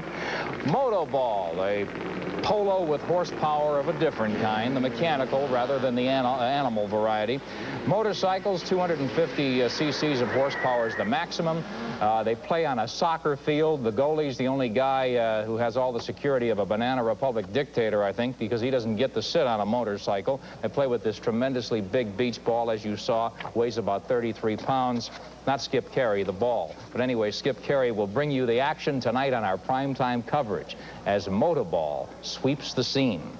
Speaking of sweeps, the United States and the Soviet Union right now on the medal count running 1-2. USSR on top with 46 gold medals and 131 total. The USA with 86 total, 31 of them gold. 24 nations have won gold medals as we approach the halfway point of the Goodwill Games. Coming up tomorrow, as our coverage of the Goodwill Games continue, men's basketball from Spain resumes. The U.S., one of 3 unbeaten teams. The Soviet Union right now, many feel the team to beat. Yugoslavia also unbeaten. Water polo continues, and so does wrestling. The Americans looking for gold, but they've got to get by the awesome team from the Soviet Union, which has not lost a match yet. So, Goodwill Games continue with a lot more on Sunday. We've got men's gymnastics starting, more boxing, team handball gets underway too. We'll be back with boxing, though, and pick it up with welterweights after this. Stay with us. We'll return with more Turner Network Television Goodwill Games coverage. Sports Complex, the boxing venue. Ernesto Chavez from the USA will fight Ireland's Billy Walsh in the welterweight division, 147-pound limit, and they're about to have at it. Chavez in the dark trunks, Walsh in the white. And Chavez from Garden Grove, California, has got his coach here. Dick McCarthy is assistant coach of the boxing team. He's in his, he is his coach back in Orange County, California. Billy Walsh from Ireland, the Irish champ in 1983-84. Earlier today, Tyrone Washington surprised and moved on. And in probably the best fight of the whole day was the American when he lost his first fight back early. Tyrone Washington did lose, but he got the biggest ovation of this Soviet crowd, and then Terrence Southerland won for the USA. So we've had a pretty good day here, 1 out of 2, and this could be a complete surprise. They could win 2 out of 3 fights. Skip starting off this day. This would be wonderful. Chavez is a pretty good fighter. He's one of the replacement guys, but he's got a pretty good reason, that accident that he was Absolutely. He got hit by a truck March 21st while jogging, getting ready for the United States Nationals. He broke a bone in his leg and lacerated a kidney. Came back a month and a half later and won the Olympic Festival Western Trials. So got great recuperating powers, and he's trying to make it 2 out of 3 this afternoon. He is the aggressor in this fight against Billy Walsh of Ireland. Chavez in the dark trunks, Walsh in the white. Boy, you can hear the blows, can't you? Great audio work from our Soviet friends here in Moscow. The quiet crowd does help out a lot. Boy, they are quiet. It's amazing. Absolutely amazing. Billy Walsh from Ireland, 23 years old, 5'9". They say he usually wins by a knockout or he gets beat by a knockout. He doesn't go the distance too often. He's a brawler. He leaves himself wide open, but he takes the big chance for the KO. A minute 20 left in round. Well, you see the time. 1:15 now remaining in the first round. Chavez with a right hand there. You don't see too many knockouts in amateur boxing. Not at this weight division. There has not been one all day today. We had one stopped by a referee, but it was not a knockout. Good right hand there by the Irishman, Billy Walsh. Chavez has had a lot of experience wrestling. He wrestled for 11 years. Switched over to boxing. Hasn't had a lot of fights, but his coach is right Chinese corner, Dick McCarthy. You know, if I wasn't here in Moscow, I'd be in New York today. One of your favorite towns. Yes, sir. Safer here. For me, it's safer. I know that, baby. 25 seconds left, round one. Right hand lead by Walsh did not land. Skip, I've been. Good left hand by He goes Chavez. down. That's first knockdown that we've seen in 2 days of boxing. Was it a slip? Yeah, They it was ruled a slip. Looked like the left hand nailed him, but maybe not.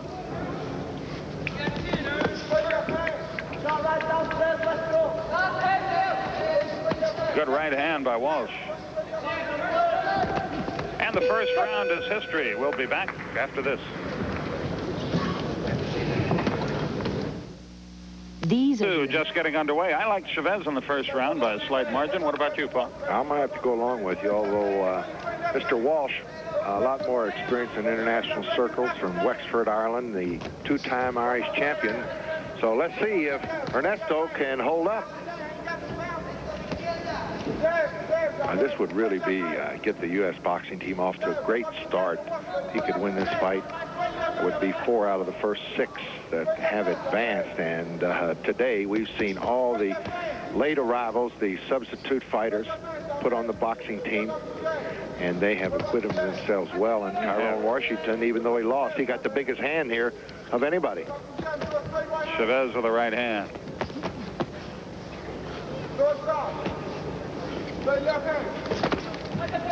Left from Walsh.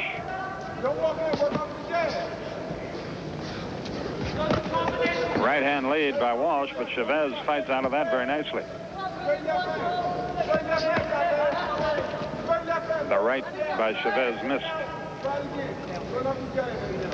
1:45 left in the second round. Paul Horning, Skip Carey with you from the Olympic Sports Complex in Moscow. And later on today, we're going to have Bernard Price, Johnny Vasquez, 2 strong hopefuls for medals here on the boxing team. They'll be going a little bit later on.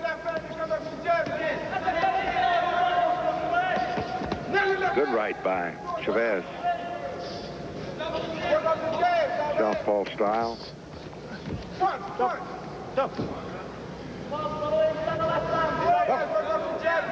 Yuri Frolov is the referee. He's from the Soviet Union. Right hand lead by Chavez. He missed with the left of the body.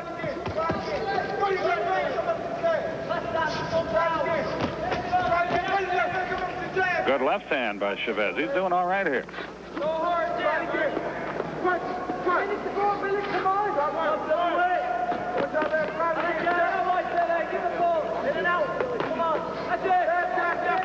Most of these punches really being taken on the gloves by both fighters.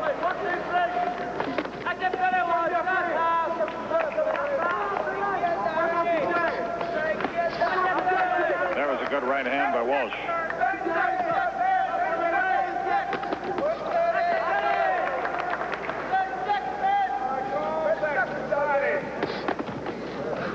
You see the time remaining at the bottom of your picture.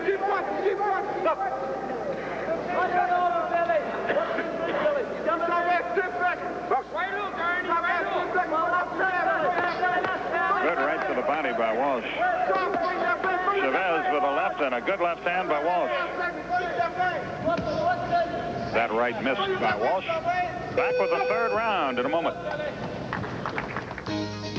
We'll return with more Turner Network Television Goodwill Games coverage after this from our local stations. Okay, the third round. Ernesto Chavez of the U.S. against Billy Walsh of Ireland. It's been a very close fight. If either guy has a big third round, he'll almost certainly win this bout. As Paul mentioned, Walsh is a 6-time champion of Ireland, so he's been around the block a few times. Chavez doing all right. 23 years old, Walsh. I think he may be a little bit ahead. So Ernesto's got to come on. And he did right there with a solid right hand. Backed up the Irish fighter.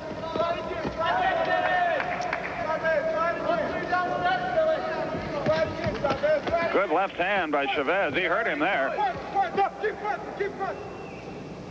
Good hooking, Mr. Walsh. Yeah, Walsh got hurt with a left to the body, it appeared. The severity of the blow is not supposed to count in international boxing, which I think is very silly. It's not a tea party up there. 2 minutes left.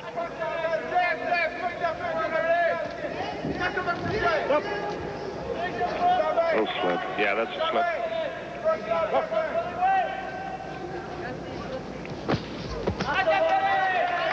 Chavez just keeps coming. And he needs more of it. He was voted the outstanding boxer in the middle divisions of the 1985 U.S. Nationals, Chavez. Halfway through the last round. I like his chances, Paul. I really do. There are 5 judges here, though, and we don't know how they feel.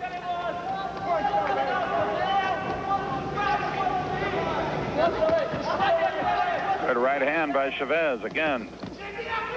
Backed Walsh off, but he keeps coming back.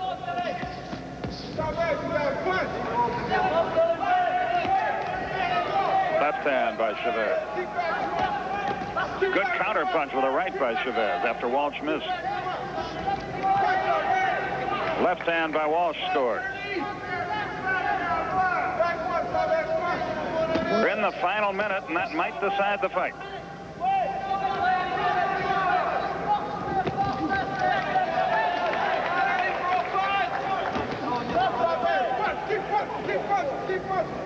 Is Chavez punched out? He fights out of a clinch.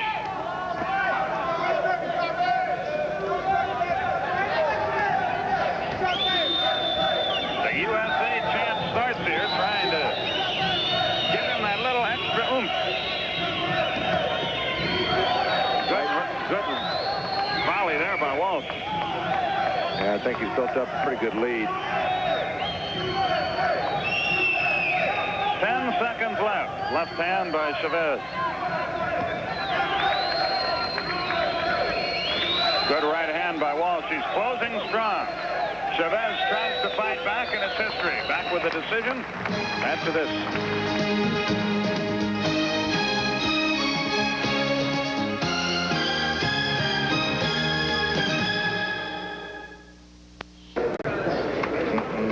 Okay, Viliktan Branikov is the referee, and let's see who won it. Was it Billy Walsh or Ernesto Chavez?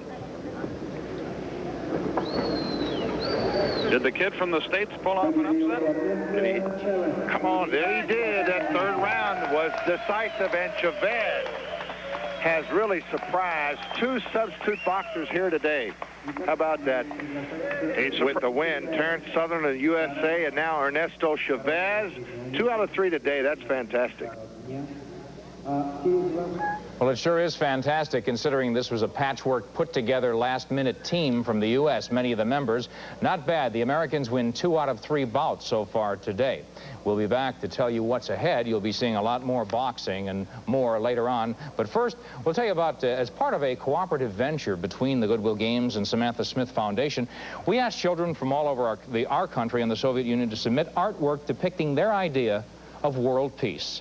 And here from the state of South Carolina is the winner. This is entitled Peace, A New Horizon. The state winner from South Carolina, Scott Enter from the Socastee Middle School, Myrtle Beach, South Carolina. He's 14 years old and the South Carolina state winner. We'll be back with more after this. We'll return with more Turner Network Television Goodwill Games coverage after this from our local stations. Welcome back to Moscow, and there you have it. We've just about reached the halfway point of the coverage of our Goodwill Games. The Soviets lead the medal parade. The U.S. is next. 24 countries have won medals so far.